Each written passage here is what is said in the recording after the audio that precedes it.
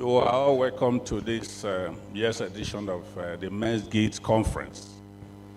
I'm sure a lot of us are familiar with conferences. This year's edition, as you can see, has to do with strengthening the Nigerian Federalism. What are the options available to us? And there are subtopics. Issue of security or insecurity and freedom of worship. We have a house that is packed full, and to assist me on this side, I would like to invite Ms. Geraldine Way. Ms. Geraldine Way, can you please come over as my co-MC? And the reason is obvious. You recall that in the Bible, after God created Adam, he decided to give him a helper, and he gave Eve. Whether Eve assisted him is a different kettle of fish. We'll not go into that here. But I can assure you, GW Way will assist me here. You're welcome. Thank you. So, we will do the proper introduction later, but let us start by respecting the national item. As we rise, I implore you to please rise on your feet, and let's take the national item. This one better?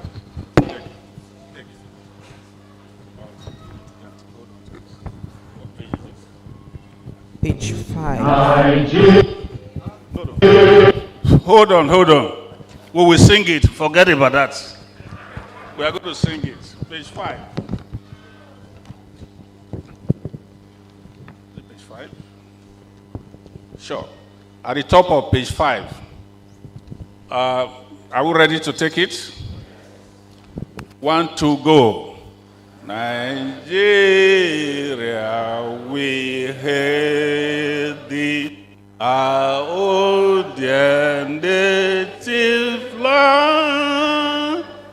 Though tribe and tongue may differ, in brotherhood we stand.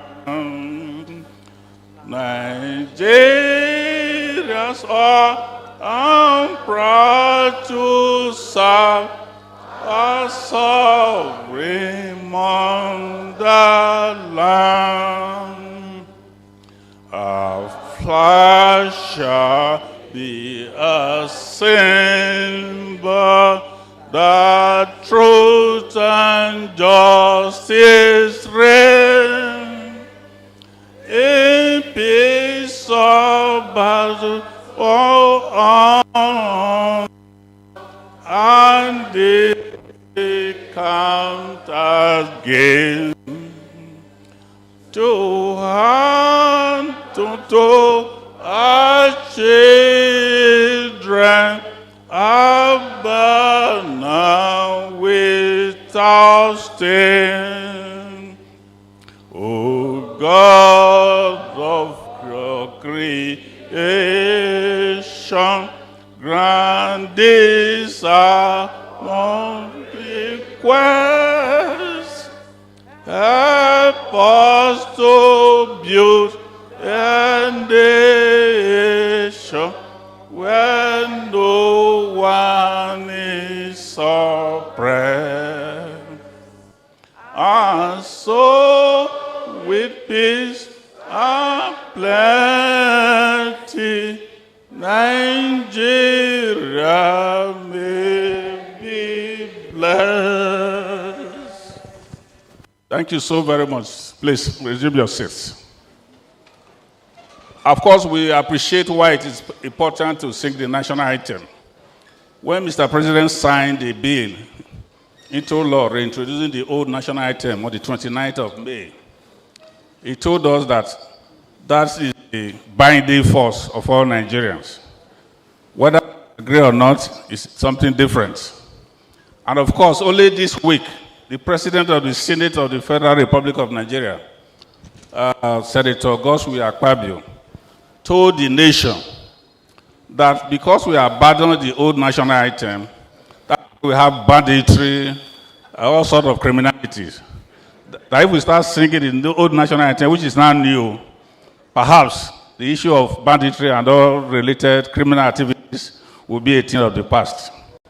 So that is why we must sing it, and I will have sung it. Thank you. This conference is a hybrid. As we are sitting here, there are people that have also joined us online, Zoom, from across the world. There are people who have joined on YouTube as well as Facebook. So it's a global event, as it were. I won't take it the national item. We'll take the opening prayer. May I respectfully ask GW to tell us who will be taking the opening prayer.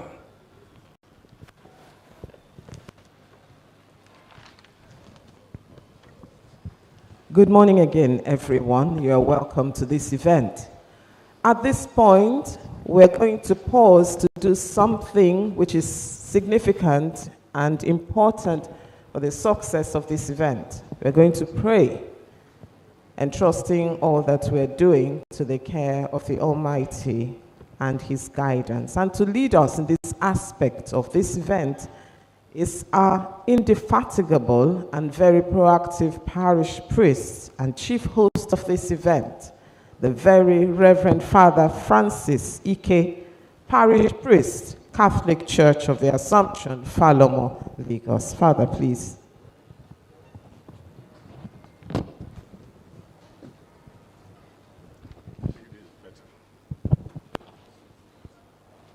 Let us rise. In the name of the Father, and of the Son, and of the Holy Spirit. Heavenly Father, we thank you for the gift of this day.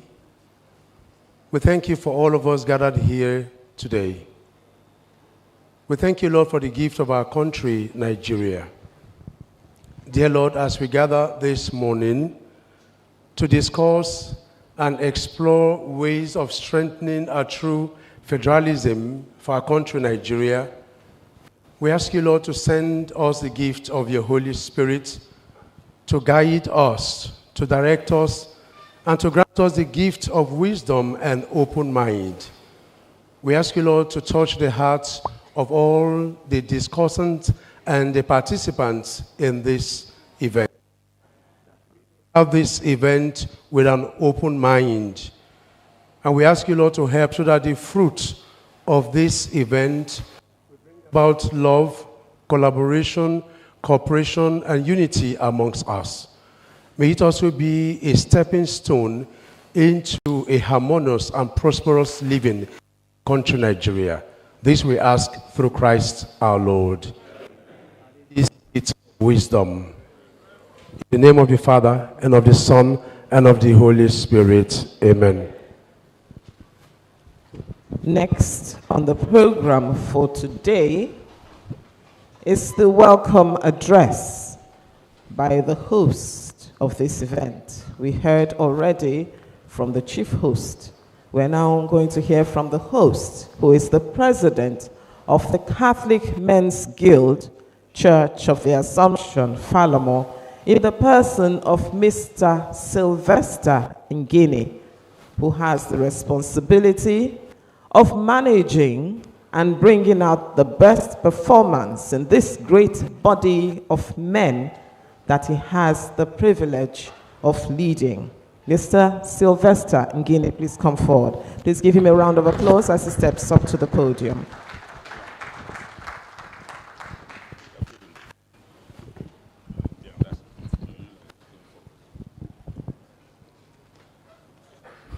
Pastor Christie, I would like to, before I start the speech, to invite our brother Lawson Omokodion to please come to the podium for us to take the CMG anthem.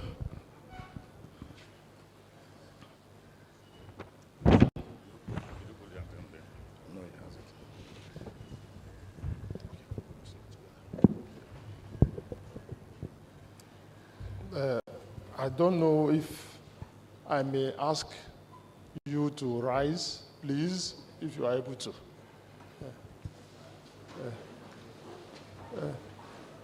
1, 2, 3.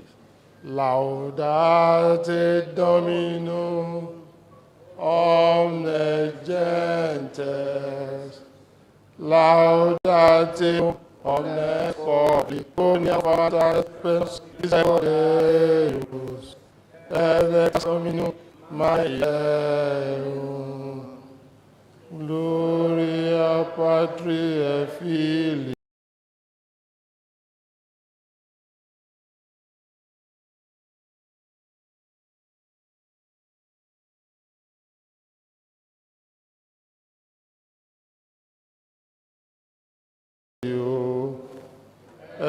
Spiritui Sancto, sicut erat in principio, et non et semper, et in saecula saeculorum. Amen. Laudate Dominum omnes gentes, laudate omnes populi. Amen. Thank you very much. Kindly take your seat. Thank you. Thank you, Mr. President. Before the president gives his welcome address, I want to acknowledge the presence of our Muslim brothers who are here, the representative of the island Muslim community, led by Imam Dr. Tajuddin Adebayo, and 4 others. They are here. He said, Doctor, you are welcome. I'm sure you are not surprised that we are speaking in tongues. Thank you. Thank you so much. Your Grace, Most Reverend Dr. Alfred Ademale Martins, the Catholic Archbishop of the Metropolitan See of Lagos, ably represented today by the Vicar General of the Archdiocese of Lagos, the very Right Reverend Monsignor John Kanebi Aniago, the host for today's event, our own parish priest, Very Reverend Father Francis Ike, the Ikoyi of Falomo, and his associate, Very Reverend Father Joseph Oyekunle. The chairman of this event, Dr. ABC Ojako, the keynote speakers, Very Reverend Professor Anthony Akinwale, the co-discussants, distinguished Senator Shehu Sani and Mr. Femi Falana, SAN, members of the Catholic Men's Guild, distinguished ladies and gentlemen. It is with great honor and privilege that I welcome you to the annual conference of the Catholic Men's Guild. We gather to delve into a critical, pressing topic that holds significance for our nation and its people under the critical theme, strengthening the Nigerian Federalism. What options are there?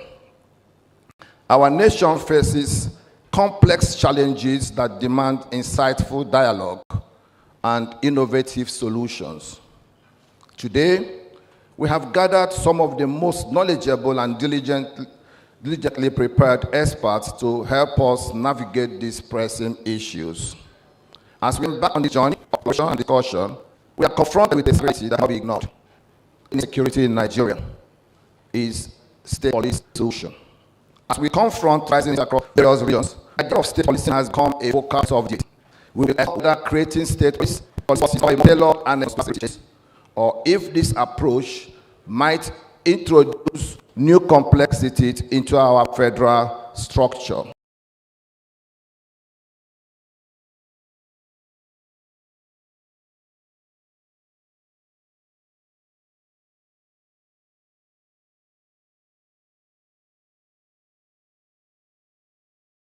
We make, the perspectives we share, and the solutions we propose will have a lasting impact on the trajectory of Nigeria federalism and the lives of our fellow citizens. I urge each and every one of you to engage in this conversation with an open mind, a sense of purpose, and a commitment to seek out innovative and sustainable solutions. Let us listen intently, speak truthfully, and collaborate effectively as we strive towards a future where Nigerian federalism is strengthened, security is assured, and the rights of all citizens, regardless of their beliefs, are respected and upheld. Together, we have the opportunity to make a difference, to drive positive change, and to chart a course towards a future where our nation thrives, our people prosper, and our federal system of governance is robust, responsive, and inclusive. I am confident that with our collective efforts, insights, and dedication, we'll illuminate the path forward and discover the options that will truly strengthen the fabrics of Nigerian federalism. I would like to extend my sincere gratitude to our speakers for their dedication and expertise. Their contributions are invaluable to our collective effort to strengthen Nigerian federalism. As we engage in these vital discussions, let us remain focused on identifying practical inclusive solutions that reflect the diverse and dynamic nature of our nation. Thank you all for your presence and commitment to this important cause. I look forward to a day of enlightening and productive exchanges. May God guide our collective wisdom towards a future of prosperity, peace, and progress. Let our discussions begin. Thank you, Pastor Christie.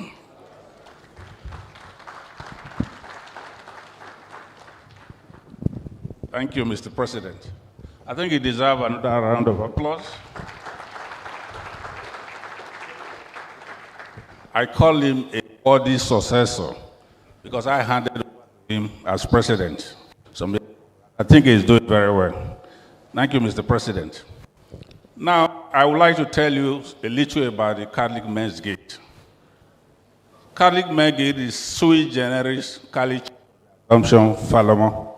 You will not find it in that parish. It was established about 30 years ago under the leadership of the then late Justice Ayebo, Federal High Court. It came about time was into the OIC.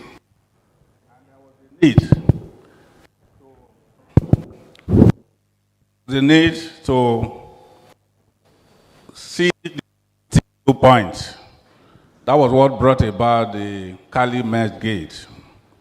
And since then, it has been addressing topical national issues that has to do with our faith and our country. And what we are discussing today is one of such topics. And I can assure you that I have a bumper package for you today.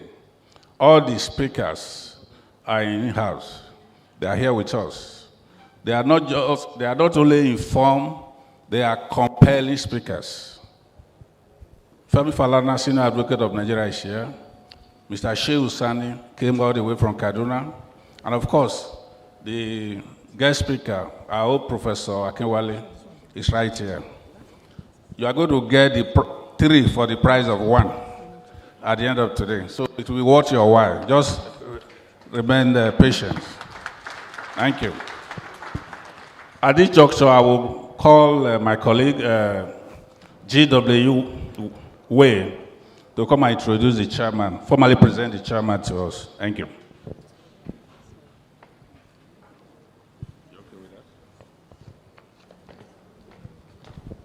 The chairman of today's event, today's conference, is none other than Sir Dr.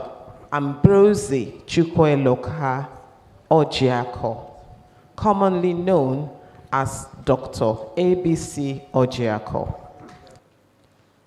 Sir Ojiako holds multiple positions and stakes in various companies across sectors like oil and gas, real estate, banking, and pharmaceuticals.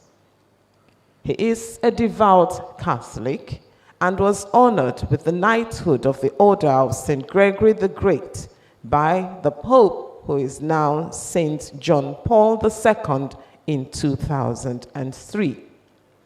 Dr. Ojiako is a member of the Catholic Men's Guild and is known among them and beyond as a gentle giant. We invite to come forward Dr. ABC Ojiako. Please give him a round of applause.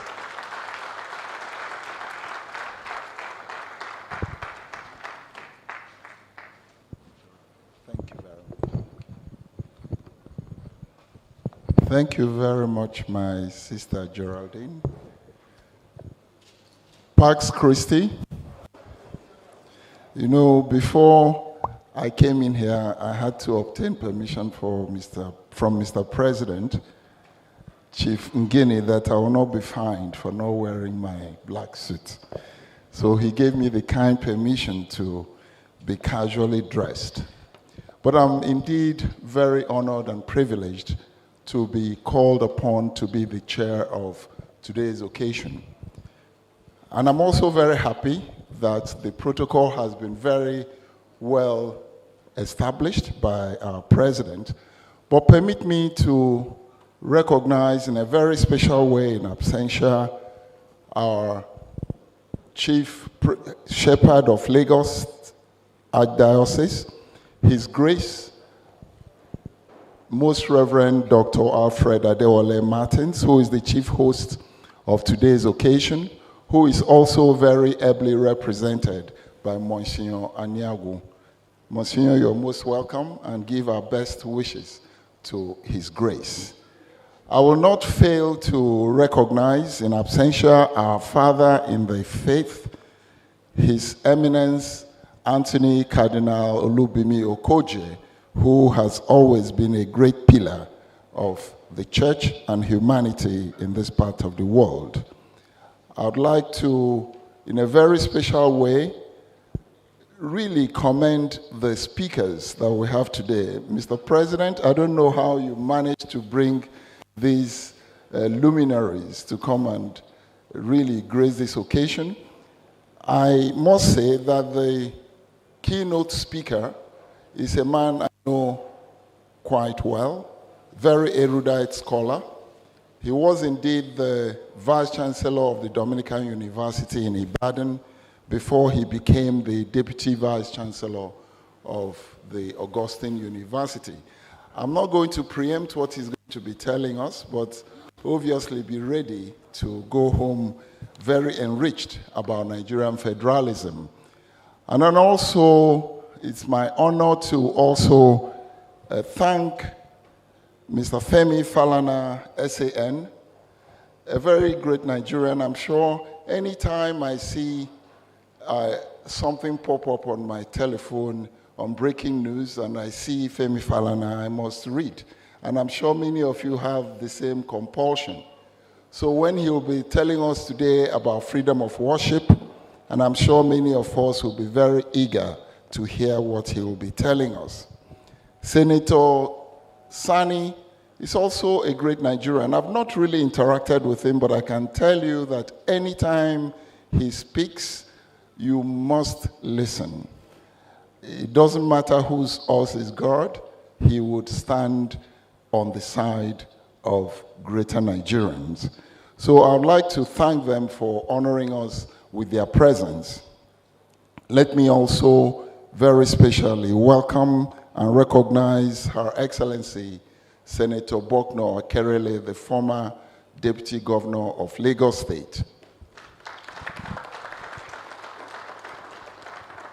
We have very many clergy in our presence, but permit me to use my parish priest, very Reverend Francis Ike, who is our own parish priest and the host of today's occasion. I'll use him as a reference point to recognize all the clergy who was there. Father, thank you very much for hosting us.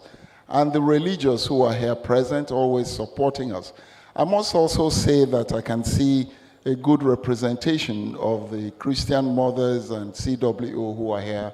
I'd like to welcome all of you. I'm also very glad that we have a mixed audience. Like our former president and who is also anchoring this function has said, that is my brother Matthew Eguadon, who actually spoke to the fact that we have mixed audience. It actually speaks volumes about what we do in the Catholic Men's Guild. I'd just like to quickly remind us that it was during his tenure as our president that we had a conference of this magnitude when we spoke about, and it is indeed on page 12 of the program, when we were honored by the presence of Reverend, now Most Reverend Dr. Koka, the Bishop of Sokoto, as our guest speaker at the time, and he spoke about in 2018, he spoke about the comprehensive threat to the Christian faith in the contemporary Nigerian. I'm sure many of you will remember how very wonderful that program was. But today I'm looking forward, and I'm sure many of you are as well, to listen about the Nigerian Federalism. Those of us who are old enough, when the new or old new national anthem was being sung, it brought certain memories. This is not the first time we speak about Nigerian Federalism. But the question is, and I'm sure I will not be preempting the keynote speaker, is what indeed is wrong with our federalism? Is it that we have arrived at that destination and passed it without taking note? Or is it that we can never attain it? When we were younger, we had the 3 regions, North, East, and West. At that time, the center was considered weaker than, and the strength was the regions. Again, with time, that was changed to a unitary government. Subsequently, we had the creation of states, and each time Nigerians gathered to speak about federalism, we've had various forms. We've had physical federalism, we've had the federalism that people call true, and you wonder, what is the false federalism? I'm sure that we can hear from the master today, Professor Akinwole, who will give us what Nigerians expect to have. Then to speak about freedom of worship. In my opinion, practically every religion that we talk about speaks about love, speaks about tolerance. Then you wonder, what is bringing the intolerance? What is making some people not able to worship freely? And it's very, very disheartening that you have people who are worshiping being attacked, you have people who are worshiping being maimed or killed. So we'll hear today from a great man, an erudite lawyer. He'll be speaking to us about that. Because it seems to me, in my opinion, that indeed these religions preach love, therefore all of the disunity and lack of freedom must be man-made. So we'll be looking forward to hearing the solution to all of these. Then, of course, to speak about insecurity in Nigeria. Frankly, you begin to ask yourself, what is really causing this insecurity and how can it be solved? Is it just the state police advocacy that will solve it? Or is it because the youth are very restless, they are unemployed, and they are unhappy? What exactly is the problem? The youth who are unemployed, Nigerian unemployment is now tending towards 40%. And of course, when you adjust for the youth population, that unemployment is indeed nearer 70%. What is the problem? Is it that the youth are not properly educated and employable? Do they have the right skills to be employed? Or is it that the people who are in the positions of authority have not provided the appropriate milieu to get our youth busy, and therefore they decide to keep themselves busy with other things, which then includes insecurity that we're having. So we'll be hearing from the experts today and find out how best this will be addressed. Distinguished ladies and gentlemen, I am sure that the Catholic Men's Guild puts very deep thoughts in selecting these topics, and I call upon you to enjoy it and enjoy the conference. Thank you very much, and God bless you. Thank you.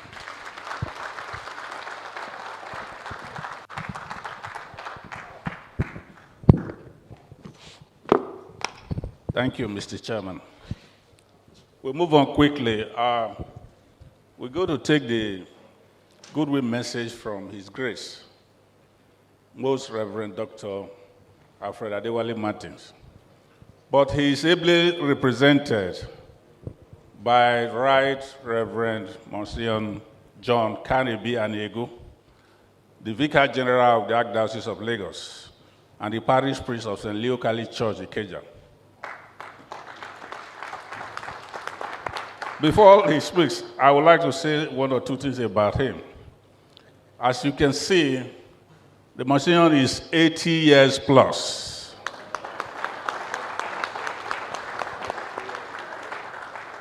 And he still stands erect,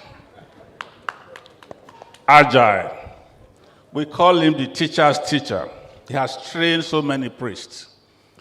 He has trained so many priests. In fact, some of the bishops and archbishops we have in Nigeria today, he trained them.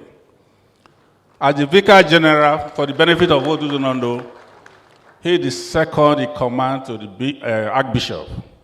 So when the archbishop is not there, he represents him. So that shows the importance the archbishop attached to this event. When he turned 80, I was there. And of course, there is something common between us. He was born on March 15th, and that is also my birthday. So I always go to his own first. So on his birthday, I will go to Ikeja to celebrate with him before I come back to start arranging my own. Because I want to grow up and be like him. When he was asked, what is the trouble with Nigeria? He said, the trouble with Nigeria is Nigeria. Maybe he will explain that to us shortly. And when he was also asked, what would you like to be remembered for as a priest? He said, I would like to be remembered as a priest who was happy being a priest. So on that note, I will hand over to Monsignor Aniegu. Thank you, sir.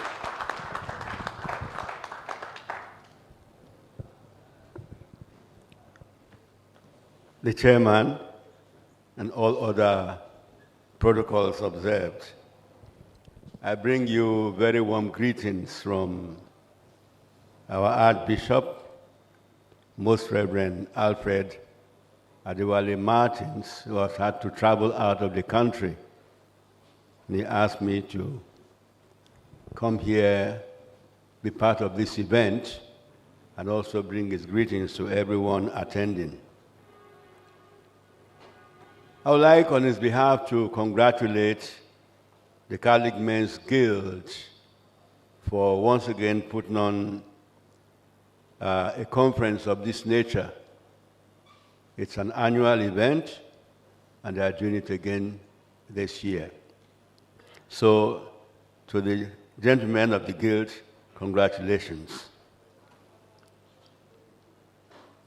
I wish to also acknowledge respectfully the resource persons who will be speaking to us here today, distinguished Nigerians from different walks of life, and we look forward to hearing what they'll be saying to us on their various topics, all of them very pertinent at this time in the history of our nation.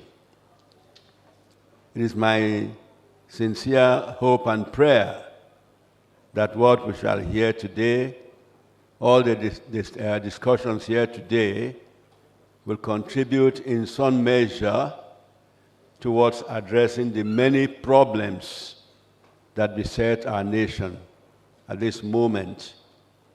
There is no doubt that our nation is going through very difficult times. During this period, never mind whether we change our national anthem or not. I think what we need to change are the people, not the anthem. I said we have a lot of problems confronting us as Nigerians, and it's us Nigerians who must deal with those problems. One of the things that I'm worried about is that we Nigerians appear to be losing our humanity. Kindness, generosity, looking out for one another, all of the things that used to be a young man who used to, somebody engaged him as a day guard in the estate adjoining our church. And this morning, we woke up to find that young man dead on the roadside. I knew him very well. He used to greet me. His name was Uzoma. And we tried to reach the gentleman who had employed him and who, by the way, was paying him 20,000 naira a month, which was far below the minimum wage. The man made himself unavailable. We could not reach him. We went to his house. He would not open the door. Tried to call him on the phone. He wouldn't listen. So we were left to having to deal with it ourselves to get that poor young man to the morgue. And I said, you employ this man. He's dead. Why won't you just come out and see his corpse and what to do about it? It's just one example of the many different ways in which I believe we are beginning to lose our humanity. So I'm hoping and looking forward to today's discussions, contributing in whatever measure towards addressing the many problems that confront us as a nation. So like the rest of you, apart from representing the Archbishop, I'm also here with my ears wide open to hear what erudite speakers will be telling us on strengthening the Nigerian Federalism and the other subjects. So on that note, once again, I greet you all on behalf of our Archbishop. Thank you very much.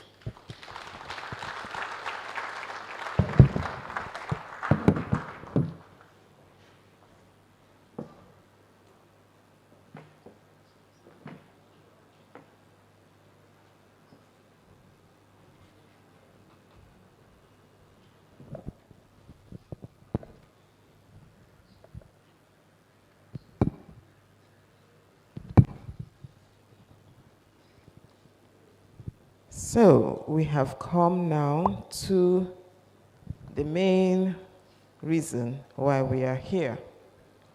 And we're going to listen to the keynote address to be given to us by Reverend Father Professor Anthony Akinwale, the theme Strengthening the Nigerian Federalism.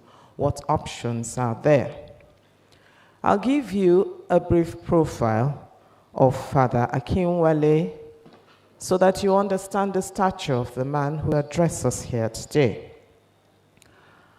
Anthony Alaba Akinwale was born in Ebute Metta, Lagos, Nigeria on the 10th of June, 1962, and made his first profession in the Order of Preachers on September 27, 1981, and was ordained to the Catholic priesthood on December 20, 1987. Prior to his priestly ordination, he studied philosophy at the seminary of SS Peter and Paul, Bodija, Nigeria, and theology at the Faculté de Théologie Catholique de Kinshasa. After his priestly ordination, he worked in the Catholic Diocese of Sokoto before proceeding to the Collège Dominicain de Philosophie et de Théologie in Ottawa, Canada, where he obtained his master's and licentiate degrees in theology in 1991.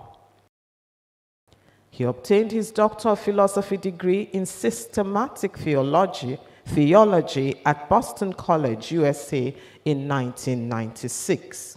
He began his teaching career during his doctoral studies at Boston College and returned to Nigeria in 1996 to teach at the Dominican Institute in Ibadan, where he rose to become Professor of Systematic Theology in 2006. There he served as Pioneer Dean of Studies, Vice Rector from 1996 to 2000, and President Rector of the Dominican Institute from 2004 to 2016. His numerous past and present engagements include past President of the Catholic Theological Association of Nigeria, Theological Consultant at the 12th Plenary Assembly of the Symposium of Episcopal Conferences of Africa and Madagascar, Theological Consultant at the 13th Ordinary General Assembly of the Synod of Bishops on New Evangelization at the Vatican, Visiting Professor at the Institute St. Thomas d'Ikoyi in Yamoussoukro, Côte d'Ivoire since 1912, and at the Major Seminary of SS Peter and Paul Bodija since 1998. Fellow of the DePaul University Center for World Catholicism and Intercultural Theology since 2009, consultant to the Catholic Bishops' Conference of Nigeria since 2002, a theological expert on the Nigerian Anglican Roman Catholic Commission, member of the Academic Council of Studia Gilsoniana, a journal of the International Etienne Gilson Society and the Polish Society of Thomas Aquinas since 2018. In the year 2022, holder of the Val Macenas Chair at the Pontifical University of St. Thomas Aquinas in Rome, consultant to the Catholic Bishops' Conference of Nigeria at the first session of the Synod on Synodality in Rome in 2023. Professor Akinwale has authored 3 books: The Congress and the Council Towards a Nigerian Reception of Vatican II, Sowing the Desert, History of the Catholic Diocese of Sokoto, The Charism and Contradiction, Theological Reflections on Consecrated Life. He is currently preparing for publication of a book entitled In Search of Nationhood, Historical and Philosophical Perspectives on the Nigerian Narrative. He has co-edited 3 books and authored over 100 academic essays and conference papers in national and international journals. His articles in academic journals and in religious and secular newspapers have always been analytical and intellectual expositions of both pressing and timeless issues that border on church and society, religion, philosophy, history, politics, and education. In July 2017, Father Akinwale was appointed by the Master of the Order of Preachers to serve on the Permanent Commission for the Promotion of Intellectual Life in the Order of Preachers, a commission composed of 9 Dominican professors chosen from around the world who advise the Master of the Order on issues relating to the Order's universities. Father Akinwale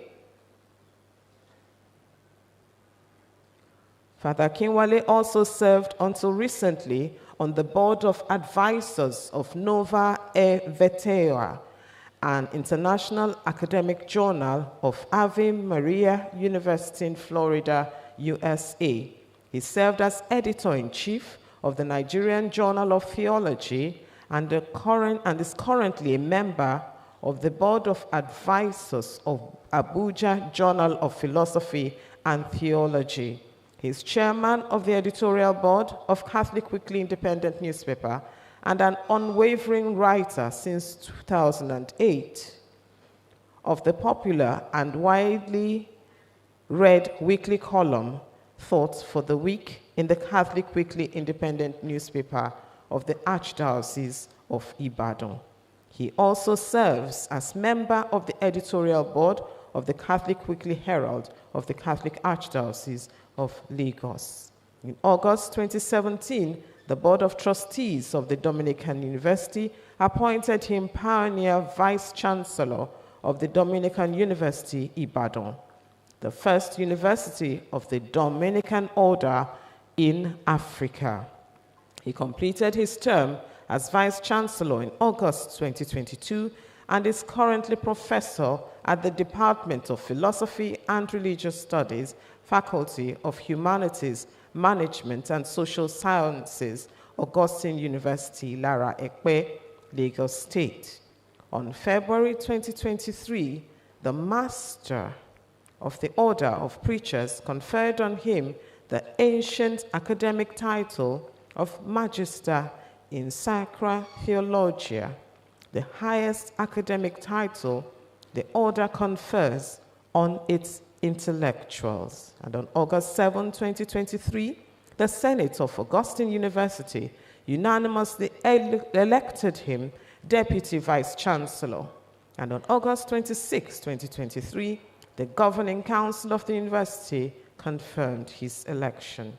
He has been described as a student and writer of the sapiential tradition who has had a great influence on his numerous students and mentees, and those who look up to him as a disciplined, excellent, and serious scholar.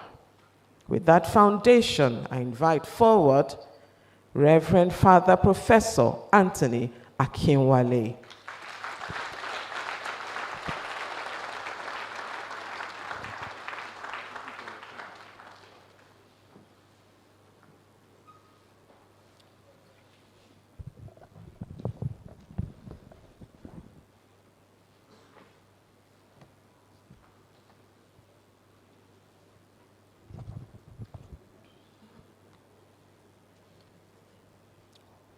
The Vicar General of the Catholic Archdiocese of Lagos, my own teacher, Monsignor John Aniagu, representing the Archbishop,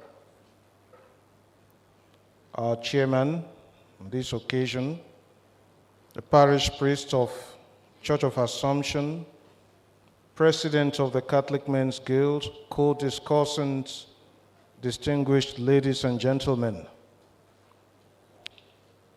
It is my pleasure to be here this morning to share a few thoughts on our beloved country, Nigeria. As we were gathering in this auditorium, I received news that another priest has been kidnapped.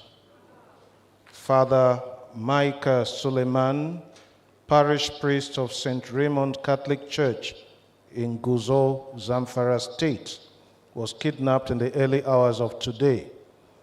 Now, each time I receive news about Sokoto Diocese or Guzo, it brings back memories of my working in that part of Nigeria when we could move around easily. Some of us even traveled from one town to another during the night because there will be less traffic. Some of the places where I used to go to say Mass, outstations, are no longer reachable today because of kidnapping. And I think events like this show the pertinence of what we are about to discuss this morning. I congratulate the Catholic Men's Guild for choosing this topic. I think this is the kind of thing we should be doing regularly. One of the things that saddened me about the last election season is the fact that instead of trading ideas, we were trading insults and ethnic slurs. Instead of asking ourselves how best to govern Nigeria, we were insulting each other. The letter inviting me to speak, I understand I have 40 minutes. I'll try to keep within the limits. The letter inviting me to speak at this conference indicated the theme, strengthening the Nigerian Federalism. What options are there? However, upon further interrogation of the theme as formulated, I have taken the liberty to modify it. I shall instead speak on why federalism in Nigeria is not an option but an obligation. As a matter of definition and method, it is necessary that we raise and address some questions. First, how can we describe the nature and features of federalism? Secondly, is the geographical entity called Nigeria a federation or a collection of mere administrative units that make up an empire? Thirdly, can we speak of strengthening the Nigerian federalism if Nigeria is not governed as a federation? The last question is posed because there would have to be a federation before we can speak of a federalism to be strengthened. Concerning the nature and features of federalism, there is a federation where the following political arrangement obtains. 1, states and localities with their own legislature, executive, and judiciary, with powers to enforce their own laws, hence the necessity of state and local police, provided such laws and their enforcers, that is the state or local police, do not violate the fundamental human rights of the Nigerian stipulated in the federal constitution. Secondly, there is a federation where the exclusive legislative list is so short that it checks and limits powers of the federal government to foreign policy, treaties, defense, immigration, and matters of importation and exportation. On the score of these broad features of federalism, it is my contention that Nigeria is not governed as a federation but as a unitary empire. Contrary to what the theme of this conference suggests, federalism is not an option but a moral and political obligation. It is an obligation because the country is vast and diverse. It is an obligation because, after all said and done, all politics is local. And because true federalism, not the counterfeit we currently brandish, is a necessary condition for the stability and prosperity that has so far eluded Nigeria. Consequently, a truly federal constitution is a matter of urgent necessity. My intervention is in 2 parts. First, I shall briefly trace the history of constitutionalism in Nigeria. And it is a history that offers an enormously rich banquet of food for thought. Secondly, I shall propose features of a truly federal constitution for Nigeria. So the first part is narrative and descriptive, and the second part is prescriptive. Constitutionalism in Nigeria. The British amalgam of January 1, 1914 left diverse ethnic, regional, and religious communities without a constitution until 1922. In other words, for the first 8 years of amalgamation, there was no constitution to regulate the relationship between these diverse groups. There was no constitution until the Clifford Constitution came into being.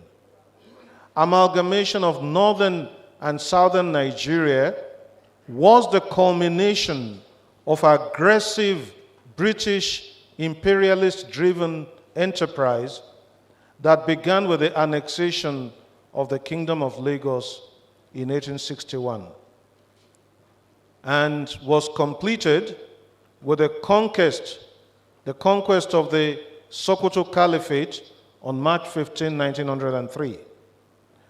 The Clifford Constitution did not address the divergence between the North and the South. It instead allowed two different societies to exist within the same geographical entity without a unifying rule of engagement. The Richard Constitution succeeded the Clifford Constitution. It effected a semblance of rapprochement between the North and the South by making provisions for regional assemblies with limited consultative functions. The Richard Constitution pointed the way to a federal future for a country of such diversity. The need for wider representation and consultation led to the Macpherson Constitution of 1951. That constitution, the third, strengthened the embryonic federalism of Nigeria by providing for a central House of Representatives of 136 members and 6 special members chosen by the governor to represent communities or interests he thought were overlooked. The ratio of representation in the Macpherson Constitution has continued to influence, I should say, haunt Nigerian politics even as we speak. Of the 136 members, the North had 68, thus half of the members of Parliament, while the East and the West had 34 each. The 68 members representing the North were chosen by a joint council of the two northern houses. The 34 from the West were chosen by the Western House of Assembly and the Western House of Chiefs, which had by then come into existence, while the 34 from the East were chosen by the Eastern House of Assembly.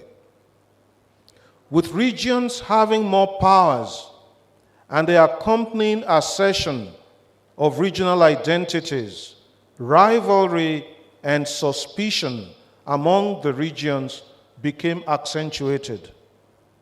With the North having half of the seats in Parliament, the East and the West feared they would never control the center.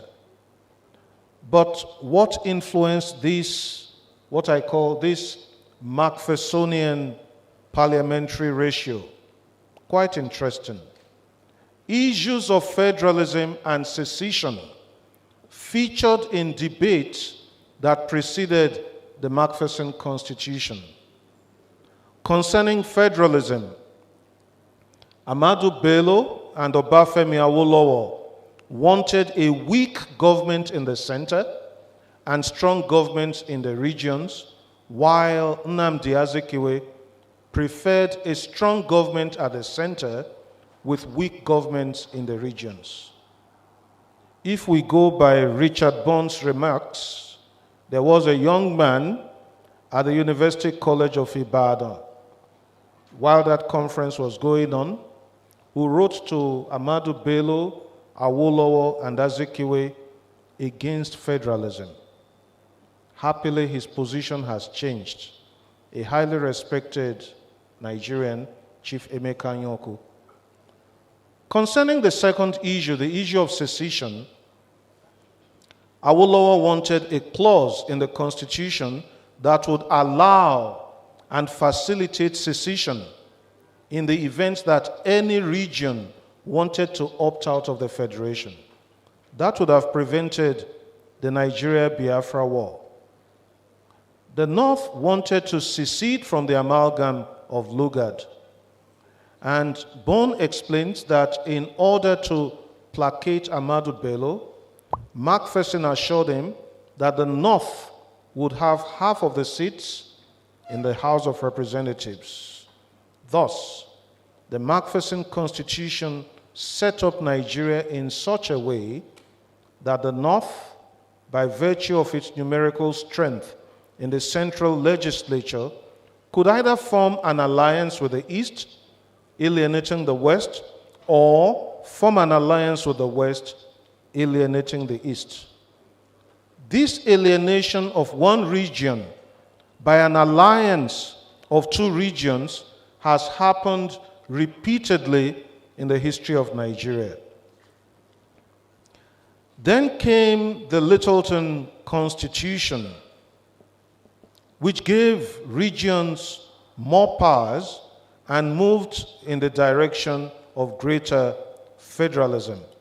But it left that Macphersonian ratio untouched.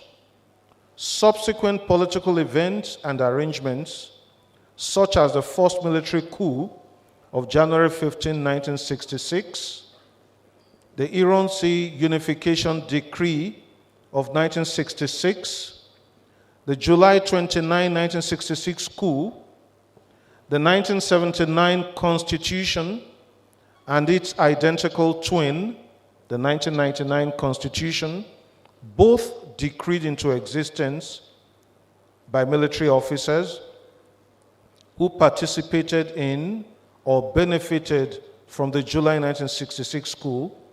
All these have perpetuated an arrangement whereby government at the center is now more powerful than the state and local governments. The spirit of true federalism has been stifled, if not annihilated, by the command and control structure of malignant military rule, now dressed in civilian agbada. Control of government at the center has become a fierce contest between the North and the South in every federal election, with the application of the Macphersonian ratio determining the outcome. The contest has become even bloodier since the discovery of oil. The two military coups of 1966 and the utterly avoidable and morally unconscionable bloody Nigeria-Biafra war were largely determined by a struggle for control of oil proceeds by two regional ethnic factions of the Nigerian military. Instead of a sincere dialogue to avoid bloodshed, both factions in the military, led by young military officers, enabled by civilians who ought to have known better, were ready to shed innocent blood in the struggle to control Nigeria's oil wealth, which was rather deceptively presented as a struggle to keep Nigeria one. Since the government at the center controls the crude oil deposits under Nigerian soil, whoever controls the government controls the oil and proceeds from its sales. A colonial ordinance of 1914 made subsoil minerals property of the crown This is also reflected in the 1979 Constitution and in the 1999 Constitution. In a measure that appears as targeting Nigeria's oil wealth, both constitutions, identical twins as I call them, placed all mineral resources under the control of the federal government. Control of the overbearing central government means access to Nigeria's oil wealth. Oligarchs of the various ethnic, regional, and religious communities compete for this control every 4 years, claiming it is their turn to govern from the center. That is why every campaign season in Nigeria has turned out to be a season of incivility, during which, rather than trade ideas, we trade insults, hurling ethnic slurs across ethnic boundaries. On May 29, 1999, on May 29, 1999, at Eagle Square in Abuja, a Nigerian Army General, Abdul Salam Abubakar, handed reins of government to a retired Army General, Olusegun Obasanjo. It was the culmination of a horridly arranged exit of the military from Nigeria's political scene. Having initiated, installed, and operated a regime of lawlessness, violence, and the arbitrary, first from January 15, 1966 to October 1, 1979, and then from December 31, 1983 to May 29, 1999, the soldiers became very unpopular and Nigerians were delighted to witness their exit. At that inglorious exit of the military, May 29 was designated Democracy Day in Nigeria. Later, June 12 was chosen. It is important and instructive to note, however, that Nigerians do not celebrate on May 29. Neither do they celebrate on June 12. The political elite does. For the political class, it is a day to fill plates and glasses, a day to wine and dine. For them, it is a day to celebrate the anniversary of the day they captured power and its fringe benefits. For the people of Nigeria, it is a day to lament losses. Our democracy, if we can use that word, is in distress. It is not founded on a people's constitution, but on a military decree, deceptively labeled a federal constitution. Its contents and provisions are best suited for a unitary system of government. But in a country of so great a diversity, a unitary system of government is a recipe for instability and disaster, in flagrant violation of the principle of subsidiarity. So much power is accorded the government at the center that the states are reduced into mere administrative units. We cannot even talk of a federal government as we are. We can only talk of a central government. State governments are made to look like class prefects in a school where the president is the headmaster. And the relationship between the federal and state governments is replicated in the relationship between the states and local governments.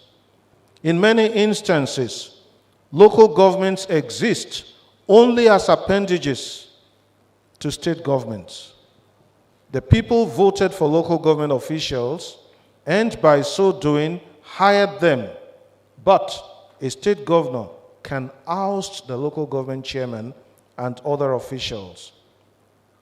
In many instances, where the governor who did not hire has decided to fire, there are no elected local governments, there are caretaker governments.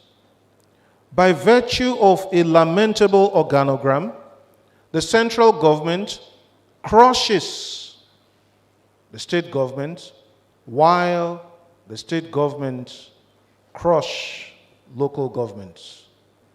A constitution that places the land in the hands of government and not in the hands of the people is anything but a democratic constitution. By extension, a constitution that places all the mineral resources in the hands of the federal government is anything but a federal constitution. Some have called for a return to the 1963 Constitution and a return to the regional structure. But we must be careful. We must not forget that while the regional structure helped the so-called major tribes, the so-called minority tribes were treated as if they did not exist. Whatever the case may be, we must move beyond a constitution written for us and amended for us by the military or a national assembly. If we can revert to the national anthem of October 1, 1960, we can and we must revert to a truly federal constitution.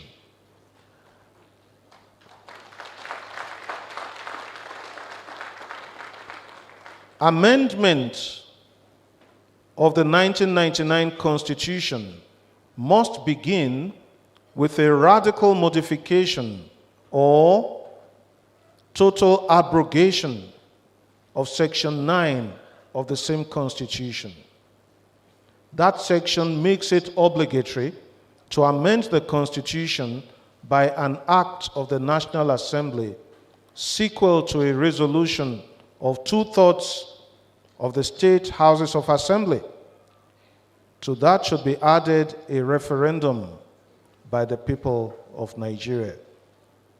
There is no people's constitution without the vote of the people. What then should be features of a truly federal constitution? And that brings me to the second part of my intervention. Nigeria at independence had a federal constitution. There was regional autonomy. Regions and localities made their laws, had their place, and thus had the capacity to enforce their own laws. Then came military rule, a sad narrative in 2 chapters. Chapter 1 ran from January 15, 1966 to October 1, 1979. Chapter 2 ran from December 31, 1983 to May 29, 1999. One is tempted to say we are now in the 3rd chapter of that tragic narrative. That temptation comes from the nature of the current constitution and the type of politics and politicians it has engendered.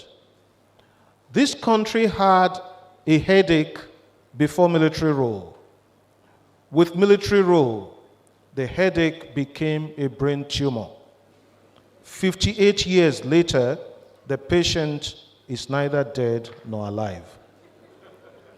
The current constitution is not working.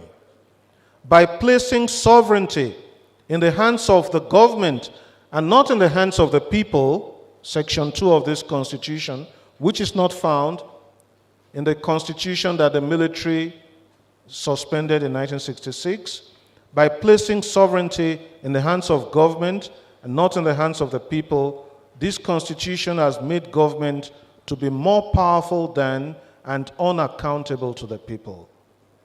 By placing security on the exclusive legislative list, it deprives state and local governments of their right and duty to enforce the laws they make and jeopardizes security.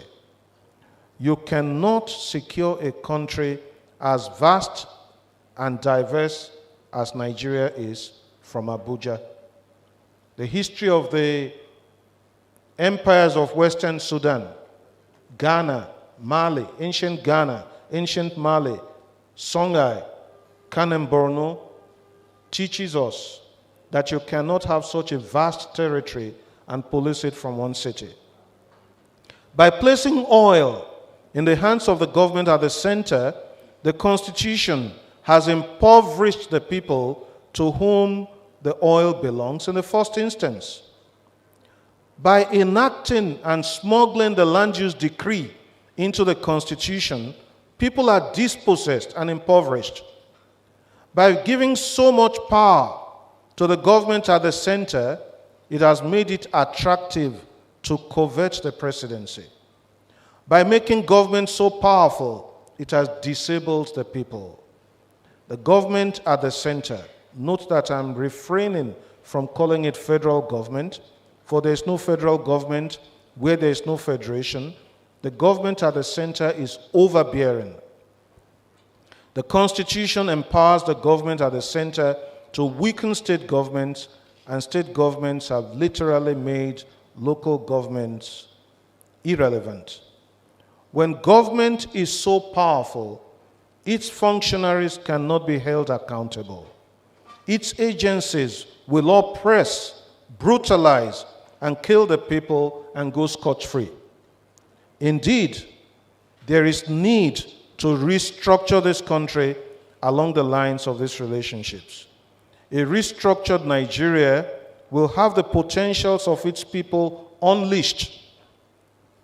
Now we are seldom respected in the Committee of Nations, but a Nigeria whose constitution empowers the people will be a country whose citizens are respected. In the light of all this, in the light of all that has been said so far, the question is, and ought to be asked, what should a new or modified federal constitution look like in Nigeria? And here I have 8 prescriptions. First, the Nigerian constitution must provide adequate answers to 3 fundamental questions. And these 3 fundamental questions, the way they are addressed, make up the content of a constitution.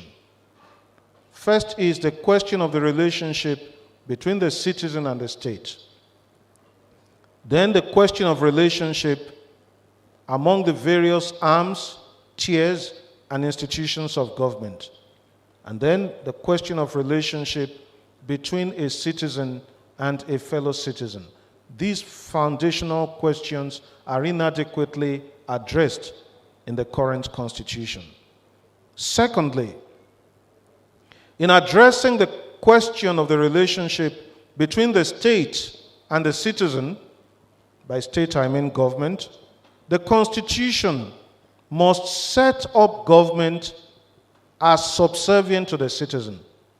In this regard, Section 2 of the 1999 Constitution needs to be expunged or modified.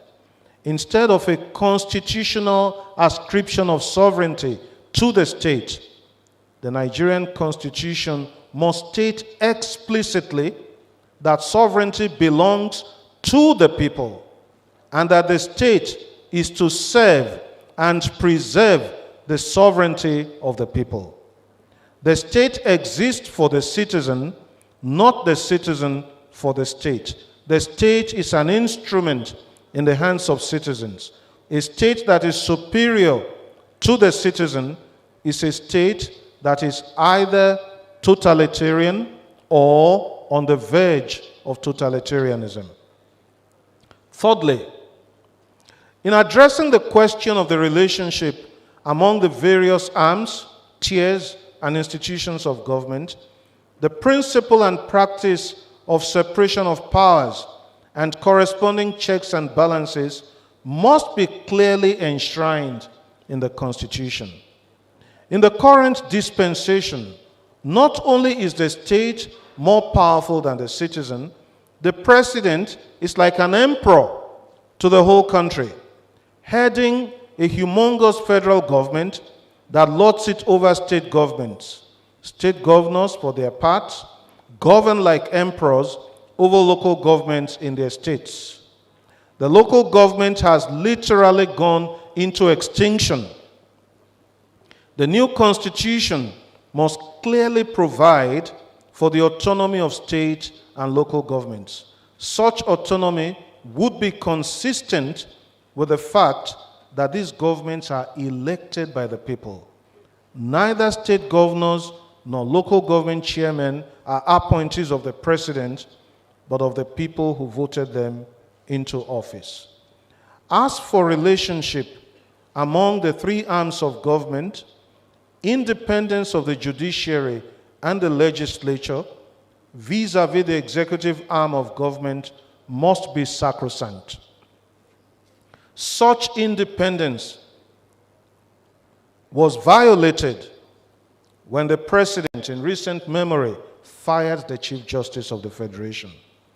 Appointment and discipline of heads of the judiciary and the legislature should not be in the hands of the head of the executive arm of government. It is sufficient for the head of the executive arm of government to nominate justices to the Supreme Court for confirmation by the legislature. Once that is done, a vote of the legislature would be required to remove such a judge from the bench.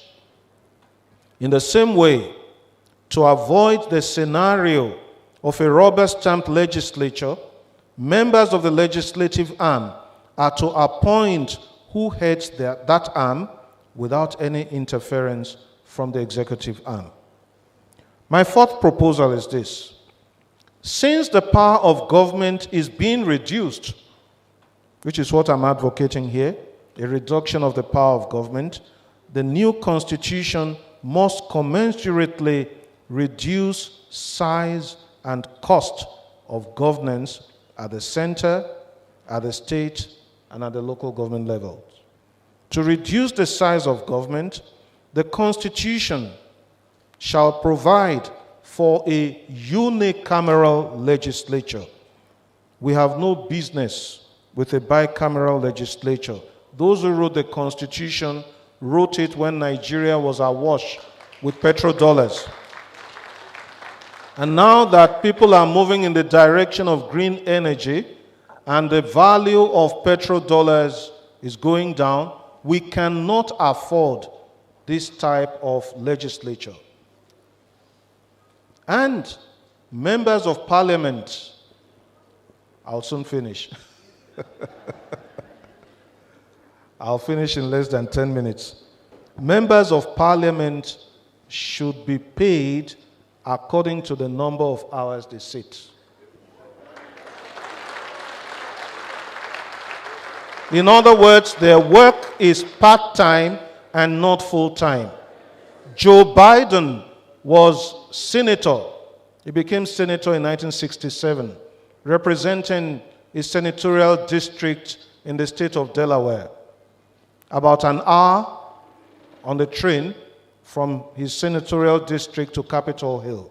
He took the train every morning, every evening, such that he knew the names of those train conductors.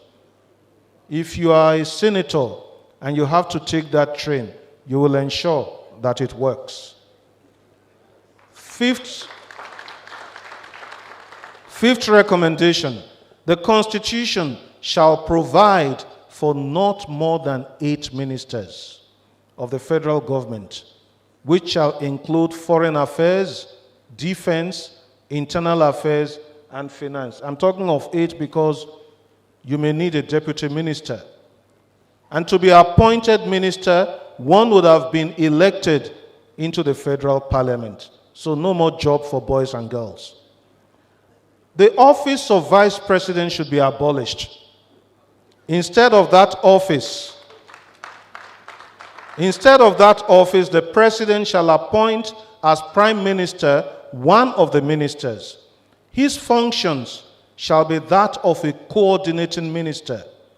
Where the office of president becomes vacant, Speaker of Federal Parliament shall be acting president until elections are held. The same shall be the case in each of the states in the federation. The governor shall appoint his commissioners, who shall not exceed 5 in number, from members of the state parliament. One of them shall be known as premier and shall be in the state cabinet what the coordinating minister is in the federal cabinet. Where the office of governor becomes vacant during his or her tenure, Speaker of State Parliament shall be acting governor until elections are held.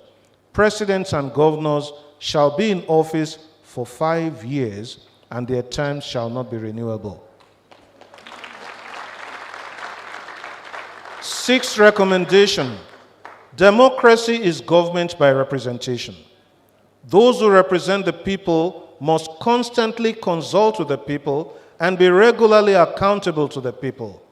Consequently, the new constitution shall make it mandatory that ministers and commissioners give bi-monthly reports of their stewardship to Parliament. By so doing, they will be accountable to the people through their representatives in Parliament. In the same vein, the Constitution shall make it mandatory that the President, state governors, and local government chairmen present quarterly reports of their stewardship to the people through the federal, state, or local parliament as may be applicable. 7th proposal: the new constitution must drastically reduce the number of items on the exclusive legislative list so as to reduce the size of government at the center and make it less lucrative. As it is now, Nigerians can neither obtain nor renew a driver's license without the consent of Abuja through the Federal Road Safety Corps, a federal parastatal. Nigerians cannot be admitted into tertiary education without the consent of another federal parastatal in Abuja, JAMB. A university cannot be licensed without the National Universities Commission, a federal parastatal based in Abuja. No university can introduce a new program without the consent of the same parastatal based in Abuja. The list is illustrative and not exhaustive of instances where services that can and ought to be rendered by local authorities are appropriated by federal parastatals. I was visiting the United States when 9/11 occurred. It was just a few days after American universities resumed. It happened on a Tuesday morning.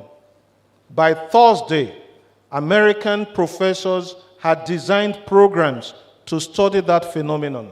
If you want to do that in Nigeria, you need permission from Abuja. That's no federation. That is an empire dressed in the stolen robes of a federation. A shortened exclusive legislative list will reduce the number of ministries and parastatals in Nigeria. We'll spend less on government. Security will not be left in the hands of the federal government alone. State and local government police will be provided for in the new constitution. If state and local governments are constitutionally empowered to legislate, then they must have the power to enforce their laws.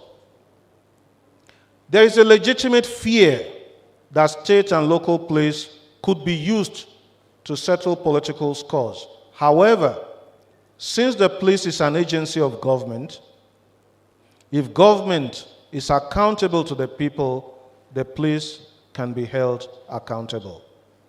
Heads of the police or heads of judiciary at federal, state, or local government are not to be appointed by the president. I should add, chairman of INEC should not be appointed by the president. It's like Chelsea and Man U. Chelsea and Man U, or any two football clubs playing, and one of the teams chooses the referee, chooses the assistant referees, and chooses the VAR. You will end up not with a football match, but a street fight. These are to be appointed by an independent and neutral body made of representatives of bodies such as the Nigerian Bar Association, Nigerian Union of Journalists, subject to confirmation by the legislature. As things stand at the moment, loyalty of the police and of the Electoral Commission is not to the people, but to the state, more precisely to the head of state. That is why these two critical organs of state are easily used to violate human rights and to violate the integrity of the electoral process.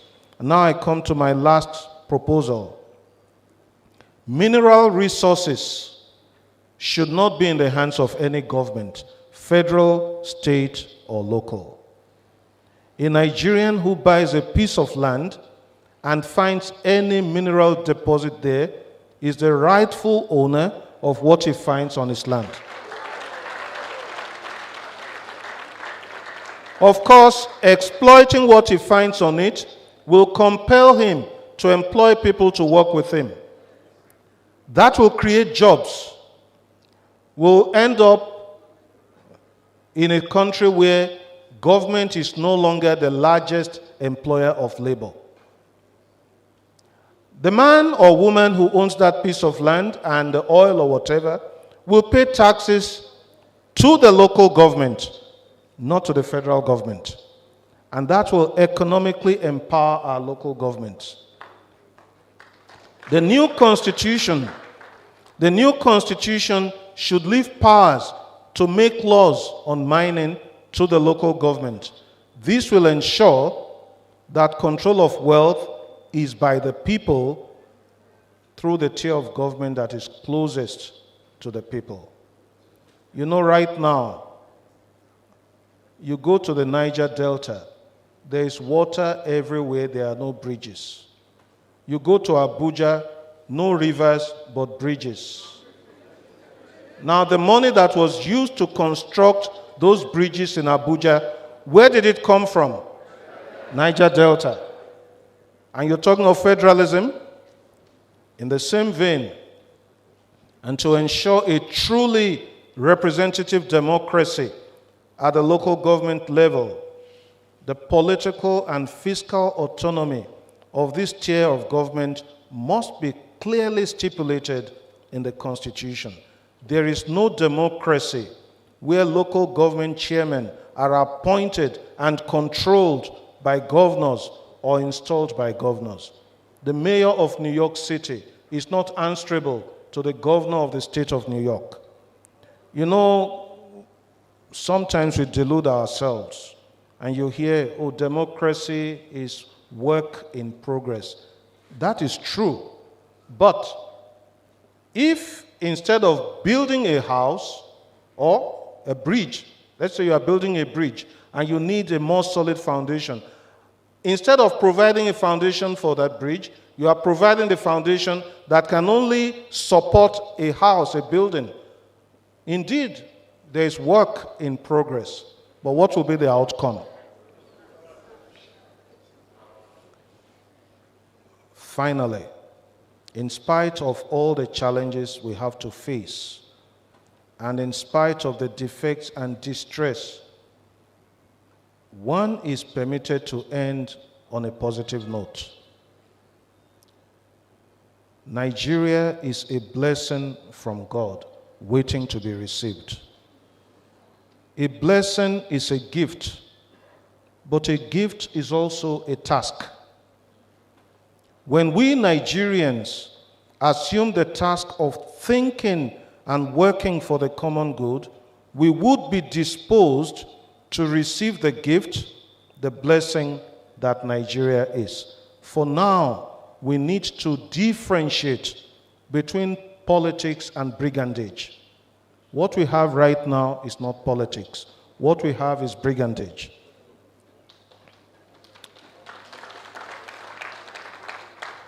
Assuming this task necessarily passes through the writing of a truly federal constitution, whose institutions will adequately manage our diversity. Everybody wants the president to come from his village.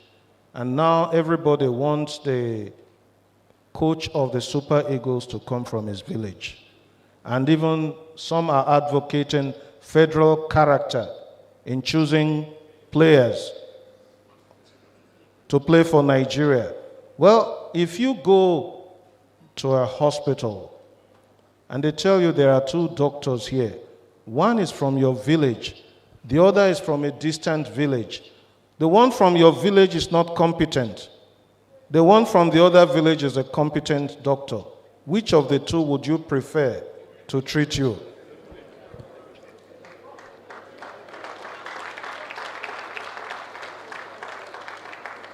Without a constitution that adequately manages our diversity, peace and prosperity will continue to elude Nigeria. It is my final submission that a truly federal Nigeria will be secure and prosperous for us, for our children, and for generations yet unborn. Thank you very much.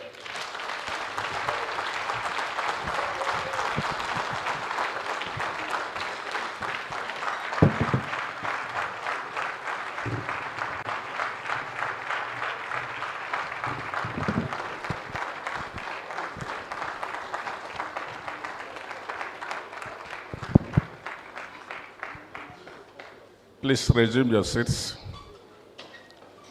I think we have heard from Professor Reverend Father Akinwale. And I'm sure a lot of questions and issues are already agitating our minds now. But I want to implore you to keep your gunpowder dry. There will be time for you to shoot. And that is why I think you better take these chairs down first. Take them down first. Take them down first so that we can arrange them later for the discussion. Or you leave them. Okay, great.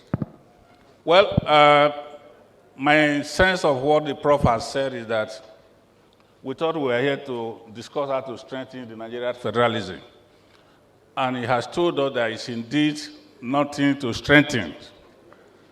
That what we have is not federalism, but a unitary empire.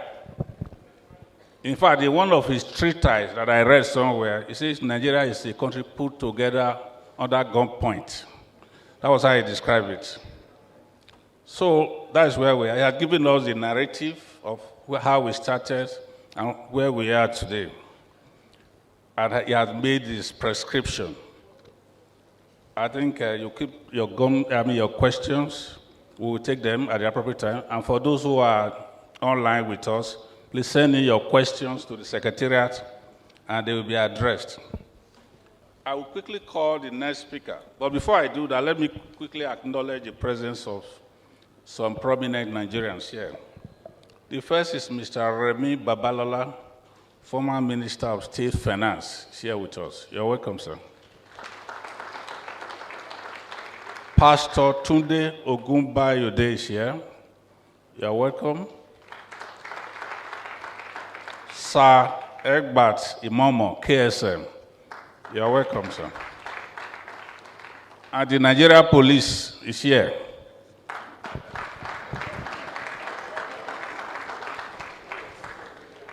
Now, I will quickly introduce the next speaker.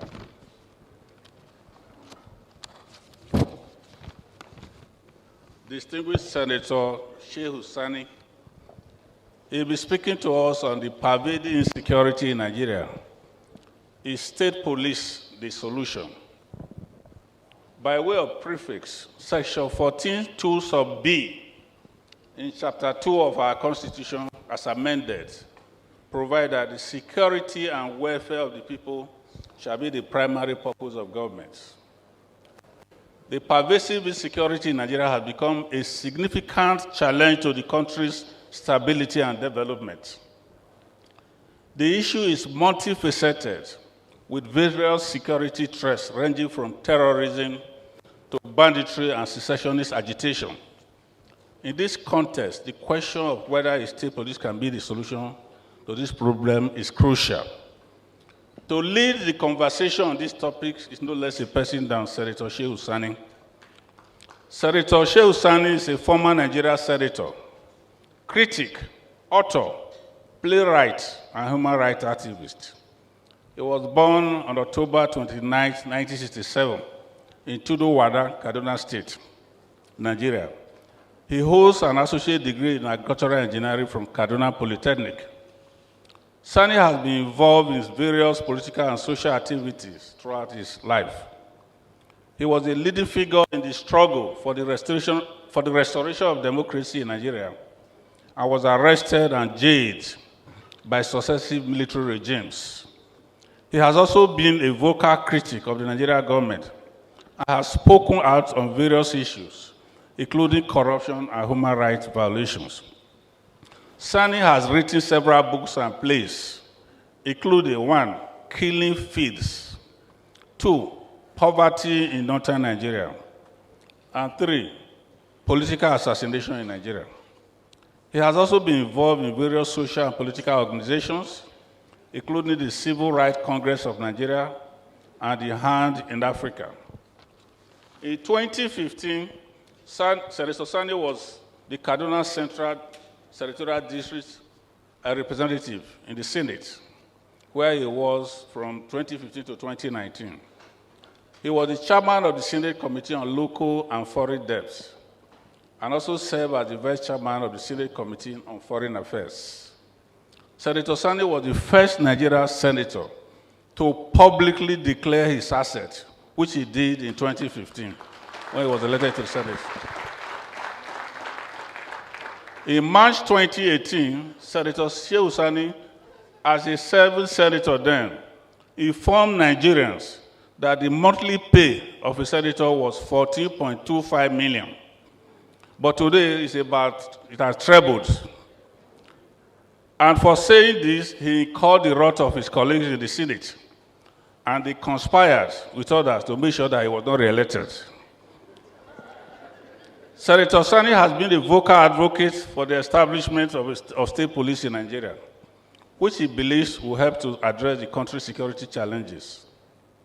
On June 12, 2024, that is last week, at the President Democracy Dinner held at the Villa, Senator Sani, in his vintage position, and as usual, urged President Bola Tinubu to pardon the incarcerated NSAS protesters who are still languishing in the various correctional centers across the country.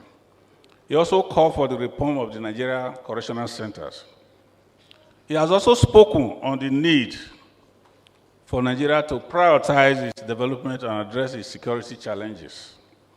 Overall, Senator Shehu Sani is a prominent figure in the Nigeria project and has been involved in various social and political activities throughout his life. Please join me to welcome Senator Sani to the podium.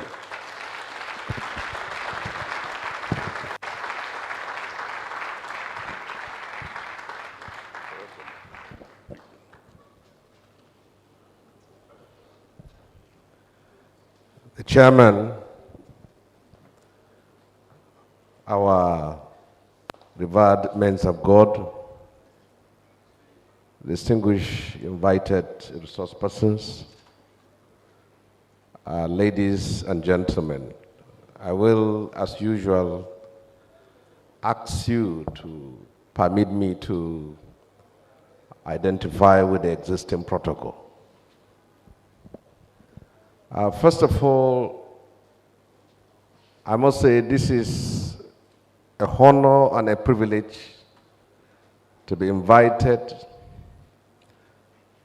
by the Catholic Men's Guild to make my own contribution as of the topic that has been provided, which I hope this gathering and the input that comes from it would help in strengthening and reshaping our country to a better future. First and foremost, I must recognize and appreciate the role of the Catholic leadership in the Nigerian project.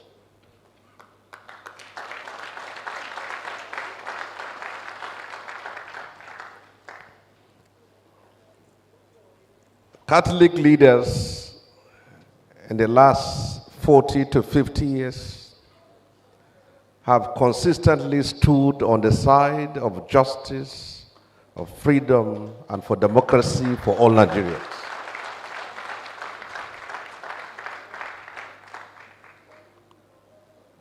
At a certain time, when even the leadership of the Christian Association of Nigeria tried to waver, you stood and you spoke truth to power. We lived in an internet world where it is very easy for everyone and anyone to go through the footprints of what we say and what we do in the years past. Since the time of the military, when Archbishop Ikoyi and other men of God stood in the defense of freedom for all Nigerians, the leadership of the Catholic community has remained faithful to that path. During the time of President Obasanjo, you spoke truth to power. When Yar'Adua was in power, you spoke truth to power. When Jonathan, who is a Christian, and which you are supposed to have rallied round for everything which he does, you pull out and spoke truth to power.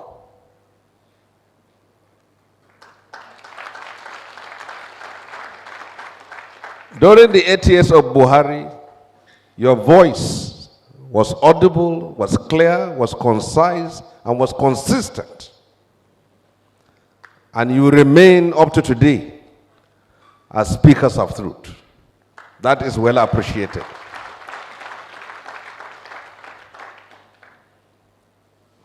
One thing that has become so noticeable, each time a Catholic priest stands before an audience or speaks to the media, you are certainly going to expect that he doesn't only speak from the spiritual point of view, but he speaks the word to the hearts of those in power and authority, of where they need to be and what they need to do. I come from Kaduna State.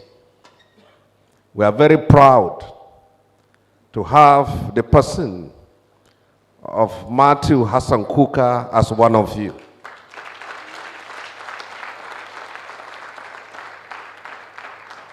His letters and his Christmas messages has become a compass for a nation in search of truth.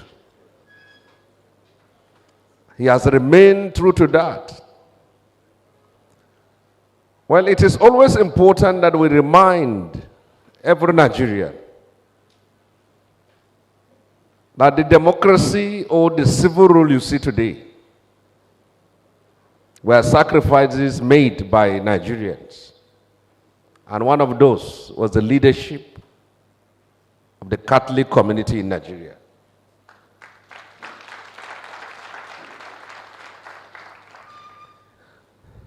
The topic that directed to speak on is on the matters of security. Well, to us, especially from the north, and particularly from the northwestern part of Nigeria, we live our lives daily surviving from the activities of terrorists and bandits. Now, it is important that people understand what is the difference between terrorists and bandits.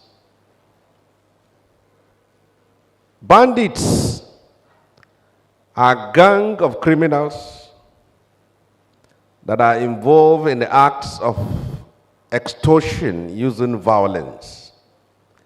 They kidnap people, they kill, they hold hostages until ransoms are paid. They are headquartered in Zamfara, and that cancer has spread to neighboring states of Katsina, Kaduna, Kebbi, and Niger states. And basically these bandits come from one ethnic group, the Fulani group. Who are the terrorists? The terrorists are the likes of Boko Haram and ISWAP. And there are other lesser known ones like the Ansaru. They are violent fanatics with a theocratic agenda. They are driven by a jihadist ideology. So if you have an option of being kidnapped by a bandit or a terrorist, the lesser option is for you to be kidnapped by a bandit, because if money is paid, you are likely to be released because they are driven by money. If Leah Sharibu is in the hands of bandits, she could have been free. But she's in the hands of fanatical ideologues. So what is the difference again? It has reached a point, there are competing interests between bandits and terrorists in control of ungoverned spaces. There are areas where villagers either invite terrorists to protect them from bandits, or they invite bandits to protect them from terrorists. It has reached that point. Before the coming of this administration, and to a smaller extent to today, villagers have to pay monthly or daily fines and taxes to terrorists for them to go to their farms, and they pay money to come back to their homes. So when our leaders said people should go to the farm, the problem is not going to the farm but coming back from the farm.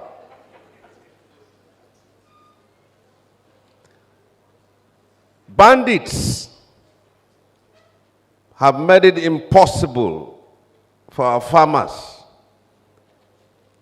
to cultivate their crops. That is part of the reason why food is expensive. Over 7,000 schools in rural areas in the north have closed down as a result of these terrorists.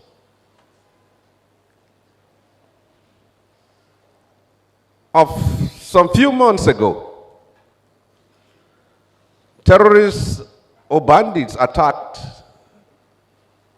a primary school in Kuriga in Kaduna State, and they kidnapped some sets of students.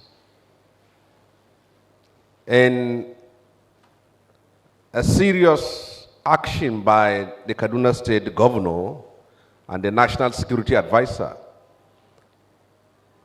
they were able to secure their release within some few days.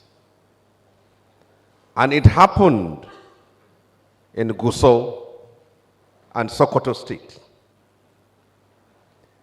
But from 2015 to 2023, people only remember the Chibok abduction and the one in Dapchi. But I can tell you this. In Kaduna State, Greenfield University was attacked by terrorists. Over 200 students were kidnapped. The parents of these students have to sell all their houses, their properties, their belongings, and go into debt to pay ransom to secure the release of their own wards. In the Bethel Baptist High School in Kaduna, terrorists attacked that school, kidnapped school children. Parents have to sell everything they have to secure the release of their children. In Government Science College, Kagara in Niger State, terrorists invaded the school. Ransom was paid in hundreds of millions for students to be released. In Federal Government Girls College, Yauri, the girls were attacked and they remained in the hands of bandits for almost 1.5 years. The parents went a begging, selling everything they have to secure the release of their own ones. Federal School of Agric Mechanization in Mando in Kaduna State, it happened. Federal Government College in Gusau, it happened. Government Secondary School Kankara in Katsina State, it happened. The Sangaya School in Tegina in Niger State, it happened. Now, how do you send your children to school when you will not be able to sleep in your houses? The northern Nigeria is educationally lagging behind the south. But now with terrorists unleashing mayhem, kidnapping people, destroying our educational base in the north, it becomes worse.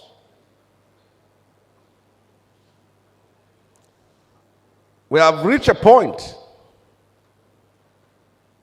where nobody wants to send his children to any boarding school as long as it's outside of the city. The danger is that we are going to have a generation of young people who are denied education because of the activities of terrorists, and they too will become a security problem to the Nigeria of the future. We're talking about insecurity.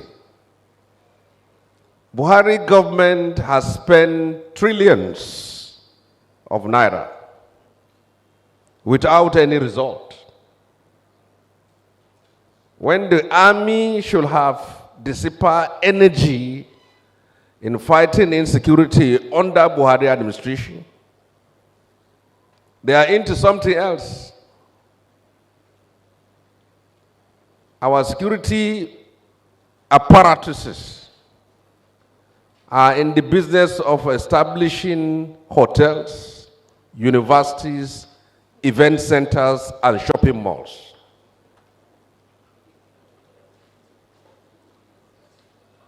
If money could have solved the problem under Buhari, the problem could have been solved. But there was no seriousness on the side of that administration. So that is why I sometimes tell my people, one of the reasons that Nigeria is not able to come out of its security challenges was that from 2015 to 2023, from my own part of the country, there is that ethnic and sectional solidarity in a government that refused to protect the people.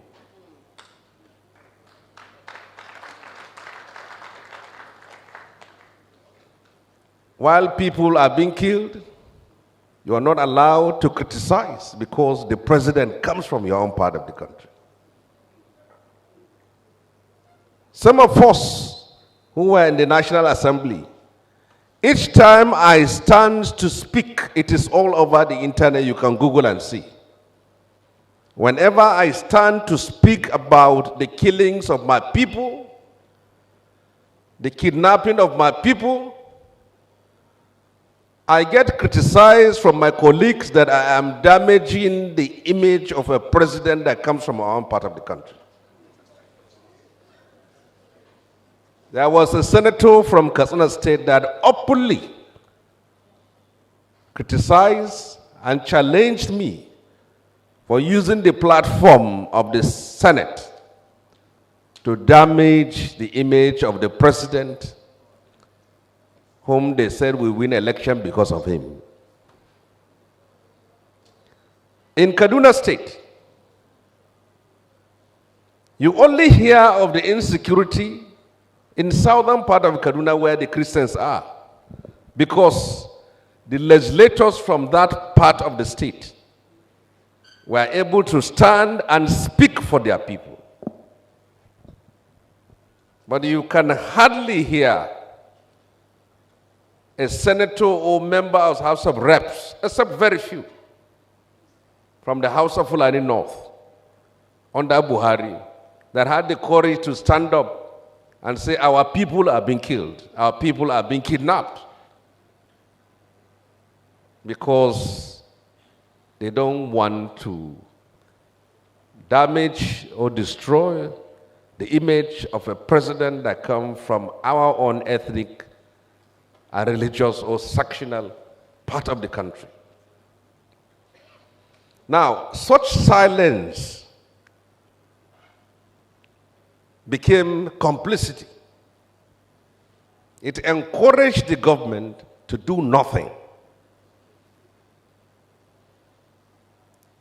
You don't hear of protest against insecurity in the north during Buhari.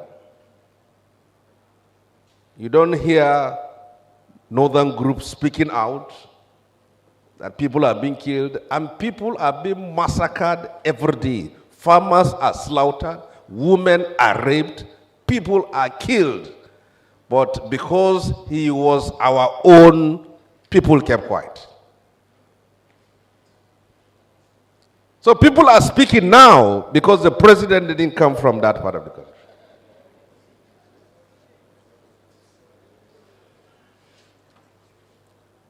At a certain time under Buhari, all the heads of security agencies are northerners.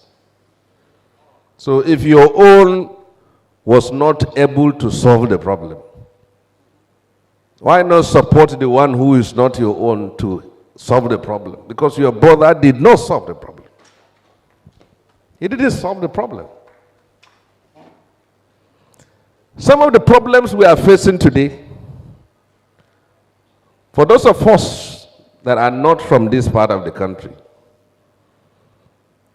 when I open the pages of newspaper and go through my handsets, and I see protests against the government of today from Lagos, from Ibadan, I ask, what type of people are in the southwestern part of Nigeria?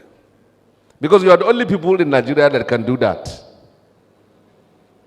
If an Igbo man is in power, Igbos will never protest against him. Hausa man were in power, Hausas were not protesting against him.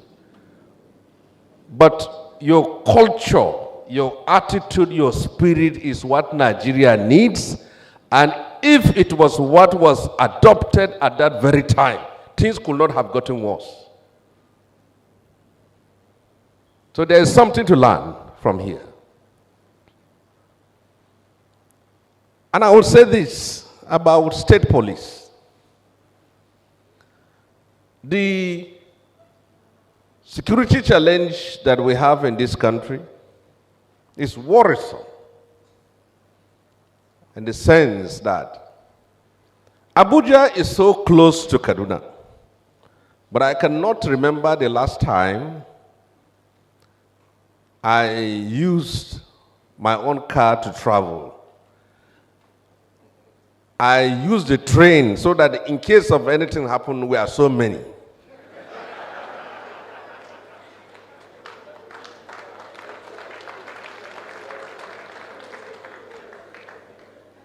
And if you are so many, at least before they reach your own turn, you will know what to do. That is how it is. I don't think state police will address the problems of security in Nigeria. It will rather give governors the control of a security apparatus to do what they want to do. It is a fact. Governors are more powerful than the president of this country. You can see what they do with state electoral commission. That is what they do with the Nigerian police. They win all elections.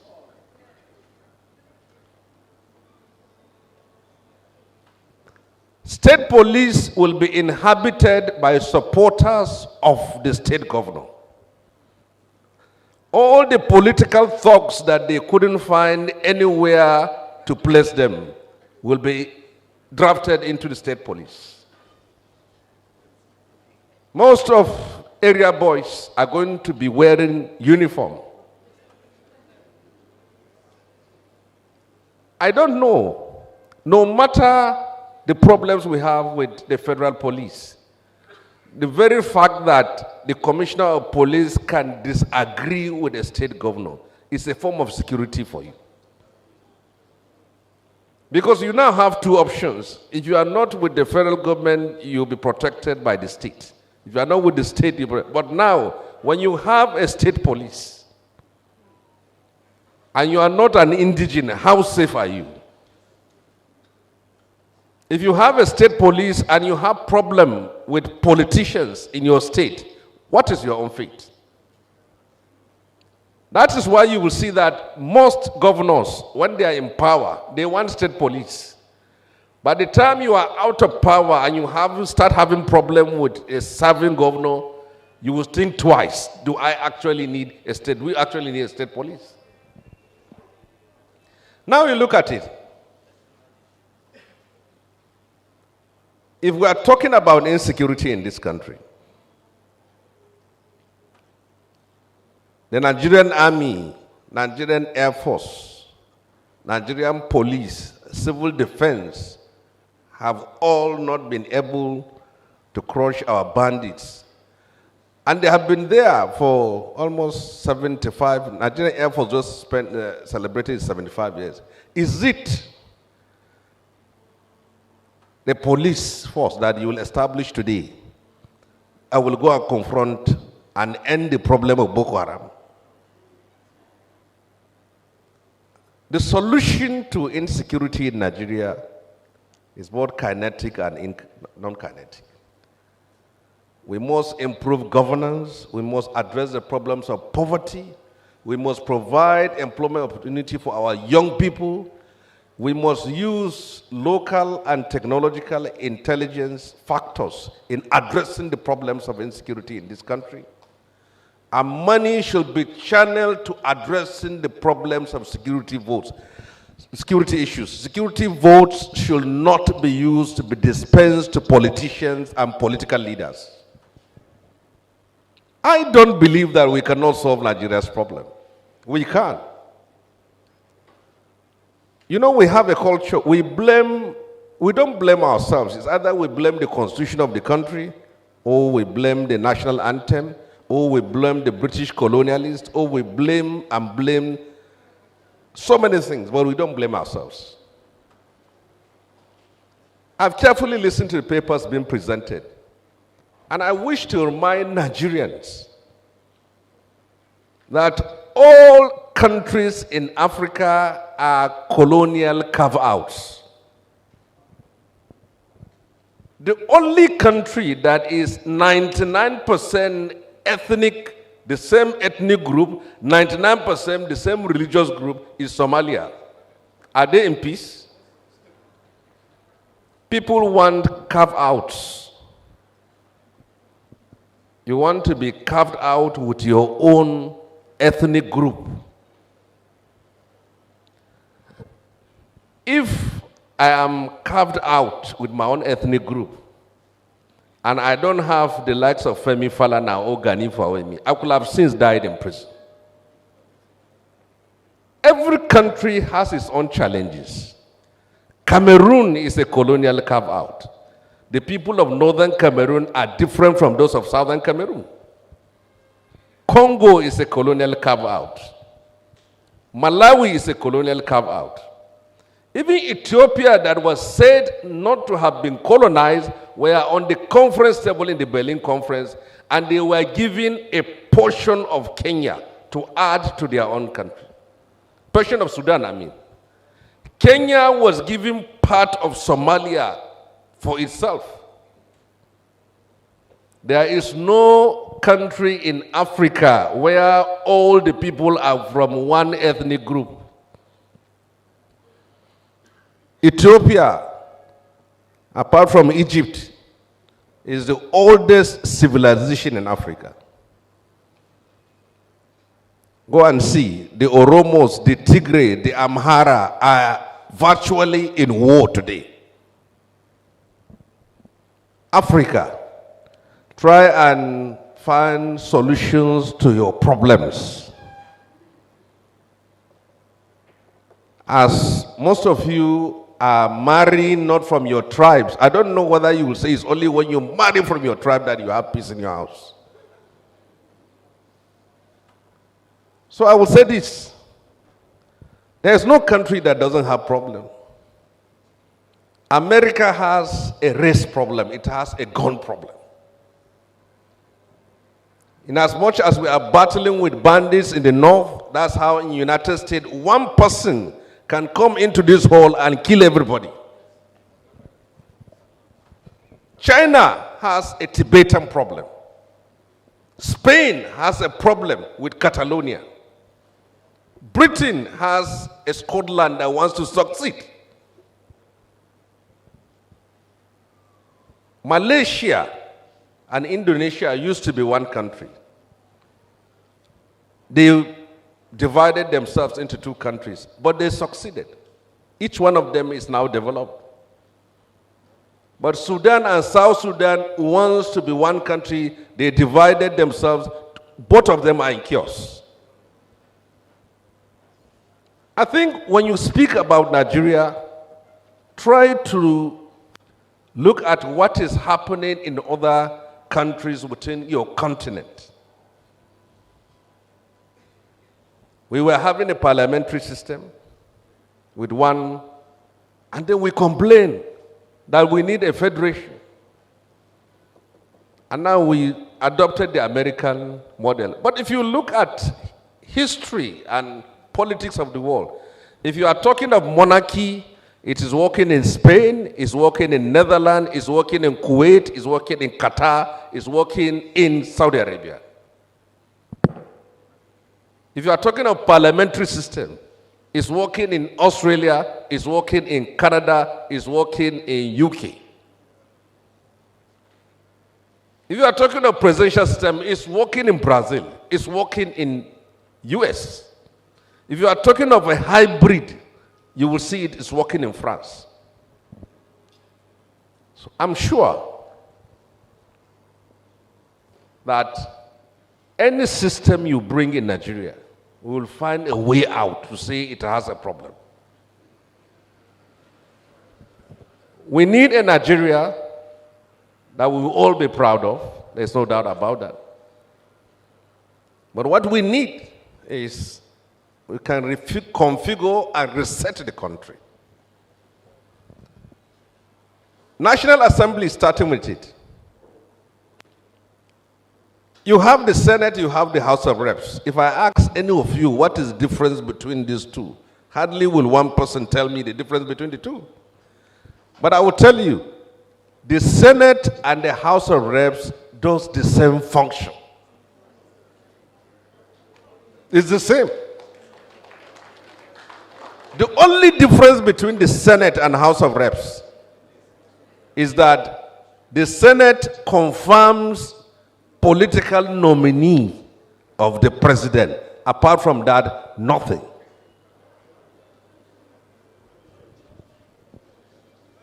When I went to the National Assembly as a senator,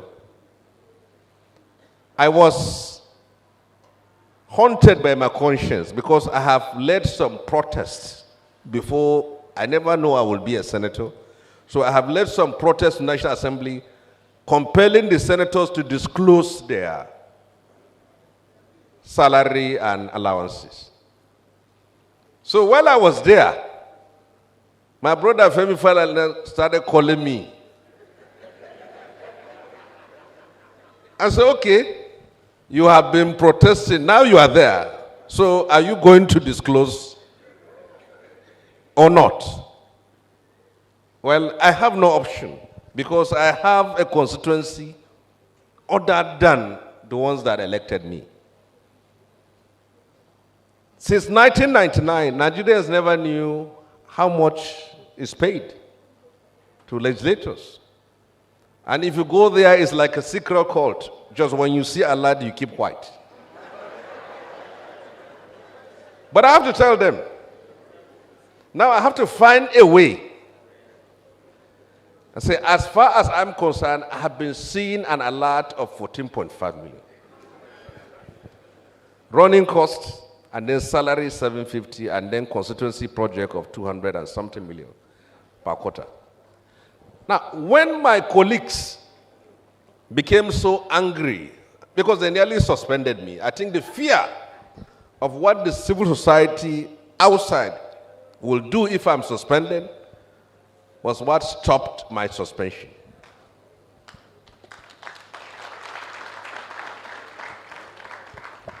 But when my colleagues wanted to eat me, because a lady, a senator, came to me and told me that I nearly broke her home because her husband used my interview in the news magazine and said, look at what Senator Sani said. But in defending myself before the Senate, I said, I only said that I have been receiving. I didn't say you are receiving.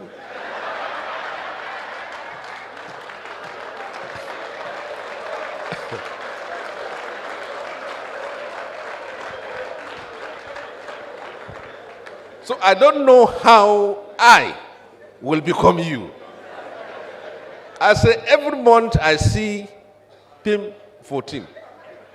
I said myself, I didn't say you are receiving.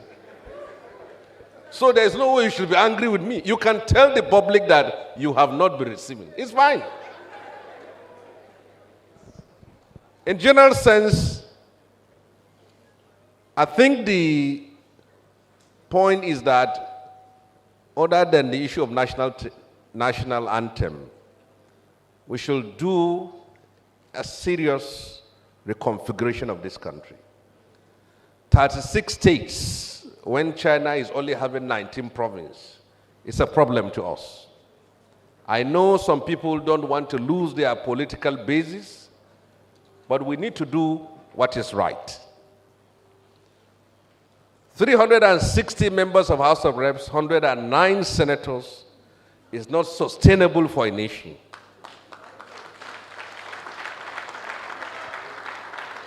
There is also the need to bring an end to constituency projects, because lawmaking should be about lawmaking.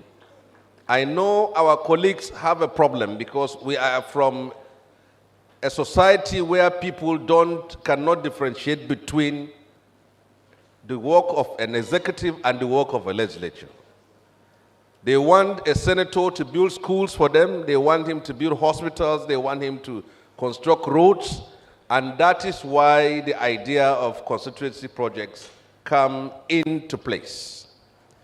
But it is very difficult for you to have transparency in constituency projects.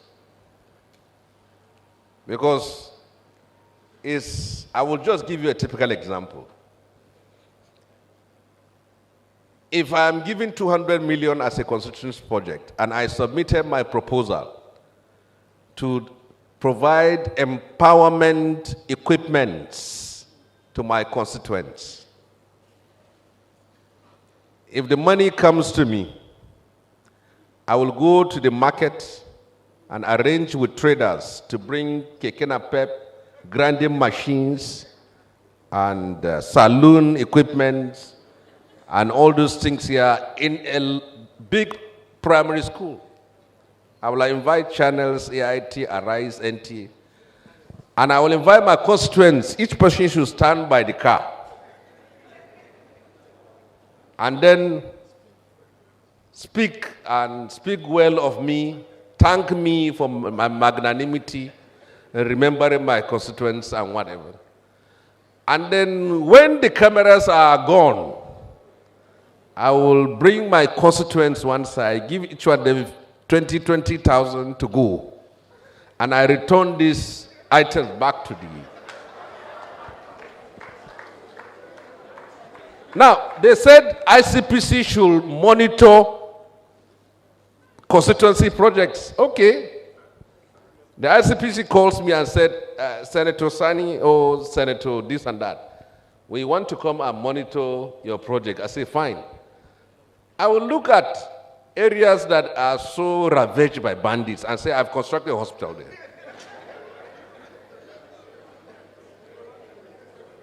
Who in the ICPC can go to Zamfara to be checking constituency project? It's easier to come to Lagos, everywhere, whether Victoria Island, Mushin, everywhere. But if you come to monitor my constituency project, and it's in Kaduna State, I know where I will tell you. Even you use drones, you cannot see anything.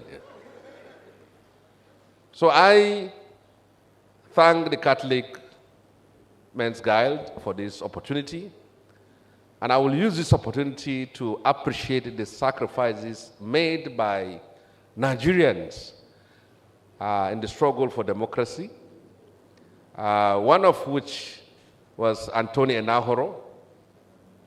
And if there is any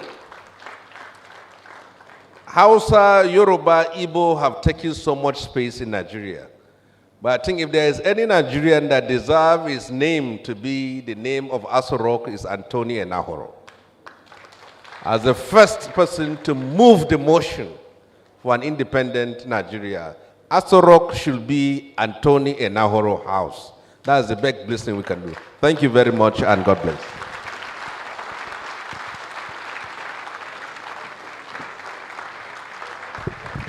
Thank you so very much, sir.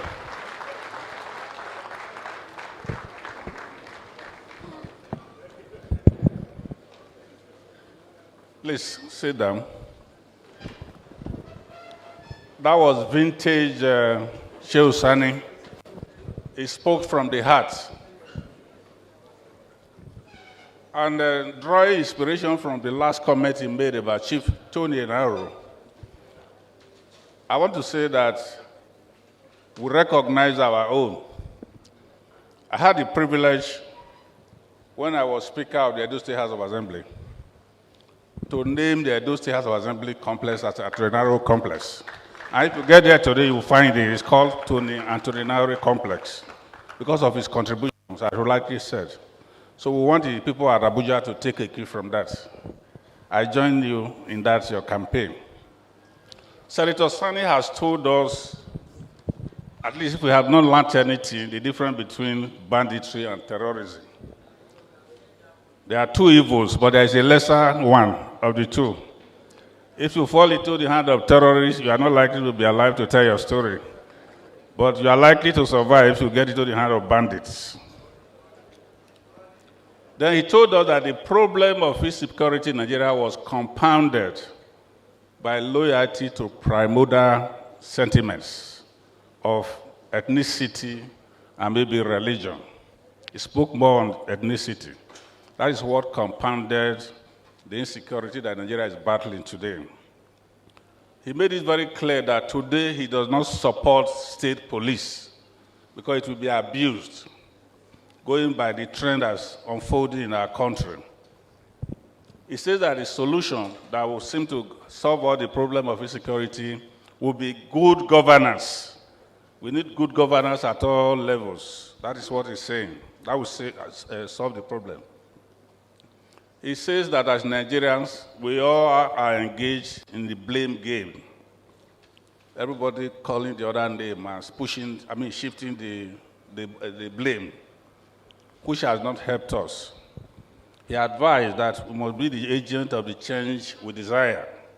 You cannot be saying one thing and doing a different thing. Of course, he told us about what's going on in the National Assembly and says that the constituency project is a fraud. It's a fraud. It does not work.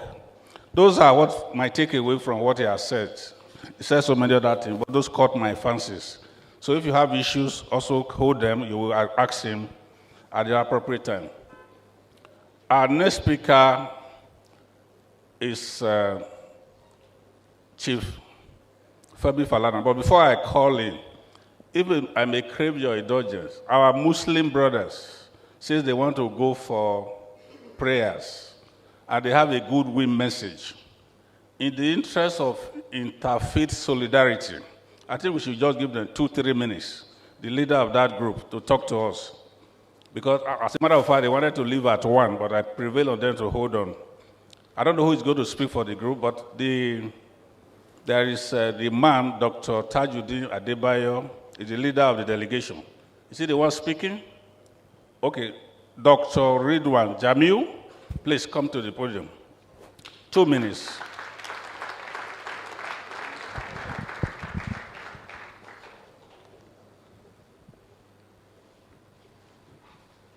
You're welcome. Thank you.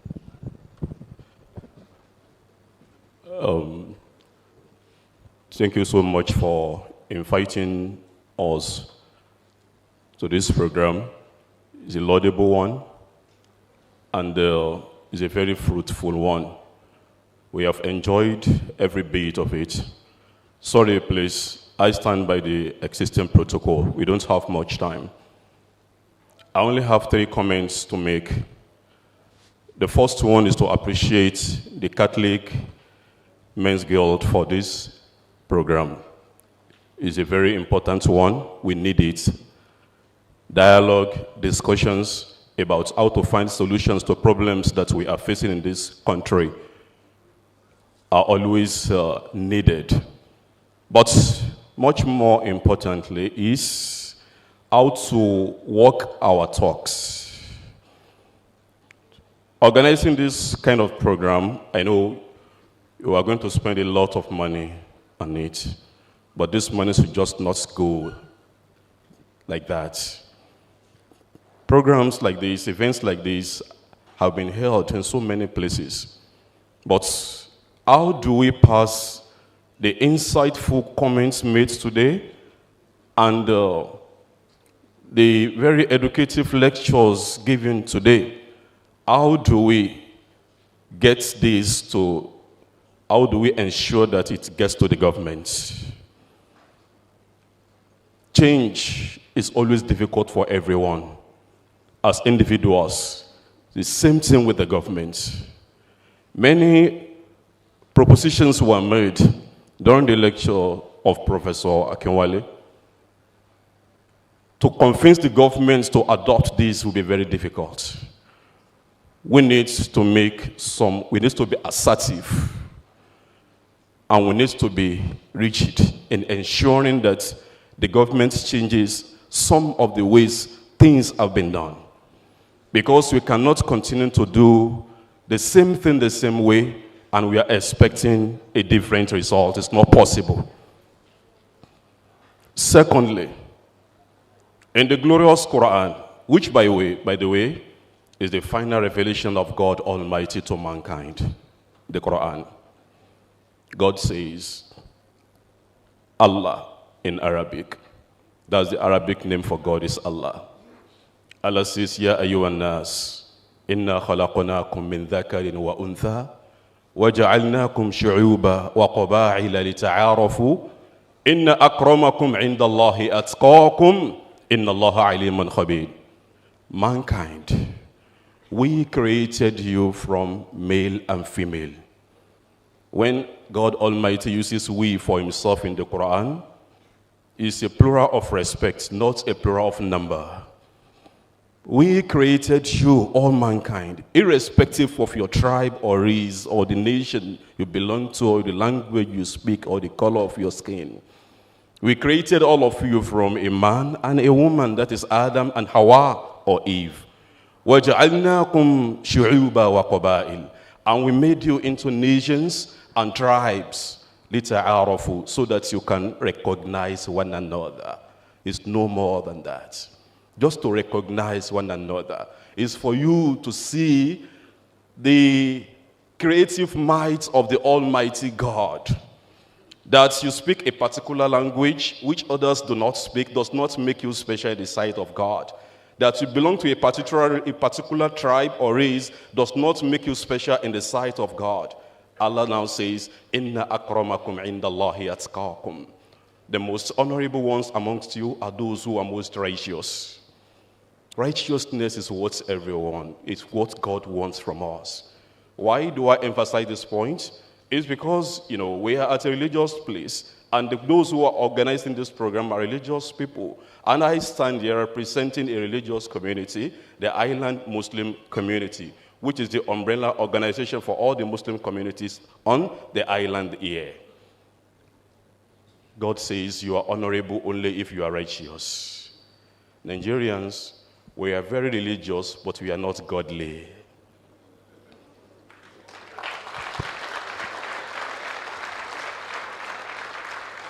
We are very religious, but not godly. Where is humanity, as was mentioned before? Our father refers to it when he was giving his talk. Where is humanity in the way we relate with one another? God says what he wants from you is righteousness. And what is righteousness? Know the rights of God who created you, rights of God upon you, and do them. Know the rights of fellow humans and observe them.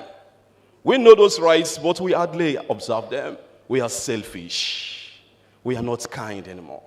We are selfish. We are individualistic. We are not righteous in the sight of God. Most of us, sometimes we talk, we give beautiful talks, but when we move closer to one another, we know how we behave. We know how we behave. We should not be hypocritical, please. Let's truly love one another. We should always see humanity in one another before we see any other thing. Your language, your religion, if God had wanted, he would have made us to practice the same religion, but it's not his wish. And there is no way all people will be practicing the same religion in the world. It is not possible.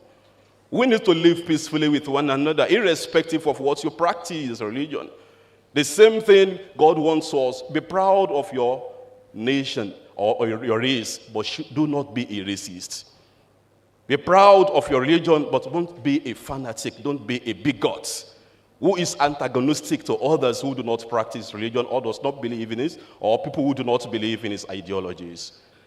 Finally, please, when Senator Shehu Sani was talking the other time and trying to analyze the causes of some of the problems we are having, especially in the north, he mentioned the jihadist ideologies that some people have. Terrorism does not know any religion. Anyone can become a terrorist. We know what is happening in the East. Sit at home. When you dare them, you can be killed. You know what is happening. Kidnapping is everywhere in the country. The word jihad, please don't misunderstand it. Jihad means struggle to defend your belief and faith. Every legitimate struggle to defend your belief and faith is what? Is jihad. Christians do jihad every day. Muslims do jihad every day. Politicians do jihad every day because you struggle to defend and promote what you believe in. That's just the meaning of jihad. So jihad is not what it means that Islamic terrorism. There is nothing like historic Islamic terrorism. Wherever terrorists are found, they should be treated as terrorists. Wherever bandits are found, they should be treated as bandits, and the necessary things should be done on them. May the God Almighty salvage our relationship. May the God Almighty help us in this country and grant us your wisdom and guide us aright and grant us peace. Thank you very much.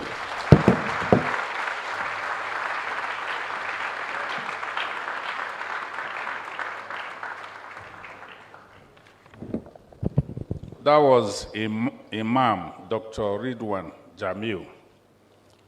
I'm sure we heard him loud and clear. I think he deserves another round of applause. Thank you.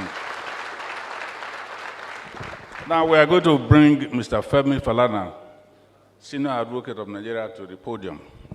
Before I do that, let me lay the foundation.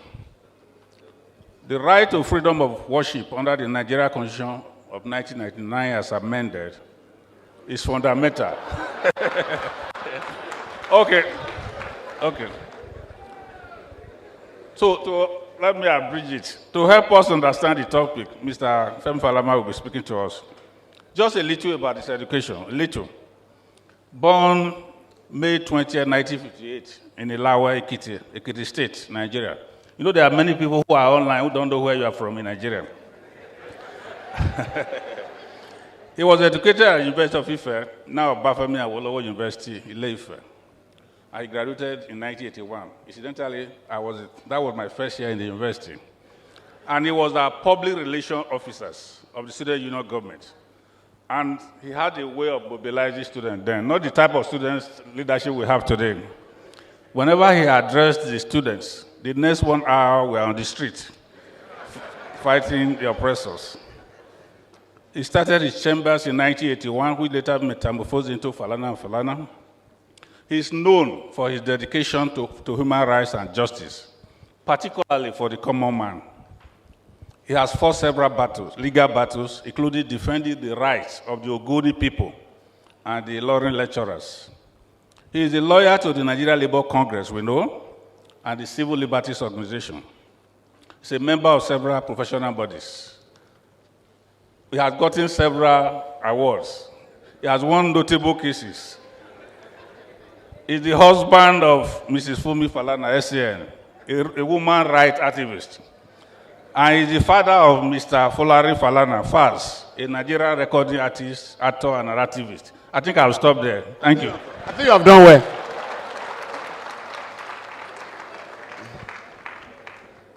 I'm sorry, I was harassing my very good friend, former president of this great association, the Catholic Men's Guild. We have the same profession, but he and Senator Shehu Sani are politicians. Senator Shehu Sani has honestly taken a risk by informing us what he was taking in the Senate. I think my friend, very soon, will also, at one time or the other, inform us about his own earnings. But on a very serious note, I'm delighted to be here. The representative of His Grace, the Archbishop of the Metropolitan Lagos, very Reverend Aniogu. Sir, I actually thought I was going to be your student after completing my program in the Sacred Heart Seminary, Akure. You were then in SS Peter and Paul in Ibadan. So we're looking forward to going to the seminary, major seminary. But I had a rebellious mind as a very young person, because I asked too many questions in the minor seminary. I was then advised that by one of the Reverend Fathers who I was very close to, said, Femi, you know, you are not called out for the priesthood. I said, why, Father?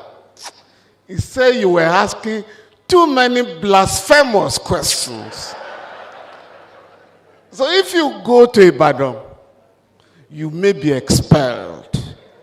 So why not think about it, you know? Because I think about 17 or whatever. I said, okay. I thought about it, and I discovered that many are called, but few are chosen.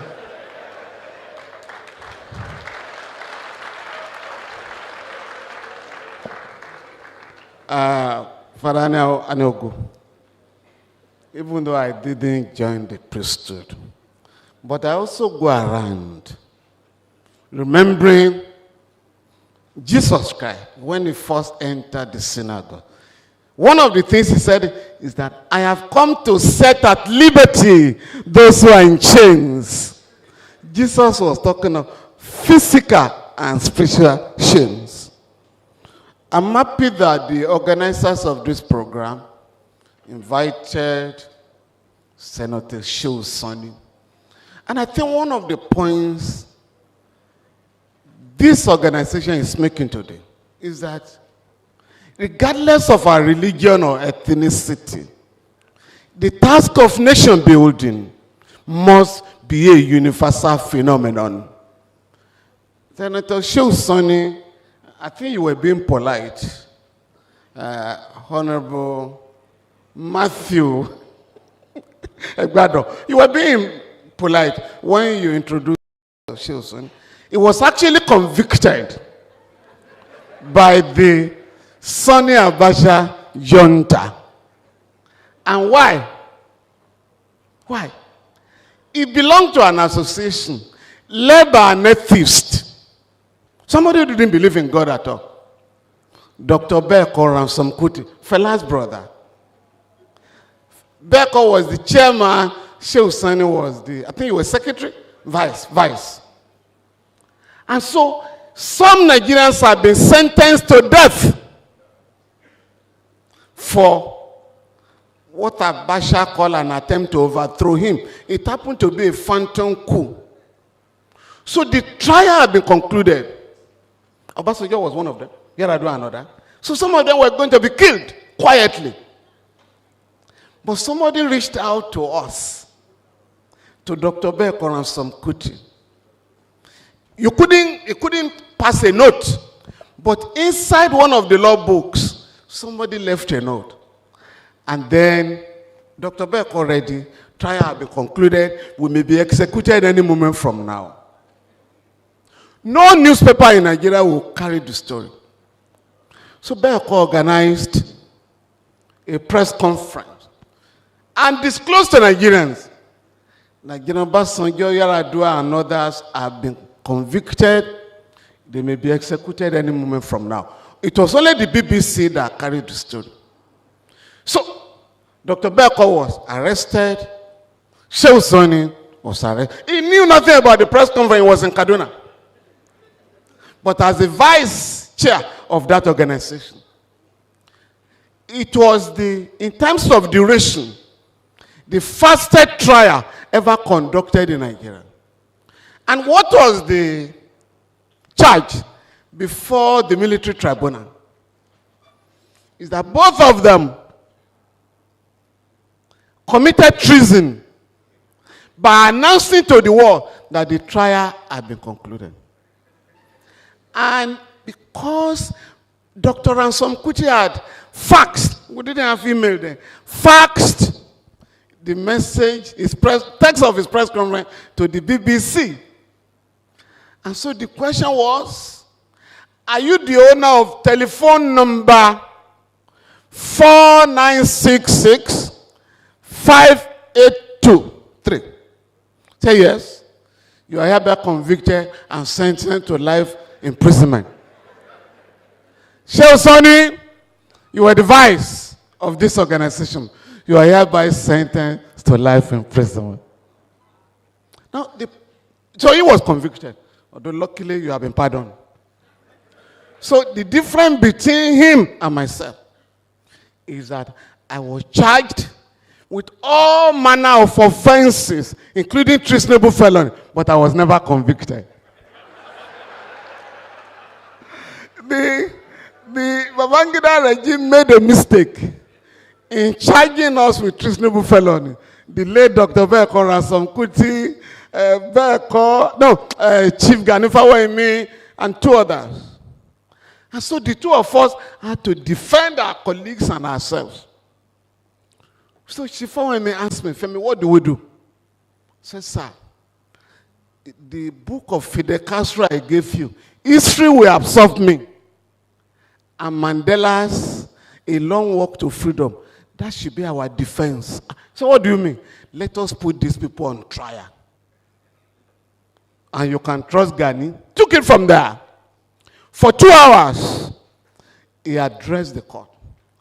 And when he was rounding up, said, my Lord, those who have brought us here should take our place.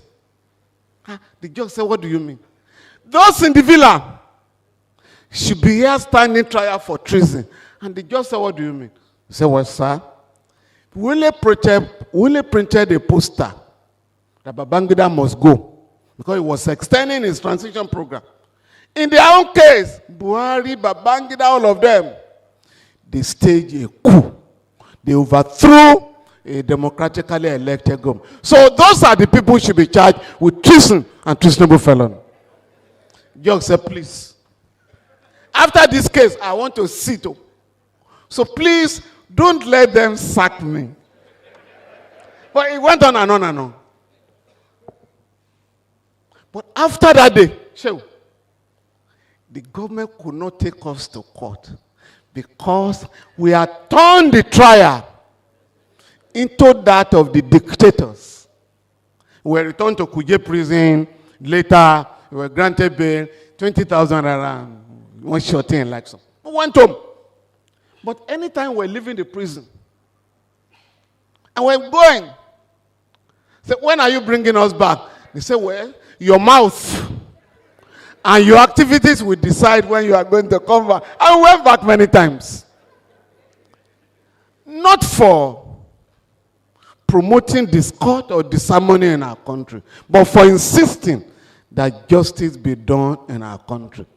Father Akinwale, I want to commend you for your very beautiful paper and well presented here this morning.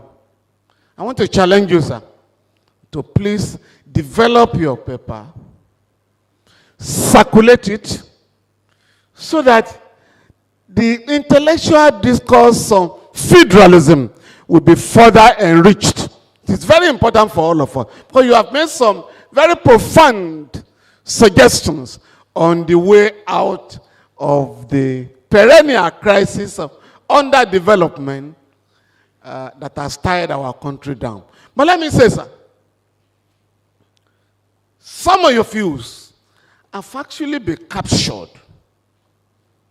The greatest problem with our, I call it civil rule, not democracy, is that we have a gang of rulers who have contempt for the rule of law and democratic principles. Section 70 of the Nigerian Constitution stipulates that the Revenue Mobilization, Allocation, and Fiscal Commission shall fix the salaries and allowances of legislators. Not that they themselves will fix their own salaries and allowances.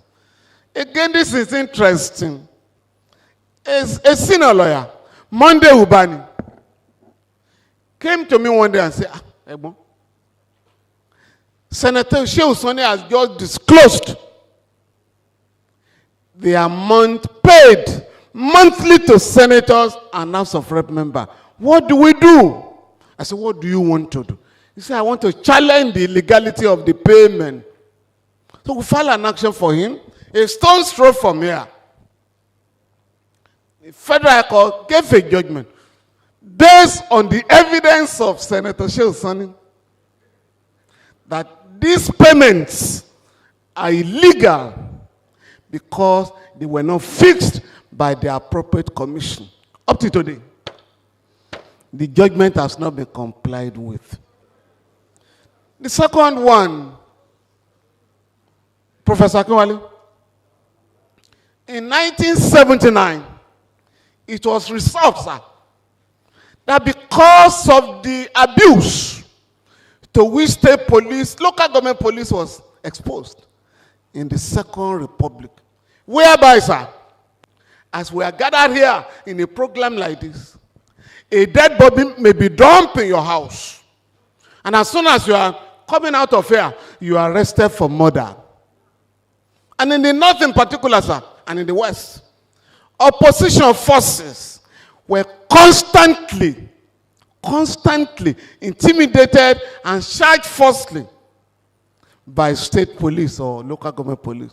It was then resolved that never again are we going to have state police in Nigeria. That was why in both 79 and 1999 Constitution, one central police force was said to be entrenched in the Constitution. But, sir, how is that police force to be managed? Section 216 says, before the president can appoint or remove an inspector general of police, he must consult the Nigerian Police Council. The Nigerian Police Council shall administer, supervise, and organize the Nigerian police force. Who are the members, sir? 39 members. The president only as the chairman. The chair of Police Service Commission and the Inspector General of Police and the 36 state governors. So that body, sir, to manage the Nigerian police force is peopled essentially by the governor. 36 out of 39 members. But you know what has happened?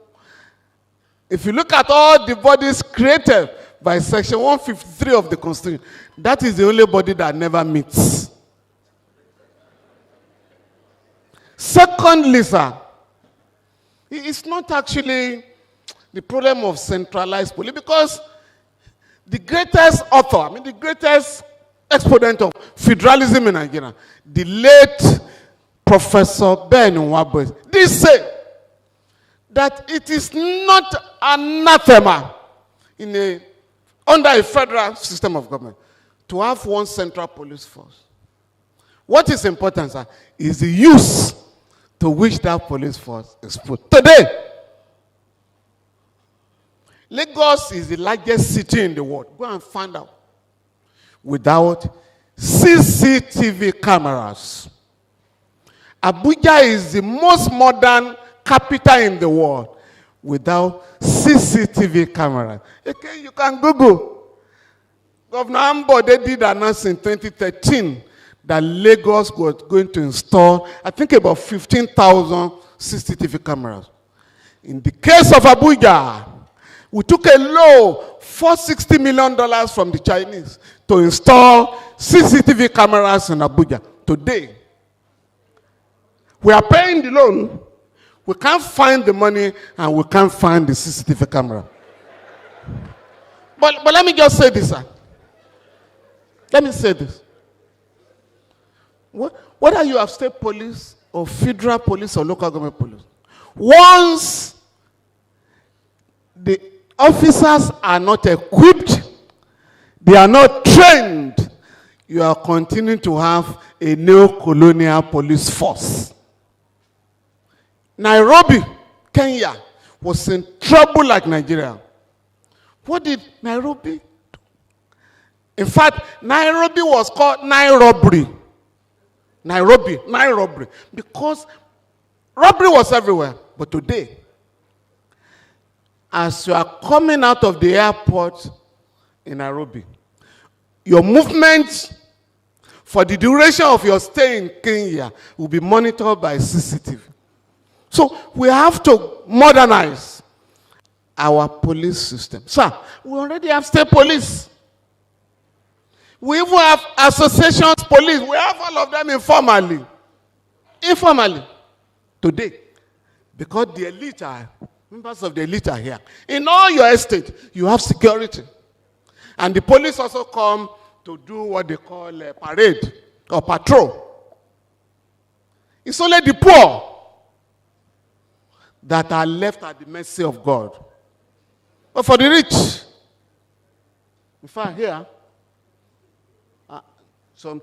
one policeman is asked to follow me here because somebody threatened to kill me. A judge. So I went to them. Tell your man, he says he wants to kill me. No, brother, we won't allow him to kill you, but we'll guide you. So I can do that because of my position. But what we should be discussing, sir, and Shehu, I think the father has answered the question. i.e., the control of the state police cannot be in the hands of the governor. And my suggestion is this, sir. Father, and Buhari had a way of saying this. I'm not going to arm state police, young men and women who are not paid at the end of the month. They will turn the guns against the people. My suggestion on that, okay, Accountant General of the Federation, you are distributing money every month. If Lagos has 10,000 policemen, please deduct their salary from the source. Secondly, allow civil society groups, like we have mentioned, sir, to nominate those who will be in the police council. Once you do that, no governor will support state police. And that is the problem. On freedom of worship in Nigeria, which is actually my own area. I was just driving, sir. We have freedom of worship in Nigeria. Section 10 of the Nigerian Constitution provides that the Nigerian state shall not adopt any religion as a state religion. That provision has been violated by the government of Nigeria and religious bodies, leading religious bodies. What does that mean? Nigeria shall be a secular state, in spite of the fact that it's a multi-religious society. In order to guarantee the neutrality of the state, you must not adopt any religion. But what has been done by the Nigerian state? Christianity and Islam have become official religions in Nigeria. That is why the military president, Ibrahim Babangida, took Nigeria to the OIC in 1986. We have been observing in that body. Nigeria was attending as an observer for 17 years. But Babangida wanted to pretend that he was a true Muslim. So he dragged Nigeria to OIC very quietly. And then we had a problem. The country almost went to a war. What have other presidents done and governors? Where Christians are in the majority, Christianity is the official religion. Where Muslims are in the majority, Islam is the official religion in Nigeria. Sections 38, 39, and 40 of the Constitution guarantee freedom of religion, thought, and conscience. In other words, to believe in God or not to believe in God is guaranteed by the Constitution. Section 39 guarantees freedom of expression. You can express yourself. You can mobilize people to join your religion. Section 40 allows us to assemble, either for religious purposes or for any other purpose. My learned brother, you mentioned Chief Tony Enahoro. One day we were having a meeting like this. In the days of military dictatorship, we didn't know they were where we were meeting. Although we were rounding up the meeting, when the hall was surrounded, he would tell him, we thought it was a secret place. As soon as the security people surrounded us, and we were going to arrest the leaders of the group, we started singing. We are saying, thank you, Jesus. Trampling, my Lord. And we went on singing and singing. At least you can't arrest those who are praising their God. That was what saved us on that occasion. Now, in Borno State, I'll just tell you a few cases on religion. In Borno State, the case of Adamu, an attorney general of Borno State, the government decreed, I think in Goza local government, that parents who were Muslims would not pay money to have their children educated in Arabic studies.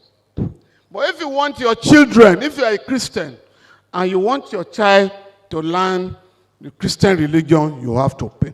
That matter went to the High Court and up to the Court of Appeal. And the court ruled that since there is religious freedom in Nigeria and there is equality before the law, you cannot ask parents to pay while Muslims will not pay. And that was it.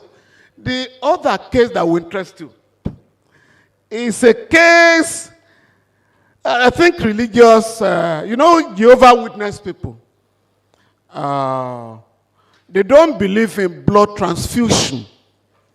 If somebody is going to die, and the doctor says, the only way to save this human being is to have blood transfusion. A witness, Jehovah's Witness will say, no, that's against our religion. So there was a case where a child, a boy, needed blood transfusion. And the parents said, that is against our religion. It's the case of a Sabuno and another. Unfortunately, the boy died. So the parents were dragged to court. And they said, this is our religion. The court said, yes, you are right. But in Nigeria, that child was not able to give consent not to allow blood transfusion. Therefore, you have breached the Constitution, and the court had to deal with them. But in the case of Okonkwo, Dr. Okonkwo, Medical and Dental Council, a man, a fully grown adult, refused blood transfusion, and he died. And the court said, under Section 38 of the Constitution, he had freedom of thought. If his religion said he should not take whatever, and he died, that is his business. So that is our law. The other one that caused a lot of controversy in Lagos here was that in 2014, the Lagos state government issued a circular that no secondary school or primary school pupil should wear a hijab.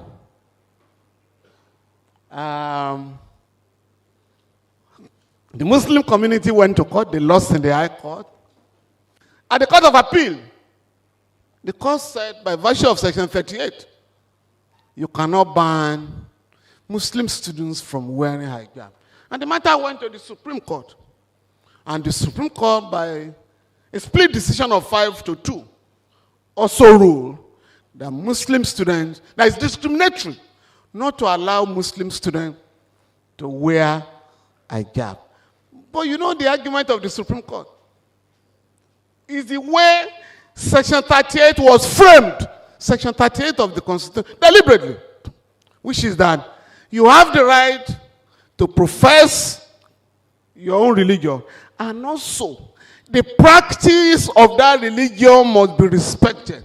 So the Supreme Court said, if wearing a hijab is part of the practice of that religion, it must be allowed. But let me tell you the other area. A young man had the temerity to declare in Kano that he's an atheist, doesn't believe in God.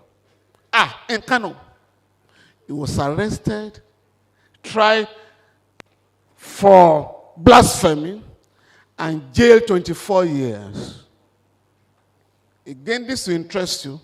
The lawyers contacted me, and I led a team of lawyers that went to the Court of Appeal. Just 2 weeks ago, the Court of Appeal has slashed the sentence to 5 years. And luckily for him, he has spent more than 5 years in prison. So we are waiting for the copy of the judgment so that we can let him out of the prison. But you know the point I'm making? In the Muslim North, he had a problem. They came to Lagos to look for a Christian lawyer. They also went to Calabar to look for a Christian lawyer to save him. So when we are talking of justice, your religion or your ethnicity is irrelevant. I'm sure you all know the case of Zaki and his wife. The man that was arrested in Kaduna in December 2015. A group came to see me that they wanted me to defend Ezaki and his wife. You know, among the Muslims, you have the Sunnis and the other group, the Shia. It's a major war. If the Sunnis are in power, the Shias are in trouble. And that was what happened. But what moved me was that hundreds of Shias were killed by soldiers. In fact, in a panel set up by El-Rufai, it was admitted that 348 people were killed and buried in a secretly in a grave in Mango, in Kaduna. On that ground, I decided to take up the case. And it's the first time in the history of Nigeria that a husband and a wife were charged for blasphemy. But this time around, it was for murder. We defended them. But there were many of my Christian friends who said, Femi, how can you defend this man? I say he's a rabid fundamentalist. I said, well, there is no fundamentalism in the charge before me. So this is about injustice. Those soldiers have not been charged, who killed. Therefore, I'm going to defend. So we were able to defend them, and the case against them was thrown out, and they were discharged and acquitted. The governor, at that time, El-Rufai, on the eve of the ruling of the court, State High Court, sensing that they might be released, decided to rush to the federal court to charge a new case of terrorism. Of course, I told them in the prison, don't accept the charge. Let them come and serve on your lawyer. Of course, with that, we were able to get them out of it. And as soon as they were released, knowing the danger there, I called the people in power. If this man and his wife are killed before getting to Abuja, what you're having as Boko Haram will be a mere child's play. Because majority of the Shiite people have gone to school. And if you kill their leader, there will be a problem. So the government was able to manage it, and they were released, you know. Now, they've just gone to Iran for medical treatment at their back. The point I'm making is that the Nigerian state uses religion to divide our people. They use ethnicity to divide our people. And I think Senator Shehu Sonia spoken well on that. In my own case, I got harassed by some Yoruba irredentists. Say, our man is in power now. Femi, why are you criticizing the government? I say, at this stage of my life. So I will, because of Emilocon politics, not interfere in the interests of our people. So I think about 2 years ago, there was a protest against insecurity in Lagos. And my son joined the protest. So people now say, Femi, your son has started protesting now. These are the NSAS people. Why are you still protesting? I said, well, those things I was protesting against over 40 years ago are still very much enough. They are even worse now. And so we must continue to protest. Father Kinwale, let me just say this before I round up. That many of the issues we raised, we have dragged the federal government to court, and we have defeated the federal government. Obasanjo decided, Obasanjo as president, decided to extend the tenure of local government chairman. It's what is happening in Rivers. We went to court and won. President Obasanjo seized the money of local government in Lagos. The Lagos state government under President Tinubu now went to court and won. To have a building approved in Lagos or anywhere in Nigeria, before, you had to go to Abuja.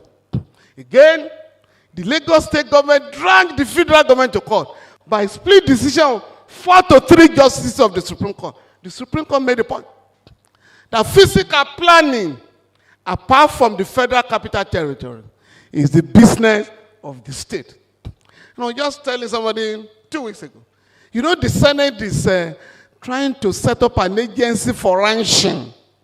I'm sure you are aware of that. And I said, sir, Somebody asked for my view. I said, I don't wait my time any longer. He said, why?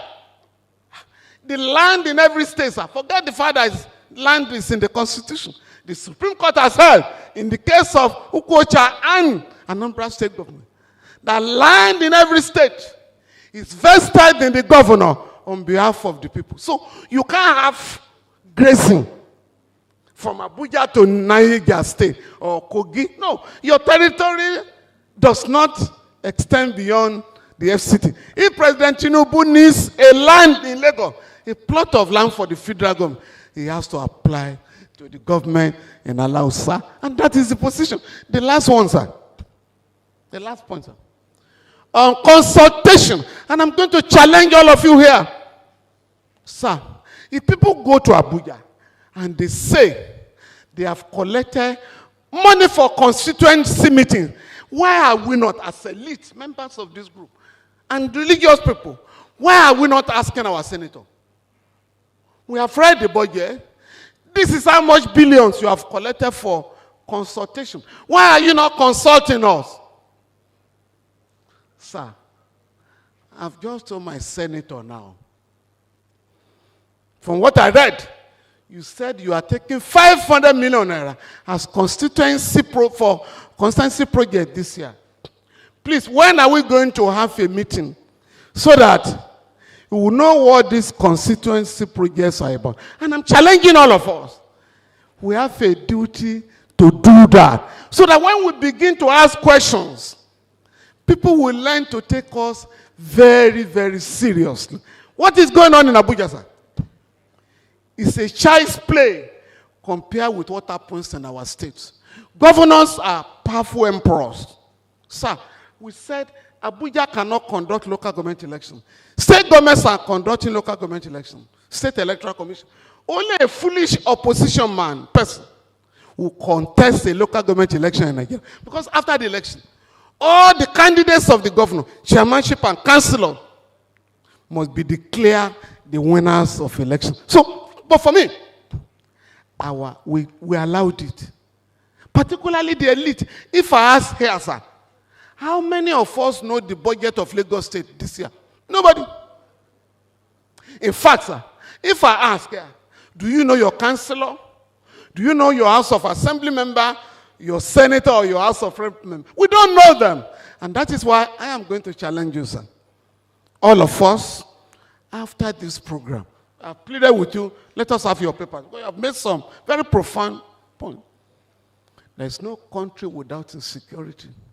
America does not call their own terrorists, but America is the almost greatest terrorist today. Last year, you can Google, 43,000 people were killed by gunmen. They call them gunmen. When you enter a church to be shooting people, is that not terrorism? When they say gunmen, gunmen kill 43,000 people in America. But please, America can spend $100 billion to identify those killers and have them brought to book. In our own country, I beg you, we must also learn to fight impunity and deal with criminal elements in the country. I think it was show Sonny. Yes, I finished. Somebody, please, this will interest you. Somebody had HIV. He died. So the family had a problem. His senior brother, who was a former minister, wanted to announce to the whole world in 2007 so that we could learn from it. The children said, no. Uncle, you are going to embarrass us if you do. So what is the embarrassment? Anyway, no problem. Femi, can you talk to your client's children? I spoke to them. They said, no, uncle. No. If they say our father died of HIV, everybody will stigmatize us. Okay. So the day of the press conference, the senior brother said, ladies and gentlemen of the press, my brother, who I love very dearly, Fela Nicola Pokuti, has just died of complications arising from HIV. So the children then said, why did you do that? He said, no, I didn't say your father. I said my brother. Thank you very much. See your phone, See your phone.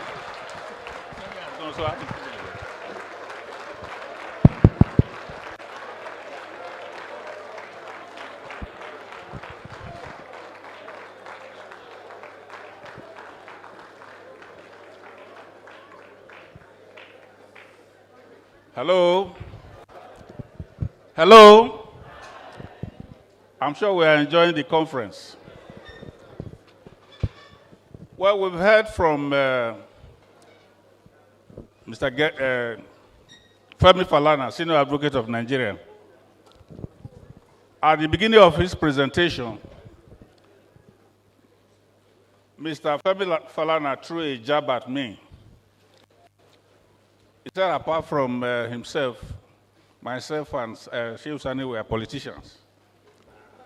Let me enter a caveat. Yes, I was.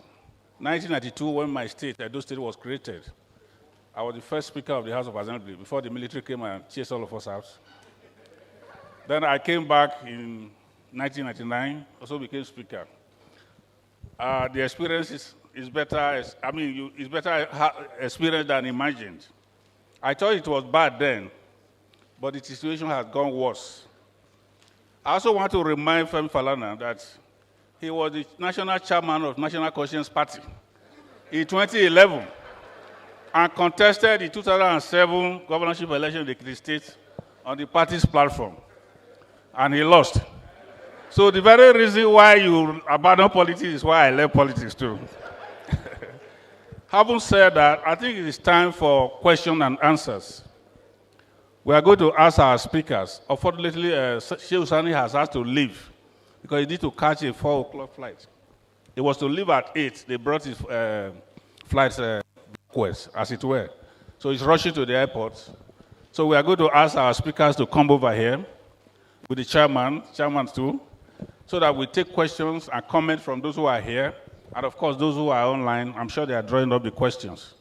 Can we remove this? We need to remove this so that Mr. Falana, sir, can you come over here? Because you are going to be answering your question as well as those directed at Sheikh Sani, because you are best of the same feather. So, anyways, here, this one. Chairman will be here. You come here, sir. No, yes, sir. Or we bring it closer. Let's bring it closer.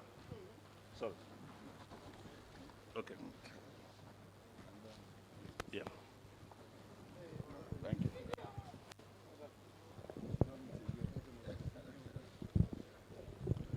The chairman of today's occasion will direct this part of the proceedings.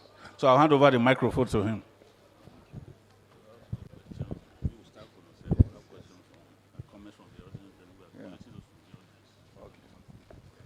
Thank you very much, my former president.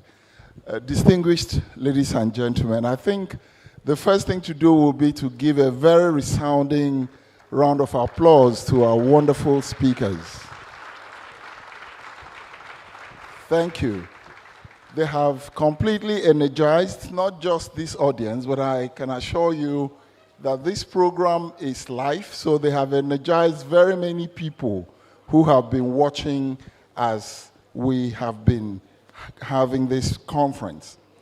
Before we go into the questions, and as the questions are coming, let me just read from some of the notes I made during the speeches. First, I'll start with Reverend Professor Akinwale. He actually delved into very many things, and I'd just like to point out to some of them. One of the things he said is that strengthening the federalism is indeed a misnomer, because you have to have a federalism before you strengthen it. And he said that what Nigeria really has is what he called, for want of a better word, a glorified unitary empire, where you indeed have dictatorship in a different cloak. And he refused to call it democracy. He said it is at best civilian government. And the prof went further. Prof, in fact, I don't know how to describe you, whether a historian, a Catholic priest, academia, or an economist, because you went through all of these aspects of the Nigerian government. And you indeed said that federalism indeed should not be something that will be debatable, but it has to be obligatory. The only problem with Nigeria is that the leadership is indeed not administering federalism. That is the problem in Nigeria. And then you went further to come up with some features that have been affecting them, and you actually elaborated on what you call constitutionalism, and then gave some of the challenges. And some of the things you pointed out is the fact that in the past, regional autonomy was indeed in place and had its advantages. And then you then talked about restructuring Nigeria. And in your words, you went through all of the constitutions Nigeria has had. I think I had a count of about 6 of them, starting from the Clifford's Constitution and the rest of them. But one of the things that you highlighted that has continuously missed is the fact that everything we say, the power to the people, the power of the people is being eroded. And in fact, it was very Reverend Monsignor, the Vicar General of Lagos Archdiocese, that said indeed that the Nigerian humanity is indeed missing. So all of these were captured in some of the things you raised. You also went further and gave some solutions. And I think one of the major solutions I'll take away is the fact that you have said that it seems that it's the unicameral government that has benefited Nigeria better than the bicameral government. And indeed, the extensive costs of rulership in Nigeria must be curbed, and the people should better be given their powers and sovereignty.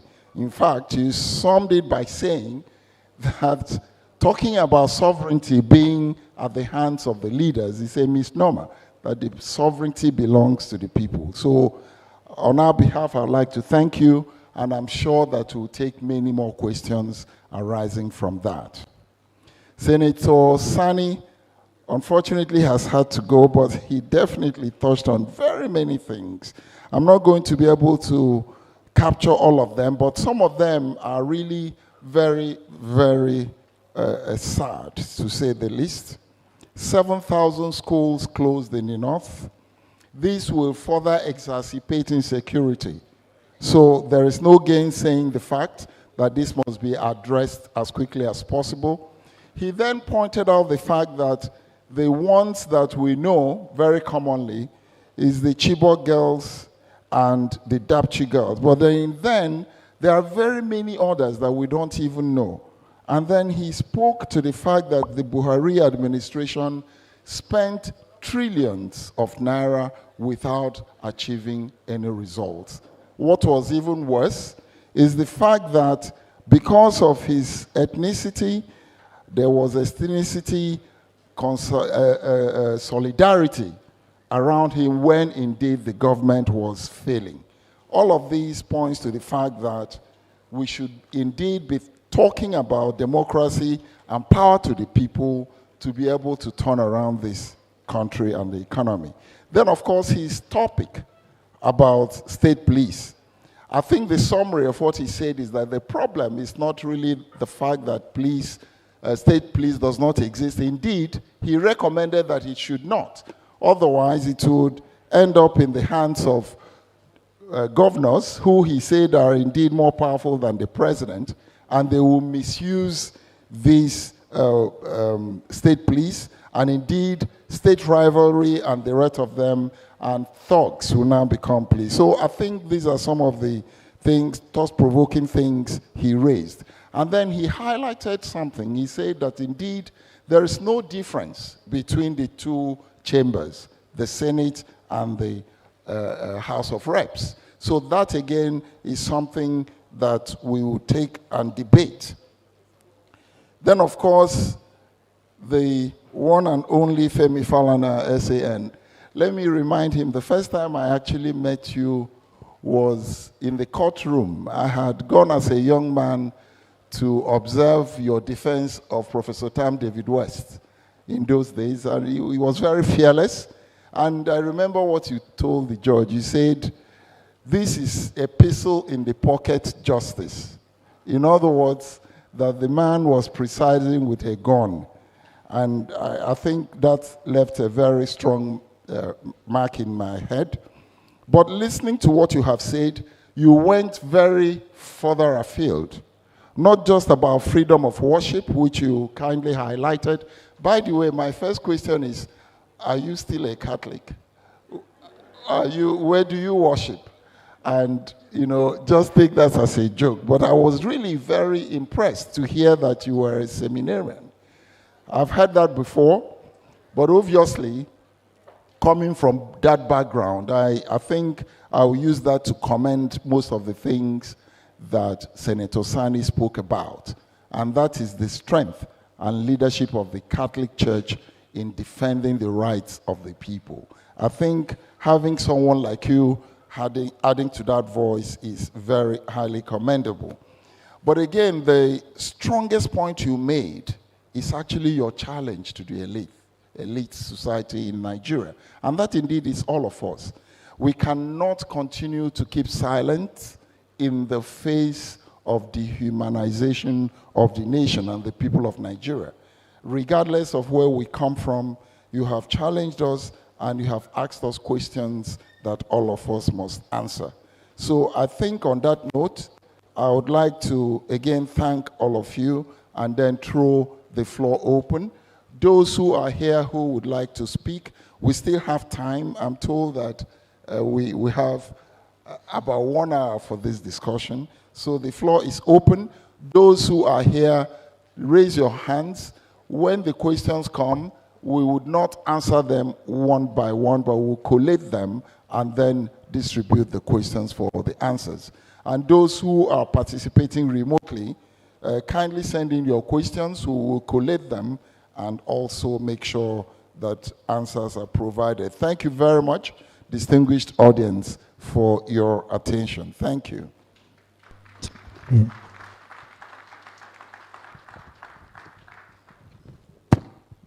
Questions? We should have a roving microphone. I see a hand over there.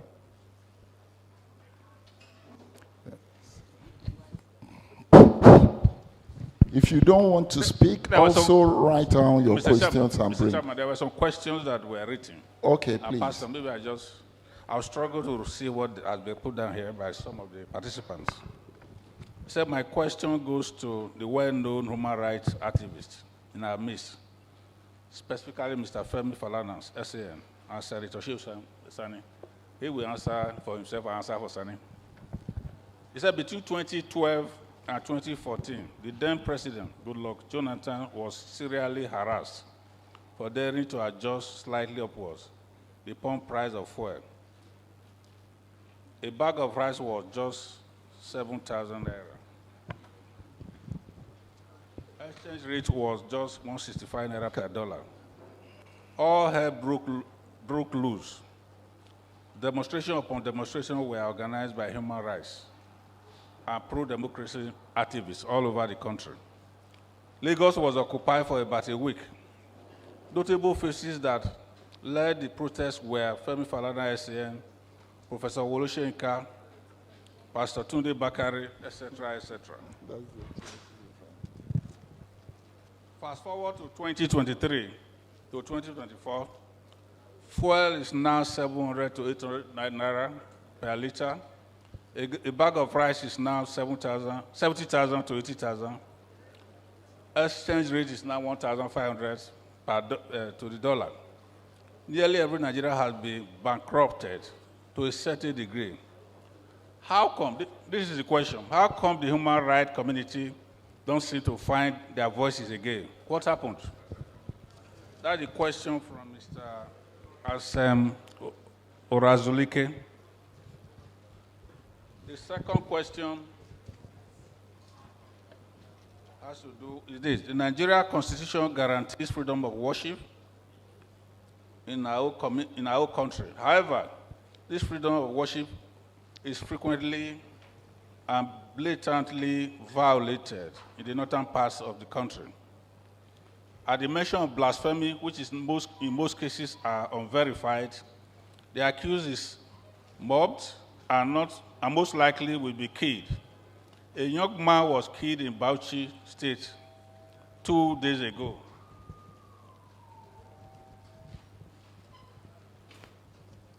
Expectedly,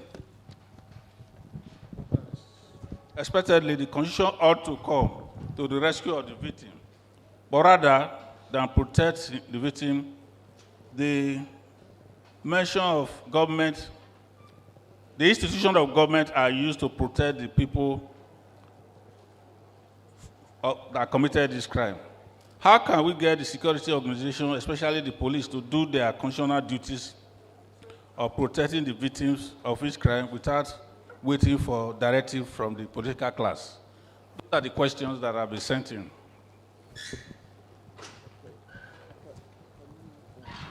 Thank you very much, Matthew. I also see that there are some hands in the hall who would like to answer some questions. But what we'll do is please take the micro. And there's a Reverend Sister there. I saw a Reverend Sister raising her hand. Let us have the Reverend Sister speak first so that we can have proper diversity on those who are speaking. Who's the Reverend Sister? Oh, it's not...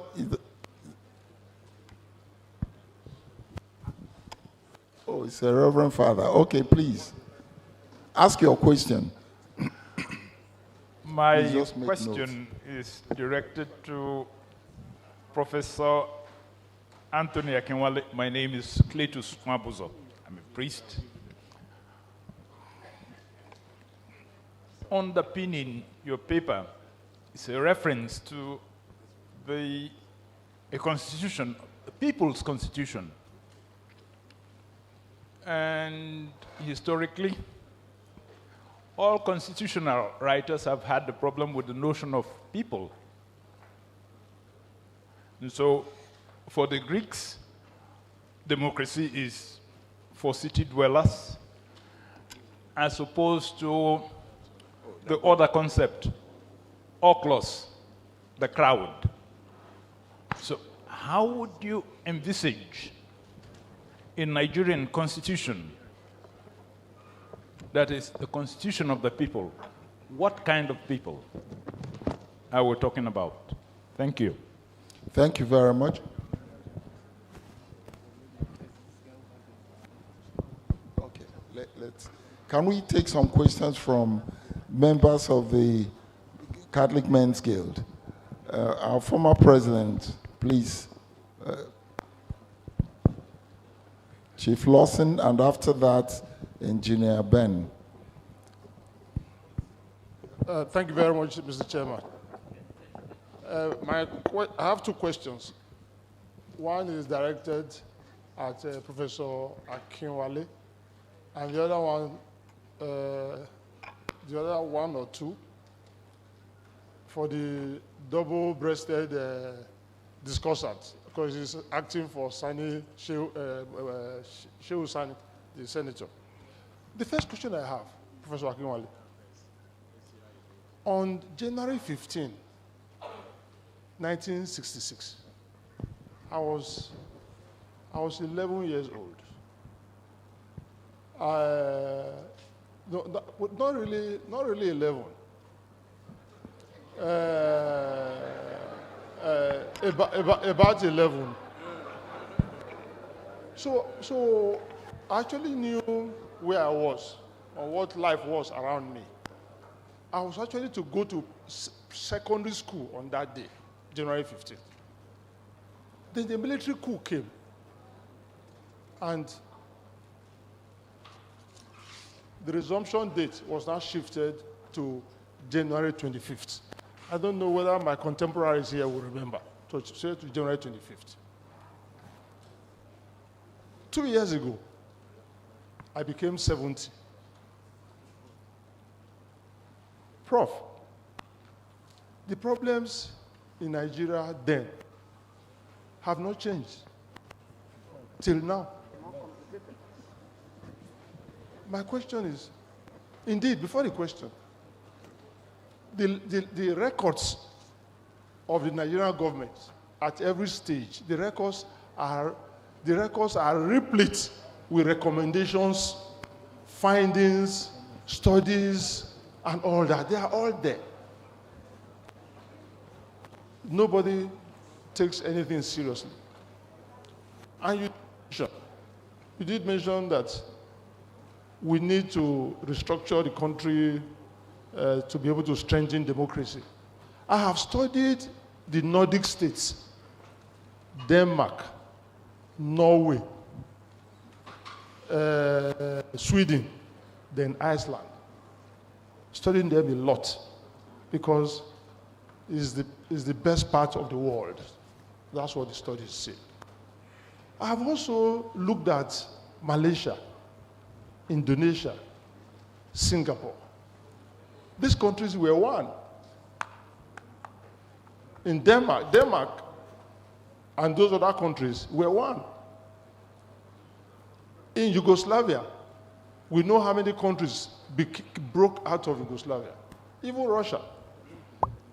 Prof, are you sure the 1914 amalgamation should not be revisited? Are you sure we are one enough? Are we one enough? Because the amalgamation was for 100 years. 100 years came, nothing was reviewed. China, the British government took Hong Kong from China for, the agreement was 100 years. Exactly in 2000, I think, the Chinese came and said, give us back our country. And they have Hong Kong. Prof, kindly look at it and see whether the solution is restructuring this federation or going the way others, like the Nordic countries, have gone. One question, another question for my very respected son. You'll be in a university maybe in Bauchi or in Adamawa. The registrar will come out with an instruction that the vice chancellor has mandated him to write this notice, that no Christian worship is permitted or acceptable on campus in a university. My learned son, how do you handle this? And two, the third one, is the insecurity. I believe that anybody who says we do not need state police is maybe benefiting from banditry. Because even in my own state, farmers can't go to the farm in Edo State. I'm not talking about the serious cases where you, as soon as you step out, you get killed. But if you go to the farm in my state, you cannot return. So what do we do? To leave it as if bandits and terrorists that are harassing them in Zamfara and Co.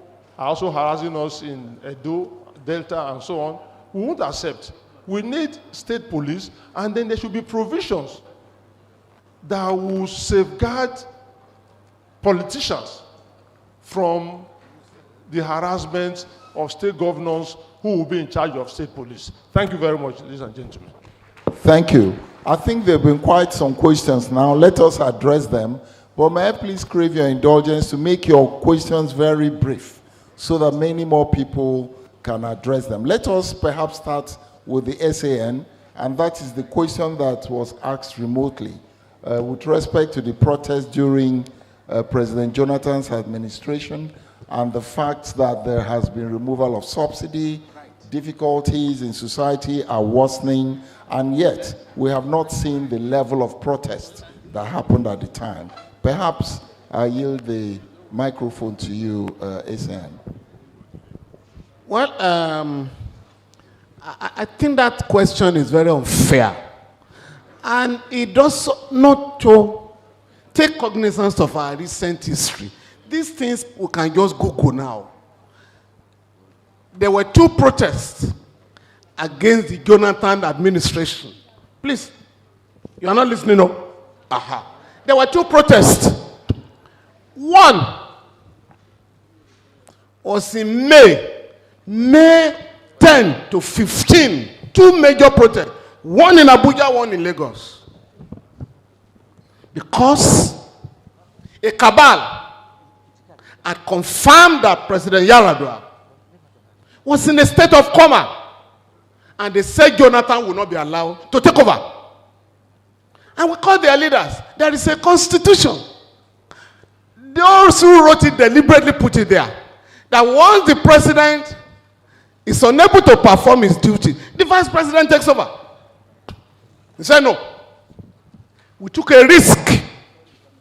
We organized two protests. One in Lagos, one in Abuja.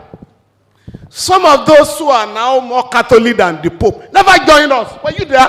They never joined us.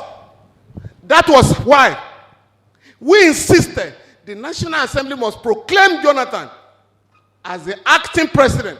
And that was how the doctrine of necessity came about. The second protest, January 12th, when you guys circulate. We didn't call a protest. It was the Nigerian Labour Congress under, I think it was Adams. No, Adams had left. Abba, that called the protest. But we had an alliance with Labour. We called it LASCO, Labour Civil Society Organization. Every protest. And so that protest took place. And you can Google. In Lagos, in Abuja, in Kano, Kaduna, Enugu, Port Harcourt, and others. You can Google. The government couldn't stop it, and they had to use the military. Under Buhari regime, we have protests, you can Google. Under Tinubu administration, Labour called a protest against rising cost of living in Nigeria. I was in the forefront. You can Google how many of us, and I blame all of us for the nonsense that happens in our country. Unless we are ready, collectively. My friend is talking of civil society people. Where is it written? In the Constitution or in the Bible? That only certain people will protest in the country. Where is it written?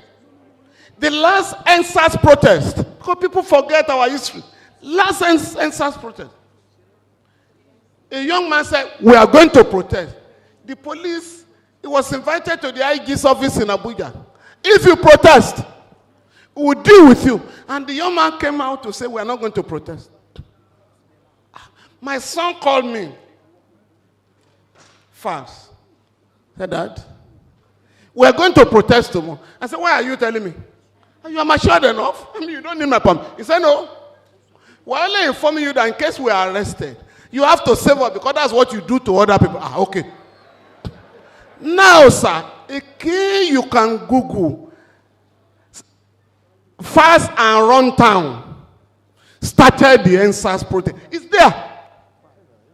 It was on CNN. It was, and people were calling me. You did this thing. It has not worked. Why are you allowing your son again? I said, the boy is already an adult. But if anybody from my home does not join protest, then he must have something in his head. Because when that guy was growing up, the police would come and arrest me in the dead of the night. And one day he has to ask the mom, why are they always harassing my father? The teacher said only criminals are arrested. He said no. It was 6. My wife said, 2 sides of people are arrested in Nigeria. Criminals and those who are fighting the government to make our country better. So the protest went on. It has been the best organized protest in Africa in recent times. The NSAS protest. All over the world. Nigerians protested in South Africa, in New York, in Canada, in the UK. Because of the power of this thing. Young people mobilize themselves. Please, let us learn from our history. I don't believe in APC or whatever they call themselves, or PDP, or APD. The two of them now are coming together, APD. I don't believe in them. Because I don't believe they will save our country. And we pointed out then. So we didn't harass Jonathan. By the way, I know him very well. This was deputy governor. So we don't go around harassing it. We fight issues. And what we're fighting then, and this one, please Google. ASU went on protest last year. I was there. Agero from Imo. Imo governor, they wanted to kill Agero. We were there. So please, let us not ethnicize our crisis. Let us work together. And I'm going to leave this audience the message. The best organization in the Catholic Church, I mean, in terms of human rights, is the Legal Development and Justice Development Commission. We work together, and all of us, and I go to other churches to challenge them, set up a body like LDPC, so that members who are arrested can be saved. And we must work together. And that's my position. Nobody is, you're a lawyer, senior lawyer. Nobody is supposed to be arrested beyond 48 hours in our country. But it takes place every day. Now, sir, there is no agreement that Britain, Nigeria will be divided after 100 years. I've asked people, nobody has shown it. Colonialists don't say we are going to stay for 50 years or 100 years. They want to stay indefinitely. According to what you read in history, it was not the Awolowo, the Sikh, and other that forced the British colonial regime to go further. What happened was after the Second World War, in the 40s, the best youth organization that ever existed in Nigeria, the Zikis movement. Zik was not part of it. It disowned them. In Nahoro, Mogu Ikoyi, and others. They came out to say Nigeria must go socialist. That scared the British. You have fellas mother leading women. Aba Market, what they call riot. Aba Market revolt. Iva Valley massacre, people were killed. Nigerians came out. The British became afraid.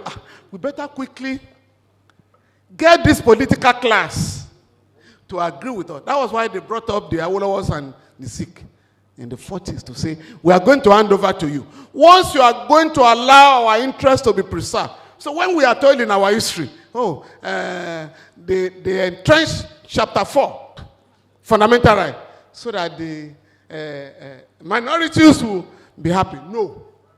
Everywhere they were living, in India, in Ghana, they will entrench a bill of rights.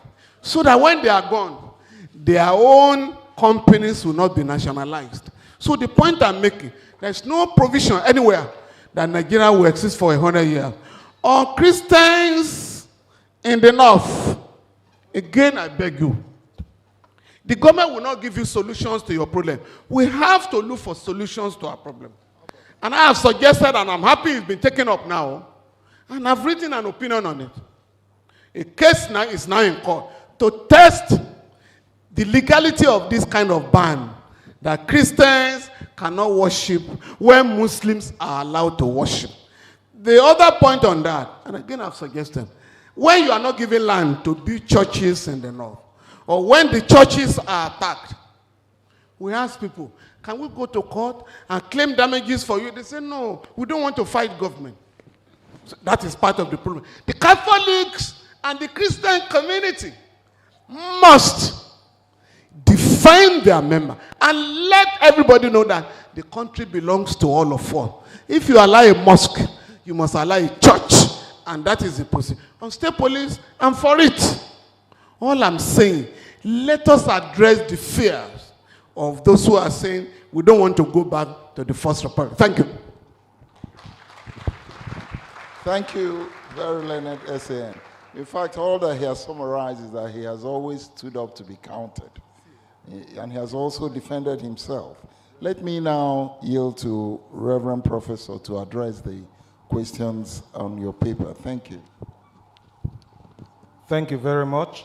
Let me begin on a lighter note. Sir, you said you were 11 years when the first coup took place. Well, I was just 3.5 years old. However, I have a memory that surprises me. On the day of that coup, I was playing on the balcony of 18 Abeokuta Street, where I grew up, Ibutemeta, and at a point my mother dragged me in.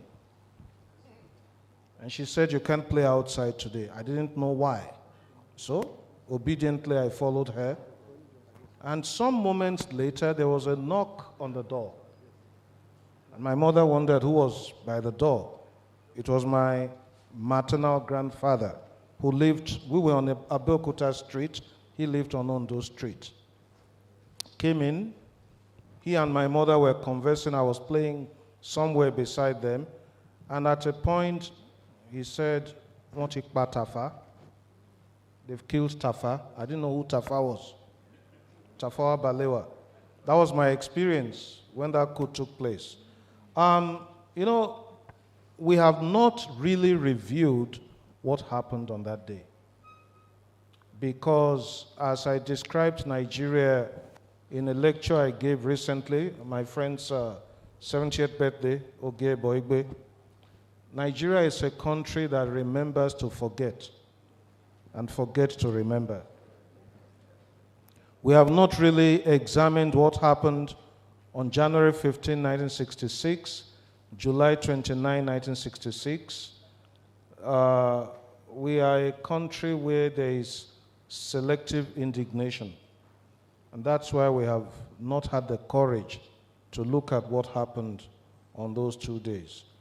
1914 amalgamation, should it be revisited? My answer is in the affirmative. It should be revisited. And precisely because, again, as I said some months ago, Nigeria is not yet a nation. Nigeria is an amalgam. And you cannot live together in peace and justice where what you have is an amalgam. We need to ask ourselves, what is a nation?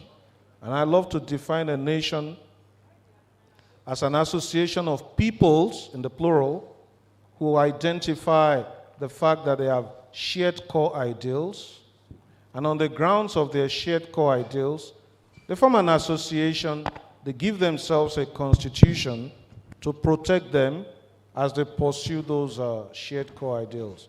We need to ask ourselves, what is a nation? And then we need to ask, do we want to be a nation? If we want to be a nation, on what basis? These are foundational questions that we didn't ask when amalgamation took place. These are foundational questions that we have not really asked ourselves. So, do we want to be a nation, and on what basis? However, if we want to go the way of, sorry to use the expression, intellectual laziness, we'll be tempted to say, let each person, let each ethnic group go its own way. It won't solve our problems. Because those three foundational questions I referred to in the keynote paper I presented. What should be the relationship between a state and a citizen? What should be the relationship between the various institutions and tiers of government? And what should be the relationship between a citizen and a fellow citizen? I'm not aware of any African country that has adequately addressed those questions. And that is why if we were to go our separate ways, those questions will still haunt us as it is haunting the people of South Sudan today. What will happen will be a relocation of the epicenter of political crisis. Today we have 36 states in Nigeria. Mr. Falomo is from Ekiti State. The only state in Nigeria that is homogeneous. Everybody in Ekiti is Ekiti. Is there peace in Ekiti? There isn't. Because those three questions have not been addressed. If we don't address them and we toe the path of intellectual laziness, yes, we will break up. But look at our different states today. The minority question is raised there. We're in Lagos State. When will an Eguman become governor of Lagos State? Go to Benue State. When will an Idoma become governor of Benue State? Go to our various states today, these questions are raised. And I think it is incumbent on those of us who claim to be educated, the elite, to provide answers to those questions. And on the basis of the answers, write a good constitution, which now takes me to the question of who are the people? The people to write and adopt this constitution. Nigerian citizens who have attained the age of voting, they should have a voice, one way or the other, in writing this constitution. And for heaven's sake, it should not be imposed on Nigerians by way of a decree. There should be a referendum. The referendum, if it passes, will be a way of saying, yes, we have agreed to stay together as one nation on these terms. When we define adequately the relationship between the state and the citizen, the issue of our fear of the police, whether it is federal or state or local, will be addressed. The problem is not the police. The problem is the state. When NSAS protests were going on, I wrote an article on this, that the problem is not with the police. The problem is with the state. If the state is more powerful than the citizen, then agents of the state, the policeman on the street, the civil servant in the federal secretariat or state secretariat, will treat the citizen like that and go scot-free. The problem is the state. Don't be afraid of the police. Be afraid of a state that is more powerful than the citizen. And that is where that problematic section 2 of the Constitution comes in. You know the saying, the police is your friend. Each time I say that, I say, with friends like the police, no one needs an enemy.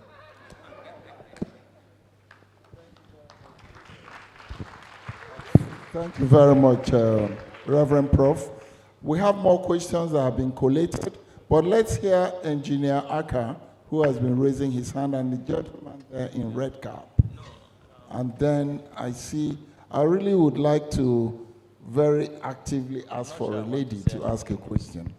And then I see the SAN over there. I'm so sorry, Mr. Chairman. I had wanted to address Senator Sonny, who is saying that state police is a no, no, no. And in my own opinion, people who are against the state police are the same politicians who will use the state police to victimize their opponents. They are not thinking about the common man, who, if you have a state police or a community police, people in the community, being members of that community police, know their environment. They know their bushes. They can comb them on a daily basis, and they can protect the commoners from being harassed by, call them bandits, call them marauders, call them anything. Our insistence on having different tiers of police is just because of that. The security of the ordinary man on the street. Those are the people that can provide that kind of security. Let me give you an example. My home is Amobia in Anambra State. Most of the police constables, sergeants, inspectors are all from the north. They don't know the environment. And they are not interested in entering those bushes to go and rout out the bandits that come out to harass people. If you have local people protecting their own mothers, sisters, and parents, they'll be more committed. And they will know that they're defending their own thing. If you look at much more stable democracies, I can say, they have state police, they have national police, they have city police, they have municipal police, different types, different tiers. What we should do is not to kick against these tiers of policing, but to bend down and find out how they are operational in all those places, and we make them operational here. Thank you very much. Thank you. We have some questions here, but can we hear the man in red cap? After him, we take more questions from people in remote locations. I haven't seen the ladies. I'd like to see their hands. Okay. Mr. Chairman, okay, sir. Ikoyi. Okay. Yes, I want to congratulate all the speakers for their excellent presentation. Reverend Akiwale presented a very good paper. And I'm happy in your paper you said we need a new constitution. Yes, and you have given the parameters for that new constitution. But I just want to ask you, do you think a parliamentary system of government will be better for this country? Because Senator Shehu Sani said we have 360 members of the House of Reps and 109 senators. It's too expensive. We need a parliamentary system of government in this country because it is cheaper. And again, on the state police, I do not agree with Senator Shehu Sani. The state police is very, very important. What Engineer Benaka, he has said what I want to say, that the people in the state know who are the criminals.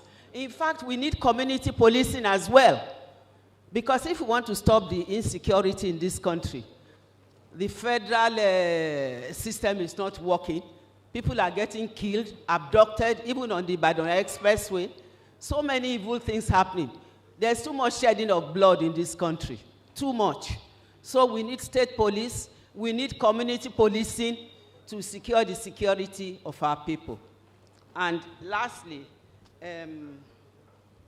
how do we ensure that our leaders that we elect shall work for the common good of the people? In this country, our leaders are not working for the common good of the people. They are not. So are we too complacent as citizens? Are we complacent? We don't ask questions.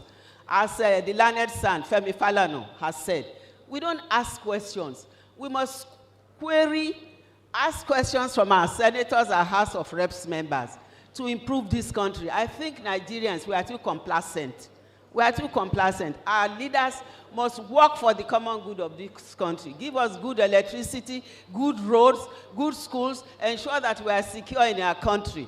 Thank you very much. Thank you. Thank you very much. Can you give the... By the way, Dame Priscilla Ikoyi was one of those Nigerians who stood up to bad government in those days. I remember as a young man when the Nigerian Bar Association election in those days in Port Harcourt, she stood up to the government to make sure that they do the right thing. Thank you, Dame Ikoyi. Let's hear from the... Thank you, Chairman. I'm Peter Ezanochie, a founding member of the Catholic Men's Guild, Catholic Church of Assumption, Falomo. I am visiting from Port Harcourt for this. We've had an excellent teaching this afternoon. However, I want to think there's something missing. It appears it's boiling down to complain. We're all complaining. It happened in Abuja, something like this. In Kaduna, something like this. In Port Harcourt, Siwa, something like this. Today, it's a repeat. It's becoming like we are complaining and complaining. We have discussed our challenges very, very correctly. However, I think there's something missing.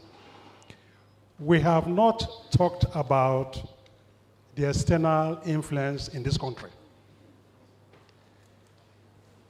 We are being attacked by the West, the Far West, the Middle East, the Far East, religiously, economic, and the rest, even communication. From Balewa government to today, we are still being held down by powers, global powers. A friend here said Since when he was 11 till today, he's 70, nothing has changed. I think we have to discuss or bring up the idea of external factor, why we have to go to Chatham House, why Prince Charles, why a week or two ago, visited us. These are all interferences. Let me add quickly. Democracy Day, the president reviewed a military parade. For me, he should have reviewed 36 state representatives in Eagle Square, not military parade. That is part of Major Lugard's idea. Thank you, Chairman. Thank you very much. Thank you, wonderful audience. I've just been informed that we have just 10 more minutes to go. I would like Mr. Igbadon to quickly read the questions. Let me also observe that many of the issues people are talking about are indeed commentaries. They are not questions per se. Some of those questions have already been answered. The question around the state and police and community police, I believe that the consensus or majority of the opinion, it is desirable to have state and indeed community police. What matters is the structure that you put around it to be sure that it is not abused. With respect to restructuring Nigeria, I think the consensus is we need to re-examine our constitution and come up with a constitution that is indeed driven by the people, that will address the people's needs. I think that summarizes it. Some of the people in the audience have also captured it in their commentaries. So I'll suggest that we take the questions very quickly and then come to a close. Thank you. Matthew, please. I will just take what I think are the relevant questions Otherwise, that I have are over not 20 here, repeats. but let me take some of them that I think are important. There's one here which says that from Nkiru Osifo. He said, this is addressed to Mr. Femi Falana, Senior Advocate of Nigeria. He said, as a well-recognized SAN, what is your thought about the last presidential election and what is going on in the judiciary sector about not saying the truth and giving the right judgment? From Nkiru Osifo. That's a lady, I guess. There's this other one, also addressed to Mr. Falana, SAN. So don't you think that the marginalization of Igbos in government and keeping Nnamdi Kanu in detention damages the fabric of Nigeria's so-called federalism and promotes insecurity in Nigeria? I think this is to Prof. It is to what extent constitutionally do traditional rulers have a role in governance? I think it's talking of a role for traditional rulers in governance, whether it will help. There's one which says, maybe just one or two more, then because there are many, but let me take one or two more. You see, how can we hold our House of Rep members, especially on this constituency project, especially when you approach them and ask questions, they don't reply? How do you catch them? Thank you. The last one. Oh, give me the other one. Okay.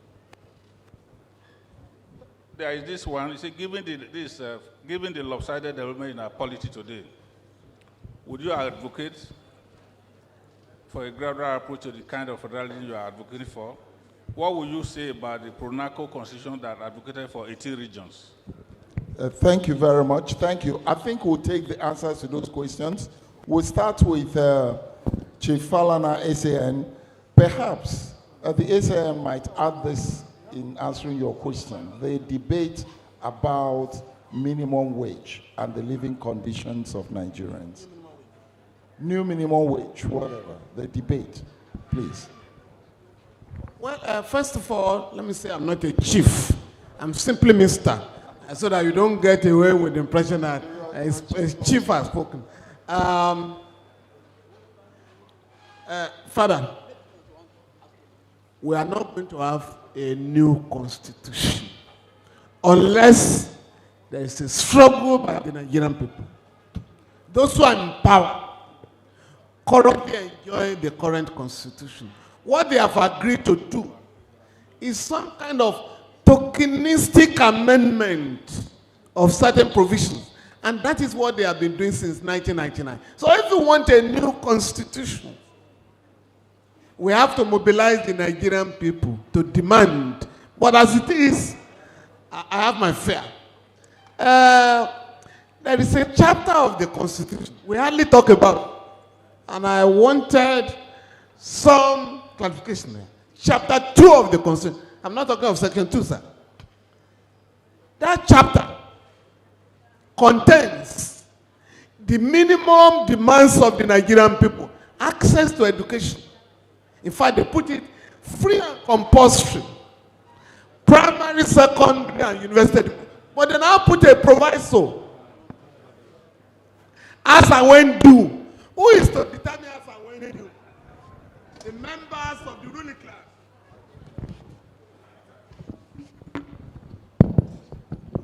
But I'm begging you, what we have done on that is to say every state has a child's right law. Every state in Nigeria today. We just got all the states now to enact the law. That law provides that every Nigerian child shall be given free and compulsory education from primary to junior secondary school. First 9 years. But no state in Nigeria is enforcing the law. In the first place, they are aware our people are not even, they don't know about the law. Secondly, even when you know your right, you are afraid to demand your right. Secondly, a member of my family just had a baby in the UK. She and her husband live there. And I asked her, how much did you pay for the delivery? Of course, I knew they didn't pay anything. He said, but that, we are on NHIs. So we didn't pay a dime. As a matter of fact, we are going to be giving milk and other things to take home. And for the next 3 months, nurses will be coming to look after the baby in our home. Say, wow. And also find that we have a similar law here. We have the National Health Insurance Authority Act. And that's what I've just told Labour now. It's not enough to talk about minimum wage. There's no amount they will give you, this ruling class. There's no amount. But there are other rights. Sir, you were talking about the Norwegian countries. Today, in Netherlands, you can Google, they are closing their prisons. Can you believe that? Because there are no longer young people to go to the prison. Here, they are living a life of heaven on earth. Nobody is taken to prison. Some other countries are now pleading with them. Can we send our own prisons to you? And they say, no, we are converting them to museums in this part of the world. Now, what do we do here? There is a law. National Health Act of 2014. What does it say? The government shall take care of the basic health requirements of our people. So what we are trying to do now, after Labour, is to collect the welfare law. Sir, there is a law for elderly people here. Many of our people go to London and the US. They are carers, taking care of the invalid, the vulnerable. There is a law like that here. Every physically challenged people shall be entitled to free education, free health in government hospitals. Because we are not enforcing this welfare law. That is why there is so much to steal by the people in government. Sir, on the police, this is just one point. The police we have now is the police led by the colonial regime. They will take Yoruba people to the north, Easterners to the north, and then bring Northerners here. We call them Kobo Kobo. They didn't hear your language. It's deliberate. They don't understand your culture. They don't understand your language. It's deliberate. And that has continued under an indigenous regime. So we are now saying, and it's generally agreed here, we need state police, We need community police. We even need campus police, as is done in other parts of the world. It shouldn't be a crime for us. But you know, I blame the state government. And I think it was the late Governor Keredolu. We already discussed it. When he set up Amotekun, I said, my friend, come. Why are you giving them den guns? He said, we are not allowed. I said, no. Can we go to court? Because many of the people here, many members of the elite here, have guns. Sir, you can go to the IG and apply for a license to have your gun. You don't know? That's normal. That's what is happening. And I'm saying, what should stop a state government from saying, Mr. IG, I need licenses for 5,000 young people to bear arms to defend 5-10 million people. If they say no, we'll go to court. That is discriminatory to give a license to Mr. Falomo and deny license to other people. So please, let us also look at this mangled constitution and see how we can take care of us. Today, you know, I don't know how many of you were in the police station recently. When you want to lodge a complaint, you will pay for the charge sheet. When you want to have the investigation conducted, they call it mobilization. You have to mobilize the police. The government is aware. The government does not fund the police. So they don't want the police to succeed. These same policemen that we say are corrupt, policemen and women, inefficient, when they go out of Nigeria to take part in peacekeeping operations either for the United Nations, African Union, or Ikoyi, they come on top. You know why? The gadgets are there. The equipment is there. The motivation is there. They will now bring in the raw energy from Nigeria. And they come on top. So it is possible for us to create a police that will defend our people. I think our problem, sir, is that, yes, whether your legislators, whether we can bring them to account. Yes. And I'm challenging you. If you have any problem, let me know. I will leave my address and telephone. You know what you are going to do? Please. There are 40 state assembly men and women in Alausa. There are 24 members of the House of Reps representing Lagos and 3 senators. Don't wait for them until the next election. Today, please, get their telephone numbers. If you don't have them, I will work with the guild. I will work with you and let you have the number before the end of the week so that you can call them. And you know what you're going to say? We will not vote for next time. If you don't organize a constituency meeting, in that meeting you are going to ask them, we understand you have just bought a car. They have just given you a car of 150 million. What of the youth here? What of education in this constituency? And then they say they have just given you 500 million for our constituency. House of Rep, 300 million for our constituency. How are we going to spend the 800 million? And I'm talking to my friends in Akwa Ibom. The Senate President organized for himself in the budget 90 billion naira for his constituency. Oh yes. And I'm working with some groups in Akwa Ibom for him to come down and tell the people what he wants to do with the money. On marginalization in government. Again, it's our fault. The government was going to make an appointment. Again, you can Google on EFCC chairman. I said, yes. The man they want to appoint to head the EFCC is perfectly qualified. But you cannot have the ICPC chairman and the EFCC chairman from one part of the country. That's two Yoruba people. No. In fairness to the government, they took that into consideration. My position, any group, not just Igbos, that many people are ignored. We have the right to go to court. Section 14 of the Constitution and the Federal Character Commission Act provide that the government of Nigeria, federal, state, and local government shall be constituted in such a manner that everybody will have a sense of belonging. And when you are talking, I don't believe in ethnic thing alone.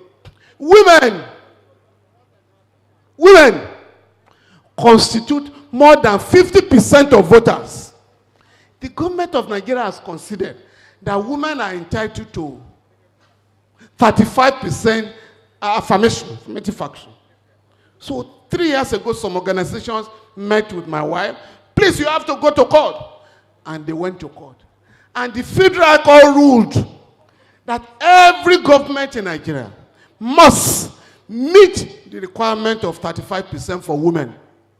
Today, quote me, the only state in Nigeria that has even gone beyond that is Kwara State, a Muslim state. In that state, it is 50-50% the cabinet.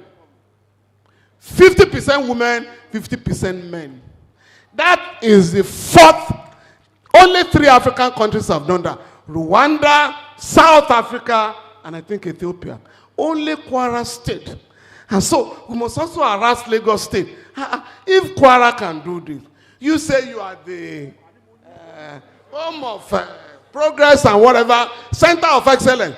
Why are you not also leading the country? The last one I beg you. Also, on the role of global power. In other words, imperialism.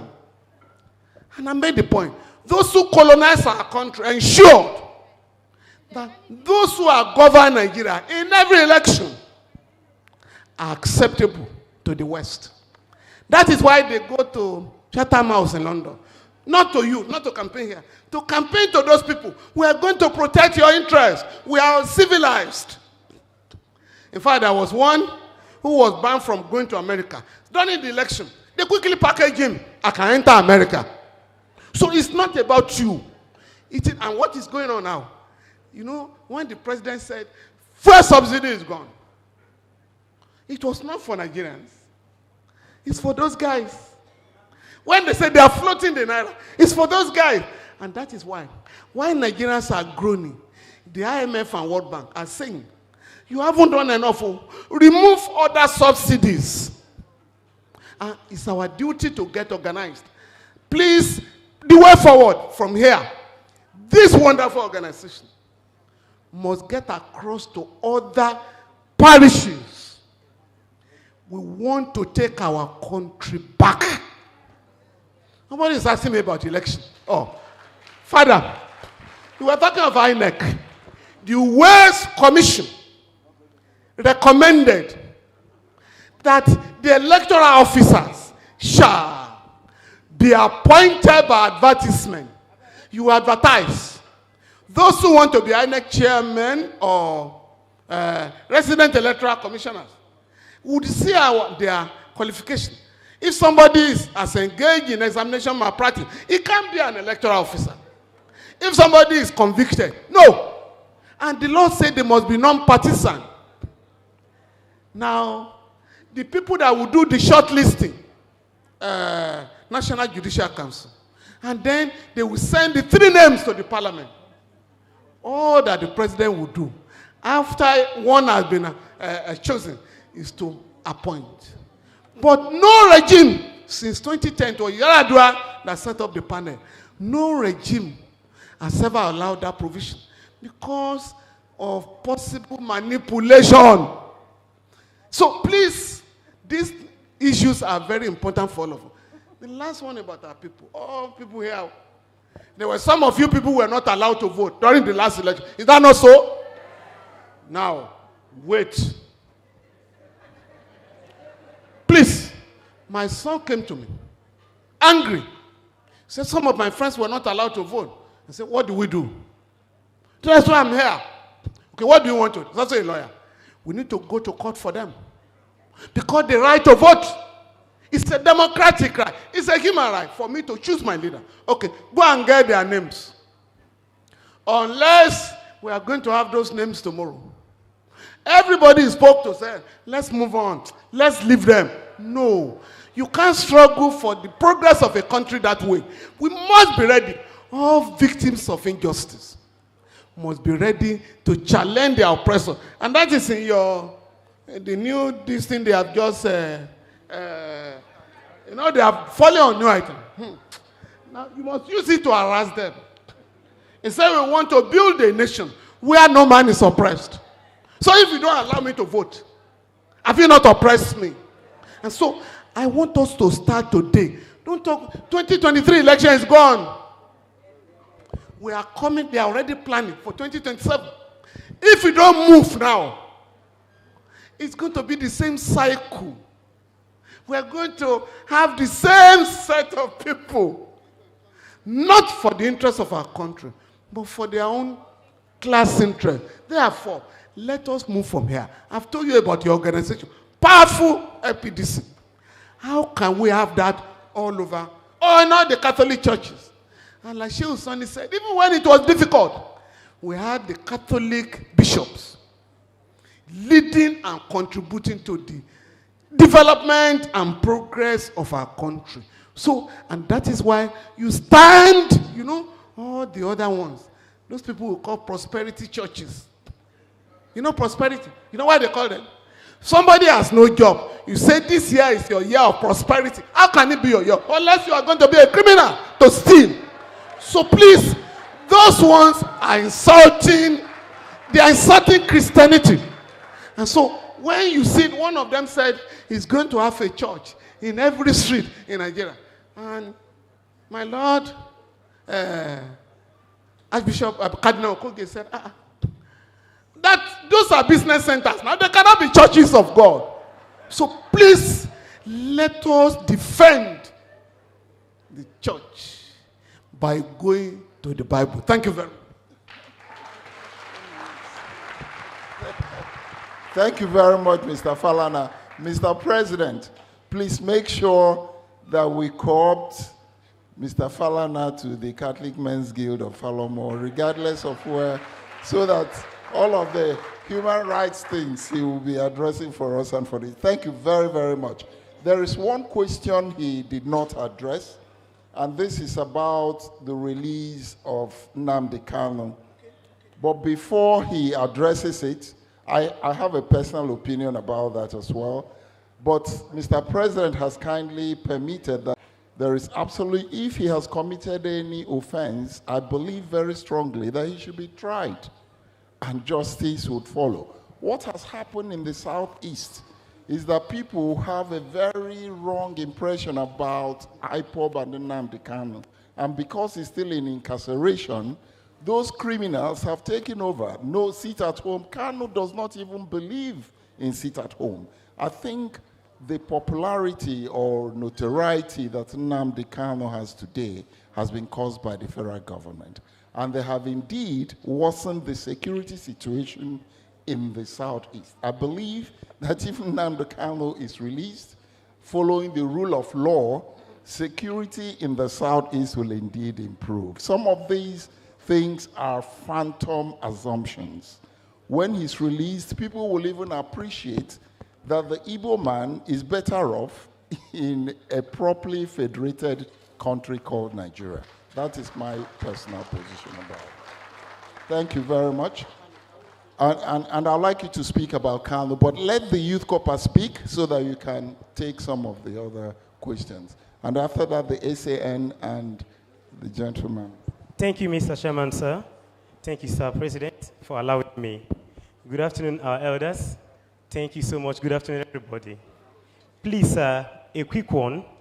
I just want to ask, sir, I have read a lot about you, sir. The son. Okay, my name is Oji Eugene Onyebuchi, the president of the Catholic Corpus in Lagos. Please, sir, I want to ask, during your time in the university, we've read a lot about you and the Professor Wole Soyinka on how you people staged so many protests against the injustice being done against the youth in the university. You people did this and survived. But in the present days, a youth cannot even stand against any maltreatment from the lecturers. You will not be allowed to graduate. Most times I think I began to feel like how I wish I had gotten a first degree, then I'll go back to the university for the second time to have a second degree to actually do the things people did to save the youth from all the maltreatment they are passing through. So how do we speak up? Since everything seems to be against the youth in this era, the things our elders today enjoyed, we have them nowhere to enjoy. Even in the university, we read President Buhari then, when he became the head of state, at the age of 24, 25, but now a 24-year-old man, 30-year-old man cannot even find his stand.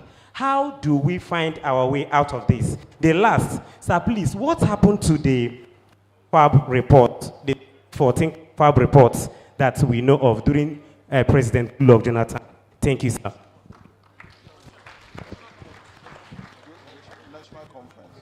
Yeah, let's take the question from the SAN and from, I think. Thank you very much. I think it's a very insightful session with very thought-provoking suggestions. I have a question for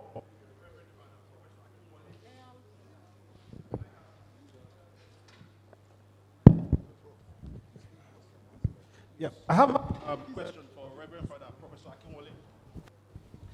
Prof, in your presentation, you mentioned the fact that natural resources in the country, right, should devolve on the owners of the land. Two questions. Have you seen that in reality in any part of the world? Secondly, from a regulatory governance and financial responsibility point of view, how does that play out? If everybody were to own the resources under his land, it means that the state loses one of the significant parts of governance, which is sovereignty over the resources under its soil and above its soil. So that's one question. That's the questions I have for you. And to my brother Silk, FF, as you know, the question about freedom of worship is not so much about the ideals in our culture. It's not so much about how our courts have interpreted these issues. It's more about the practical realities on the ground. How do people who go about practicing their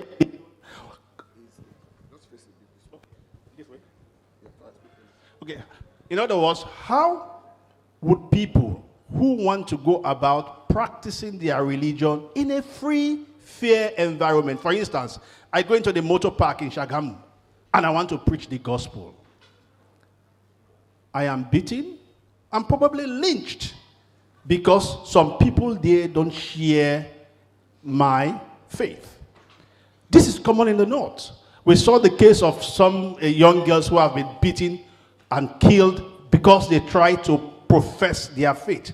My question is this, and again, you have been in the forefront in this. We talk about impunity in government. My question is this: how do we get government to prosecute, incarcerate, and deal with people who prevent people from practicing their religion? I give you a clear example. The girl in Sokoto State that was lynched. The NBA went to court. But at the end of the day, the Sokoto State government did not prosecute that person. So we see impunity in the country in terms of how people are not allowed to worship and practice their religion freely. So I just wanted your thoughts on those two. Thank you. Oh, Father, please. Oh, sorry. Let's just take the last question by Johnson Esezobo, so that we can then ask the questions. Okay, please come forward.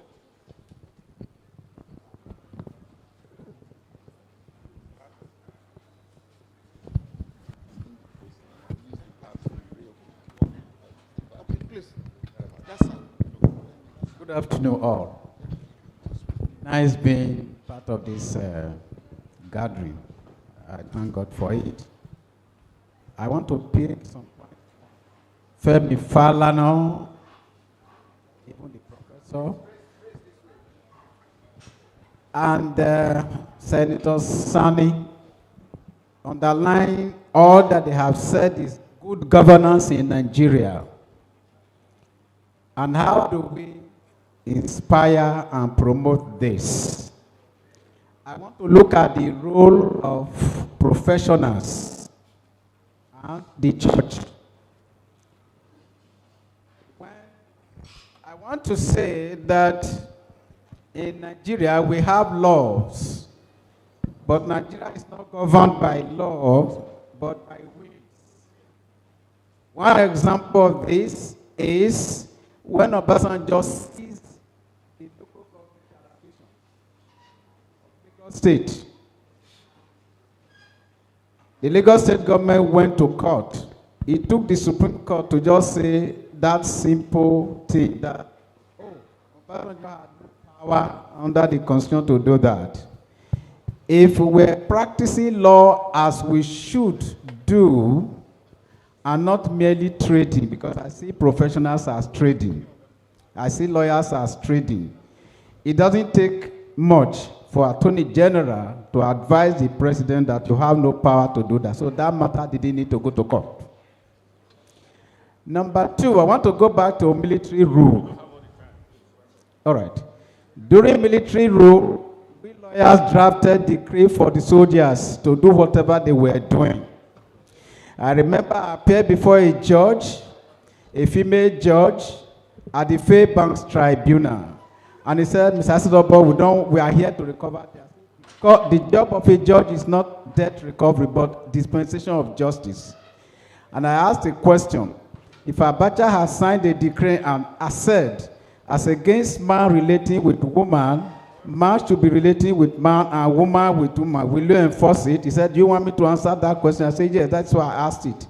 He now said, all right. He closed the files, and that was the end of that case. He didn't do that case again.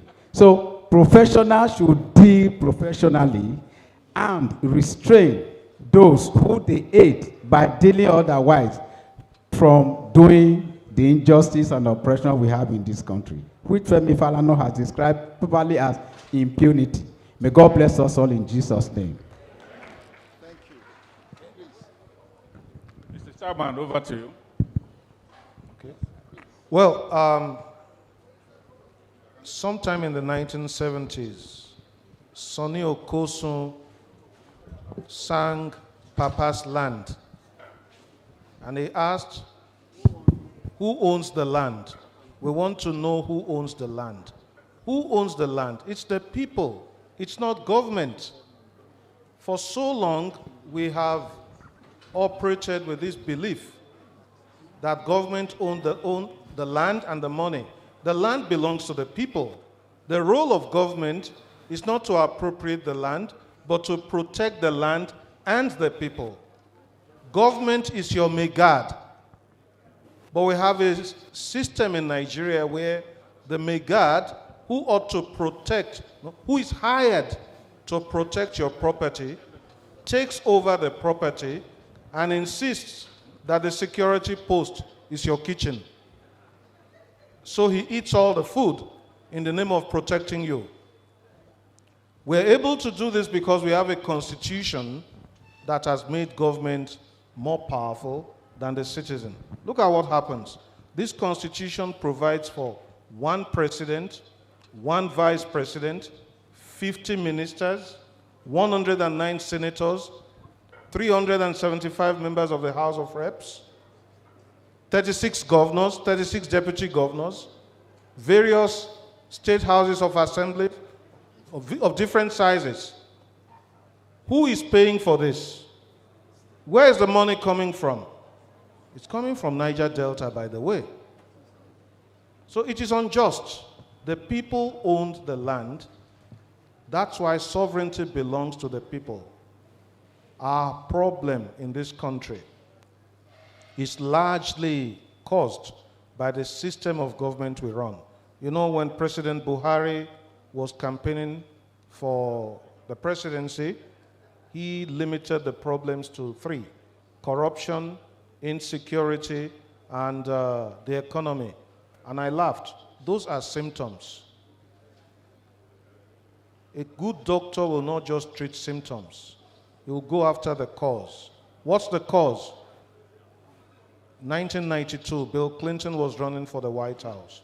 And there was a slogan in his campaign office It's the economy, stupid. That was a slogan.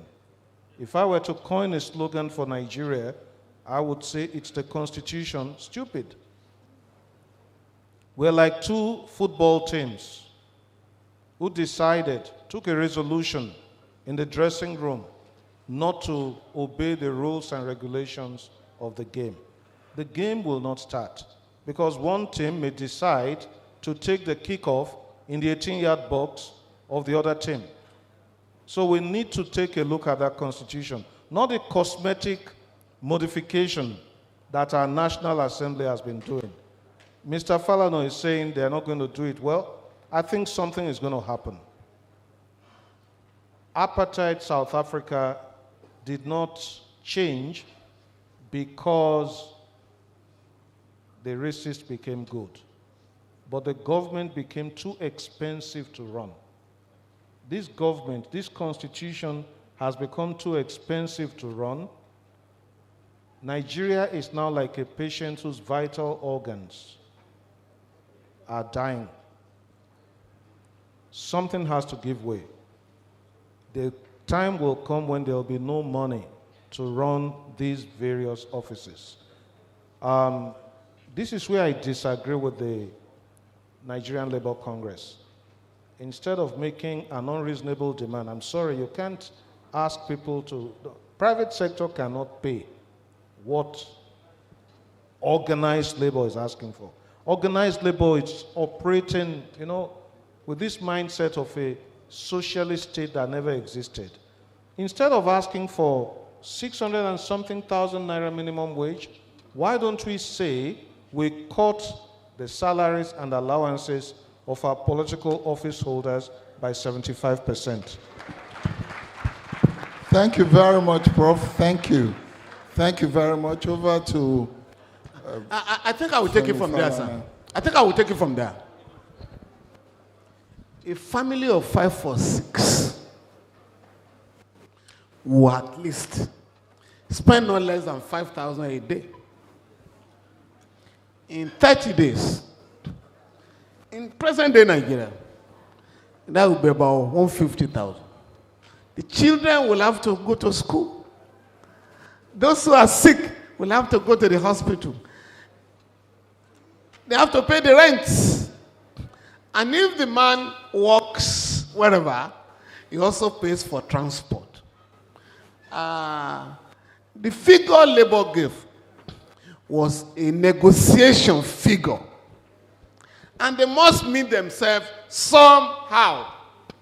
But for a state government in 2024 Nigeria to say we cannot pay more than 30,000 or 40,000, we all know that practically it is not possible.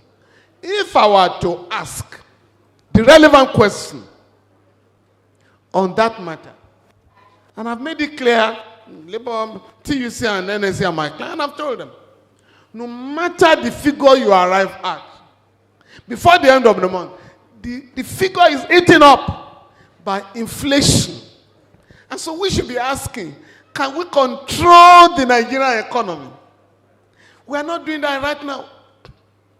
Now, the government came and said they are going to float the naira. The country is being floated now. And if care is not taken, in the next few months or so, we may be talking of 2,000 naira per dollar. At a stage, it was 1,009. Oh, they said they have brought it back. We just put some money there. And now, it's going again. And because it's import-oriented, whatever you are buying is dollarized. And we have said, there is a new body in the world today, challenging the dominance of the dollars. And that is the BRICS. Brazil, Russia, China, India, and South Africa have sat down. We can't go on like this. The world will collapse. And so what have they done? As of the last count, 59 countries applied to join that body. And what are they saying? We want to trade among ourselves in our currencies. How can that be a crime? For Nigeria and Benin or Ghana to trade in their own currency. But they say you must looking for the dollar. In 2018, Nigeria signed an agreement with China. Whatever we buy in China, we pay in Naira. Whatever you do here, you do it in yuan. IMF and World Bank, they say no, don't allow you to work. Last year, we imported goods from China. You can Google. About $23 billion. That agreement will expire in July. I've been on the neck of the central bank. When are you going to renew this agreement? So the solutions are there. But those who are profiting from the lopsided arrangement will not willingly allow Nigerians, particularly the poor, to breathe. Now, on national conference, year 2014, I was there. Some agreement, disagreements here and there. But we made 600 recommendations. President Jonathan said, yes, good. When I get my second term, I will implement. And that's also what we are being told now. Oh, we are going to address restructuring. Maybe when we get second term. And then, assuming you don't get second term, those are the problem. On the youths, no, before the youth, on Nnamdi Kanu, I fully agree with the chairman that the government has turned Nnamdi Kanu into a hero. Not just a hero, a very popular one. Because every society must identify with the underdog. Somebody said you wanted to kill me. He ran away. Then you abduct him in a foreign country and brought him to Nigeria.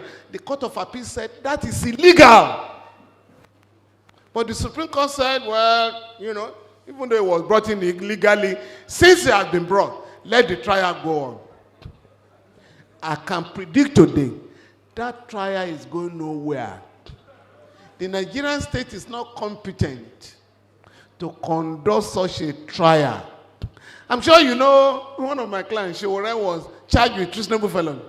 Shewore, this man who publishes Sahara Reporter, they charged him with terrorism, treasonable felony, money laundering, cyber stalking. I said, good. He was worried. I said, don't worry, you're going nowhere.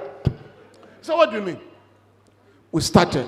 Cyber stalking means putting the president, Buhari, in a state of fear. So I asked them, I want a general that will say a civilian put me in a state of fear. Please, can I have the police report of General Buhari? Ali must have complained to the police. They withdrew that charge. Second one, money laundering. They now, I said, no, there's no money laundering. The man transferred his own personal money to his publishing company. That's not money laundering. It's okay, we'll drop that one. Third one, terrorism. Where is terrorism? Where is the evidence? They say he granted an interview to Nnamdi Kanu. I said, that's not terrorism. If you are to do that, everybody who has interviewed the guy all over the world will be charged. We'll drop that one. Treasonable felony. Not interested. Our area. So a young man came from the SSS and said the man committed treason. I said, very good. How old are you in 1983, December? He said, I was in primary school. Okay. You know there was a civilian government overthrown? He said, yes. Who led the coup?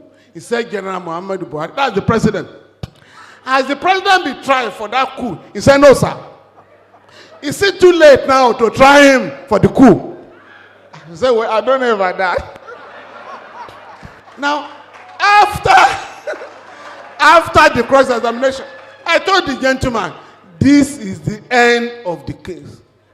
So the case was adjourned for 4 years. At a stage, we now file an application, dismiss this case for want of diligent prosecution. Then I withdraw it. That's going to happen in the case of Kanu. If they want a trial, the man has his defense. You wanted to kill me. This is the evidence. I ran away. All these allegations. Yes, I made some comment about Nigeria and the rest of them. Yes. You know, one of the questions I asked the young man, you know there was an Egyptian revolution in 2011. He said, yes. You know what Buhari said? That he wants a revolution like that in Nigeria. He said, do you know the meaning of that? There was bloody, there was, you know, bloodshed. He said, yes. So, the man has he been arrested? because they said Showore was planning a bloody revolution. On the day of that protest, 5th of August 2019, where was this man? They said he was in our custody. So he was planning the revolution in your custody, and you were part of. No. That was the end of the matter. So please, for us, young man, you come on. Nobody is going to give you your freedom. You have to get it. You struggle for it. My learned colleague, my very learned, respected colleague, there is now, in most parts of Nigeria, law against noise pollution. If you know anybody in Lagos who does not allow you to sleep because he has to worship his God in the morning, no, it's illegal, a criminal offense in Lagos. Just go and lodge a complaint at the nearest police station or go to Alausa. Go to the Lagos State Environmental Protection Agency. You can Google. There is a law on it. Some churches and mosques have been closed down in Lagos in the last 2 years. In Anambra State, a church has been closed down for noise pollution. In Edo State, 4 people have been convicted because a father went to court. We are unable to sleep. My children don't sleep at night. It's only when they get to school, they sleep during the day. And the court said, oh, good. And they asked the man, he said, I have to worship my God? Oh, okay, no problem. You worship your God somewhere. And they sent him to prison. Now, in Accra, Ghana, in GRA, kind of, some people were doing, engaged in, what do you call it? This one, they don't sleep at night. Vigil.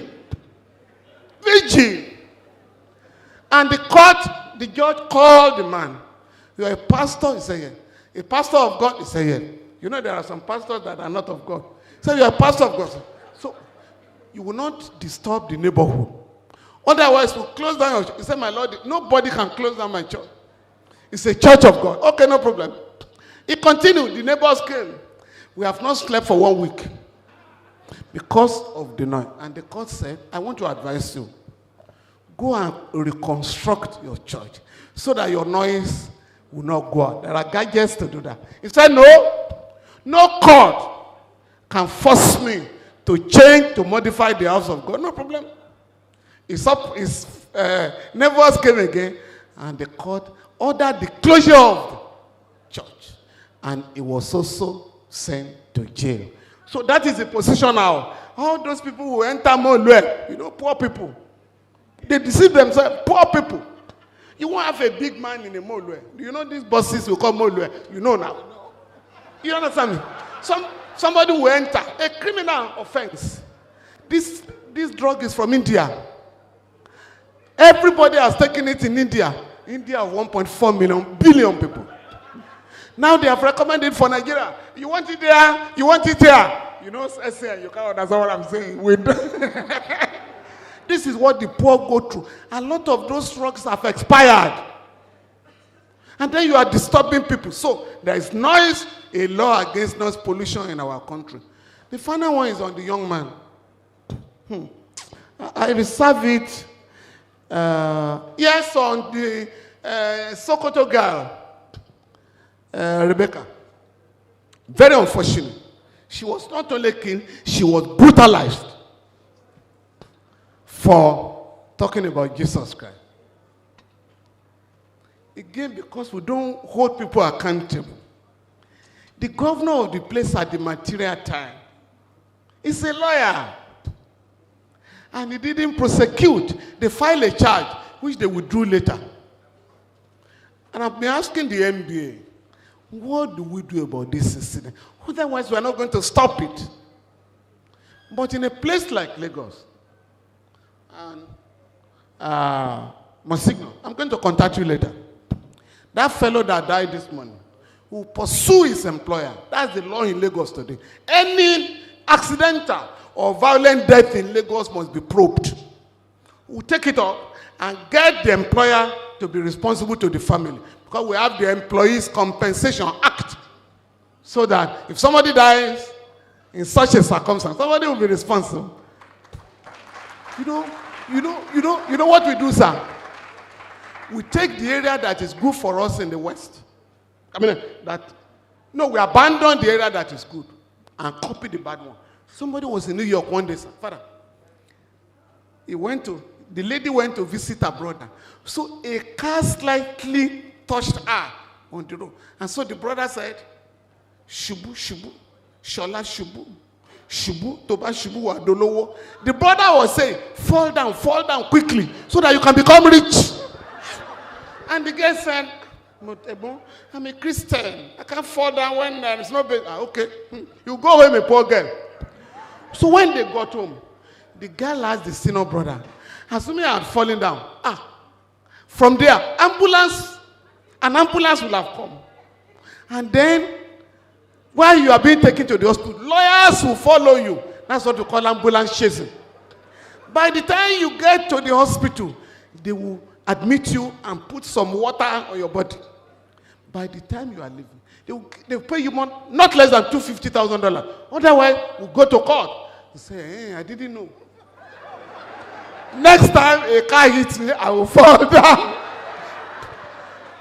My young man, in 1993, over the Abiola, the annulment, Babangida thought that once the late Shifawenu was arrested, the late Bekoran Samkuti and Falan were arrested, there will be no protest again. So we're captured and taken to Kuje prison. We were there the previous year, but they dumped us again. So one day, we're in the cell. A newspaper was smuggled to me. And I saw that all the streets in Lagos were empty. How? It was a sit at home. When Abacha had killed about 200 people, people now resorted to sit at home. Gani said, Femi, in Lagos, in Nigeria? I said, yes. You haven't seen anything. He said, how? We have some young men out there and women, led by Chima Ubani. Those boys make the country ungovernable. He said, what of Olisa Agbako? I said, Chief, Olisa is the titular head. Those are the soldiers. Now, a young man, unfortunately, we lost him. But Tinubu, President Tinubu, had to recognize him in his speech. Chima Ubani, go and look at it. That fellow, so that you know, you have democracy. My brother, under the military, you couldn't have invited me here. You know why? All the leaders will be arrested after the program. So you wouldn't invite me. In a democracy, you have the right to demand for your right and protest. This Chima I was talking about, 4 guys were killed in ABU. I think May 23, 1986. Chima Ubani was the president of UNN Student Union. That night, at 9 p.m., television news, NTA, the vice chancellor was asked, some students were killed in your school. How many of them? He said, just 4 students. Wow.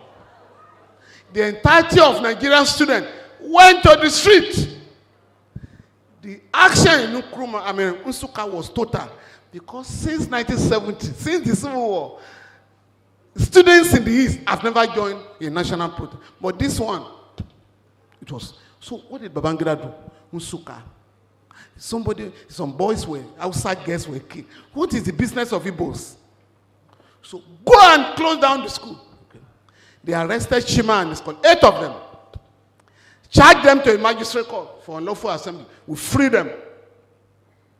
They were now taken to a special military tribunal headed by Niboma, Justice John Egwe. Again, we went there. But the students had assured me that trial will not go on. I said, why? The judges are coming. I said, no, guy, it won't go on. This Chima, very powerful guy. By the time we got to the tribunal, they had mobilized all Nigerian students. And they were threatening to make the country ungovernable for a military dictator. Babangida said, you better withdraw the charge. And they did. But as soon as the boy returned to school and his colleagues, they were handed expulsion letters. Again, VC, Chimere, Ikoku. And it's not about tribal. Akaba Sharon was my boss in Lagos. He said, Femi, you must go there. We must save those students. I said, why is it? He said, no. those boys are the future of our country. Of course, I went to Nsukka. The lawyer to the government, to the school, the late Ayamenem, he was going to lose the case. He saw, because the judge was asking, Chief, these boys are saying they were in detention when their letters of dismissal were written. Did you ask them? Did you challenge them? They said no. He then said, my Lord, you know, these people can be funny. You say, my Lord, these are Igbo boys from Nsukka. What is the business of a Yoruba man from across the Niger to come and be causing problem here? I was a young man, very young man. And they just said, Chief, we should be commending young people like this who can challenge injustice anywhere. Have this student paid him? I said, no, I've not been paid. And they just said, today I'm giving my judgment. And the court gave his judgment. Set aside the expulsion of the students. As if that was not enough. The government set up another panel again. You said we didn't do it well. No problem. At that stage, my boss, Akabashon, was MBA president. I had to go to Nsukka. They were sitting. He only told me later. I said, but okay, I can handle it. He said, no. Chimere Ikoko and I, and his senior brother, Isaac Ikoko, we were together in the struggle. The chairman of the panel, we were together in the UK. I simply want to ask them whether this is what we learned in school. So Kabashan went there. The girl said, but Mr. Kabashan, what are you doing here? Femi is doing very well. I said, no, sir. It is just to see how the rule of law operates here. Whether this is what we learned. Now, when the VC was asked to give evidence, Akabashon had to ask him, Chimere, do you want me to cross-examine you? He said, well, I'm the vice chancellor. Okay. On so date, we had the protest in Lagos. Akabashon got the date. He said, yes. You were there? He said, yes. Your senior brother was there. Did anybody punish you? He said, no. He said, that's all, sir. Now, at the end of the day, the judges said to me, Femi, if anybody recommends the dismissal of this student, the country will pay dearly for it. So the point I'm making, gentlemen, we can discuss again outside. Because I've just written to Nigerian University Commission. Every campus must have a student union. Under the military, we insisted. But now, students are not allowed to have student union. If you don't allow it, what will happen? You are breeding zombies. So that is why we, young people, Shoyinka was not our generation. Professor Shoyinka will be 90 in July this year. Professor Wale Shoyinka. So they were lecturers when we were in Ife, but we challenged them when we were in school. So if you are sure, and this is our position, if you are fighting for the rights of Nigerians and your colleagues, and you are expelled in any university in Nigeria, that we have not allowed in the last 30 years. Students were unable to defend those who engage in courtesan, rape, attacking themselves. So if your cause is just, young man, let us discuss after this program. Thank you. Ogafemi, thank you. You know, distinguished audience, we have exceeded our time by almost 2 hours, but the hall is still full. Please, can we have another round of applause for these wonderful people? Thank you. Thank you very much, Falana, and thank you, Professor Akinwale. I think we have a vote of thanks, but before we go there, just to capture some of the very important takeaways for us, I'm sure that Mr. President and the members of the guilds, Catholic Men's Guild, will come out with a communique. But it's important that we keep in mind some of the things that we will be taking away from with. Number one is the fact that we must all be involved if Nigeria will be a better place. And this is what Femi Falana has demonstrated in all of the examples he has given. Thank you very much, sir. and continue the good work you're doing for Nigeria. Prof, thank you, thank you. You have said quite a lot, but I think one of the important takeaways would be, how do we really justify the fact that Nigeria is a glorified unitary empire when all of us are working? Therefore, we must all participate in doing whatever it takes. I think Femi Falana has said how difficult it is for those in power to give us the right constitution. So I think Nigerians, all of us indeed, especially the elites, must put heads together on how to make that happen. Another very important point you raised is the issue about the question that has to do with real derivation. Should it be at the level of the individuals who own the land, which is really the land ownership question? And somebody asked, has this happened before in any part of the world? The answer is yes. In the US, if you have oil wells in your back, it belongs to you. What the state owns is to ask you for tax, and you pay the tax, and it belongs to you. The other question you raise, which is very vital, is the fact, is it really fair to the Niger Delta and the South-South people that the wealth from that part of the country is what everybody is clamoring for? And then you go to Abuja, I think it was either Femi Falana or Shehu Sani who said that you go to the Niger Delta where you have rivers and waters, there are no bridges. Then you go to, it was Prof, then you go to Abuja, you see bridges. Not only do you not have bridges, their water, their sources of livelihood have been polluted, and they get little or nothing from it. That is part of the questions that will need to be answered. And then you ask yourself, for very many years, almost 15 years, the Nigeria was bogged down with uncertainty of petroleum law. It was only 2 years ago that it was passed into law, the Petroleum Industry Act. And then you ask yourself, how come that the revenues in Zamfara, for example, because the major reason why you have excessive banditry there is because of the solid mineral. How come that the mining laws of Nigeria has not adequately addressed it such that that becomes also a national wealth? It's a paradox, because even as far back as 1946, there was a mining law in Nigeria. In 1999, there was one. Indeed, it was repealed in 2007, and it's not being implemented. These are some of the injustices that will need to be addressed.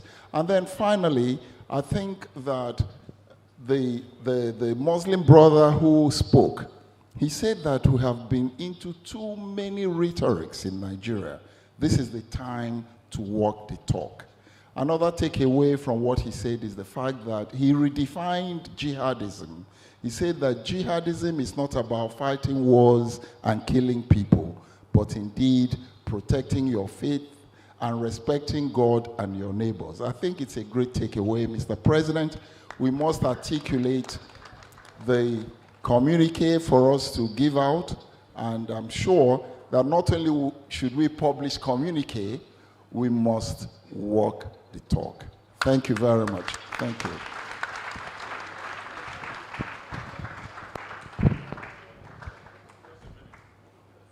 Please give them all another round of applause. Thank you very much.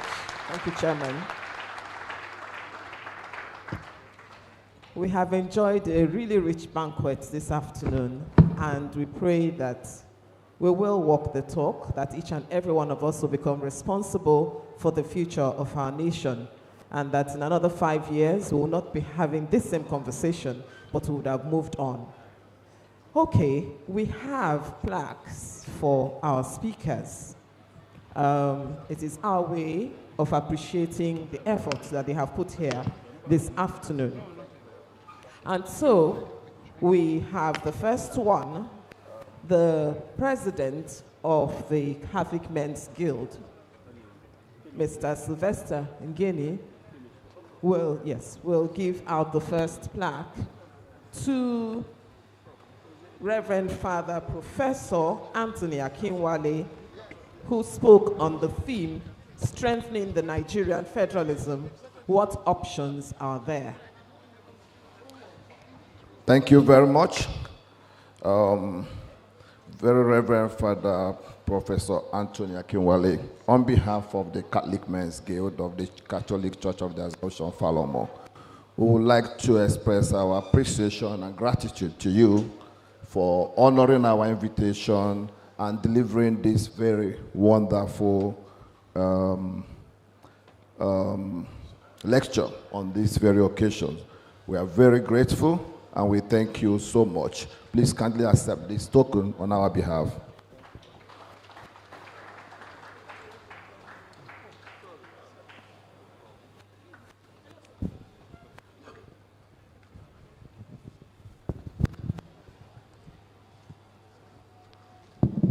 Thank you very much.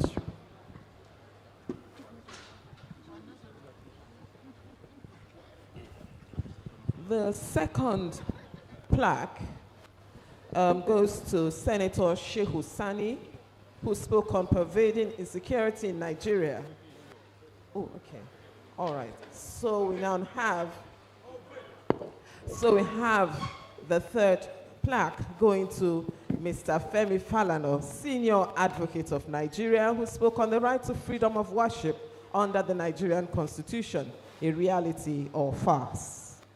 And to present the plaque is Reverend Father Francis, the Very Reverend Father Francis Ike, Parish Priest, Catholic Church of the Assumption, Falomo.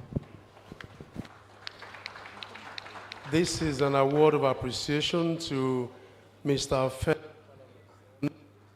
Recognition of your immense contribution in analyzing whether the freedom of worship under the Nigerian Constitution is a reality or farce. Lord bless you richly. Thank you very much, sir.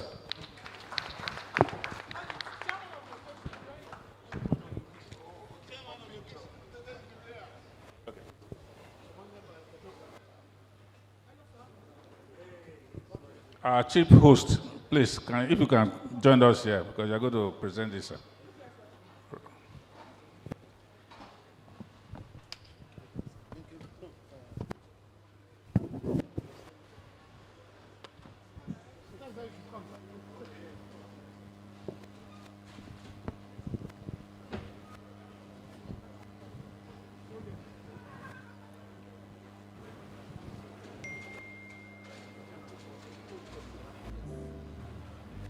Okay, so, and the third plaque for today goes to the chairman, our very able chairman of today's occasion, in the person of Sir Dr. A.B.C. Ojiako, and it will be presented by Monsignor John Aniago.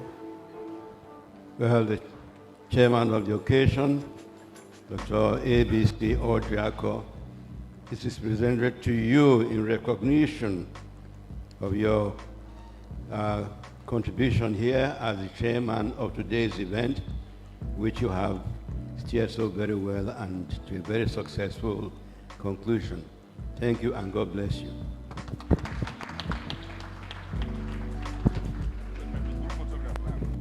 Group photograph now.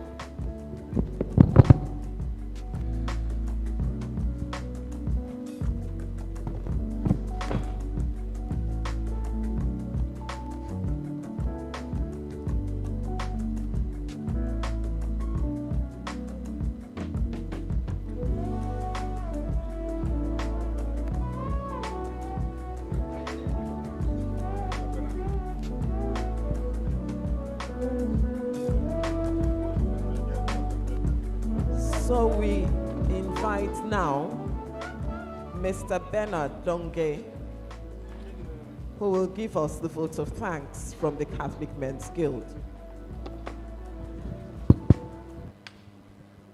Mr. Long. Well done. Who is here? I know.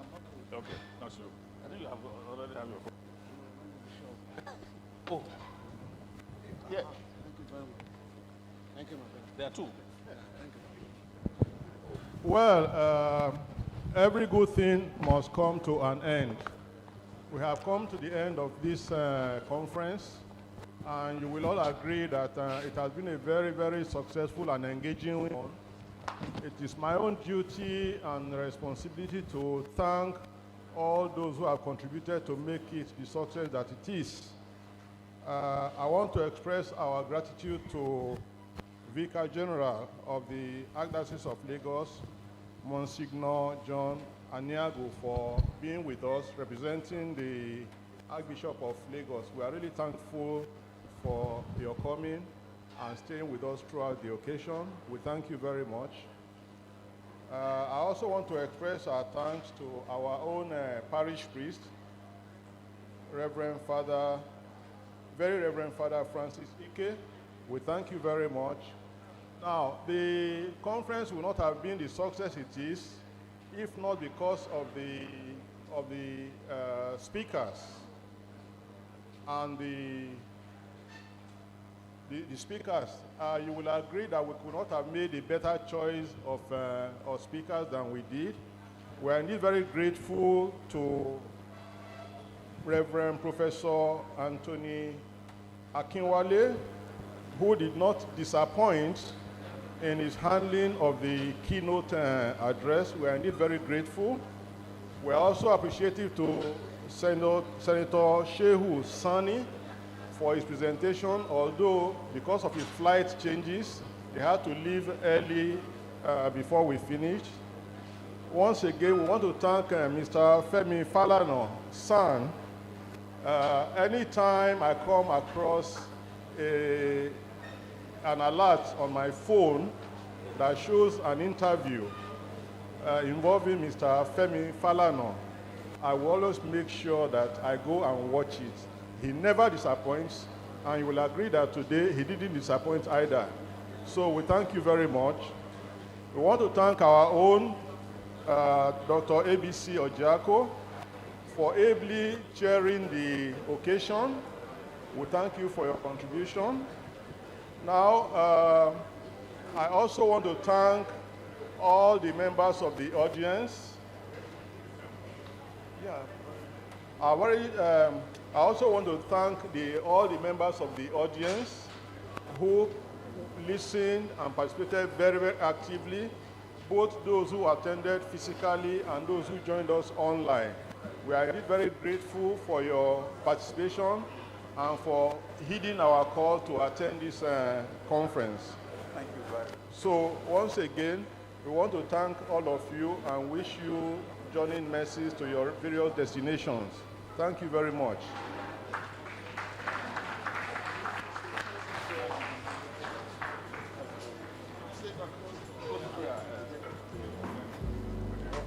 Okay. So the closing prayer now will be said by Monsignor Aniago.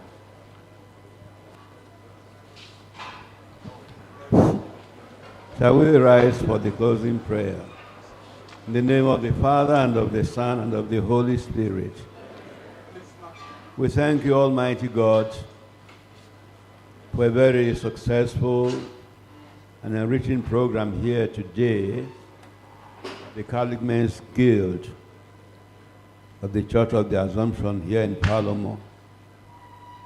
We thank you, Lord, for all the insights we have gained from the resource persons here today. Thank you for all that has been said about our country, Nigeria, and how to help our country become a better place for everyone living in it. We ask Almighty God that as we live here, we shall also continue to reflect on how we can contribute to bring about the change that is required in our country. We pray that we ourselves will be energized to be the change that Nigeria needs, so that soon, very soon, we have a country that we all can be proud of in any part of the world, and be proud to call ourselves one nation and one people under God. As we depart from here, we ask for your blessing, that take us all safely home to our various places of abode and residence. Grant that we continue at all times to seek what is best for every member of this nation called Nigeria. And that for the rest of our lives, we will strive to please you and do what is best for the well-being of our fellow men and women. We make our prayer through Christ our Lord. Amen. The Lord be with you. May the blessing, the peace, and the love of Almighty God, Father, Son, and Holy Spirit descend upon you all and remain with you forever.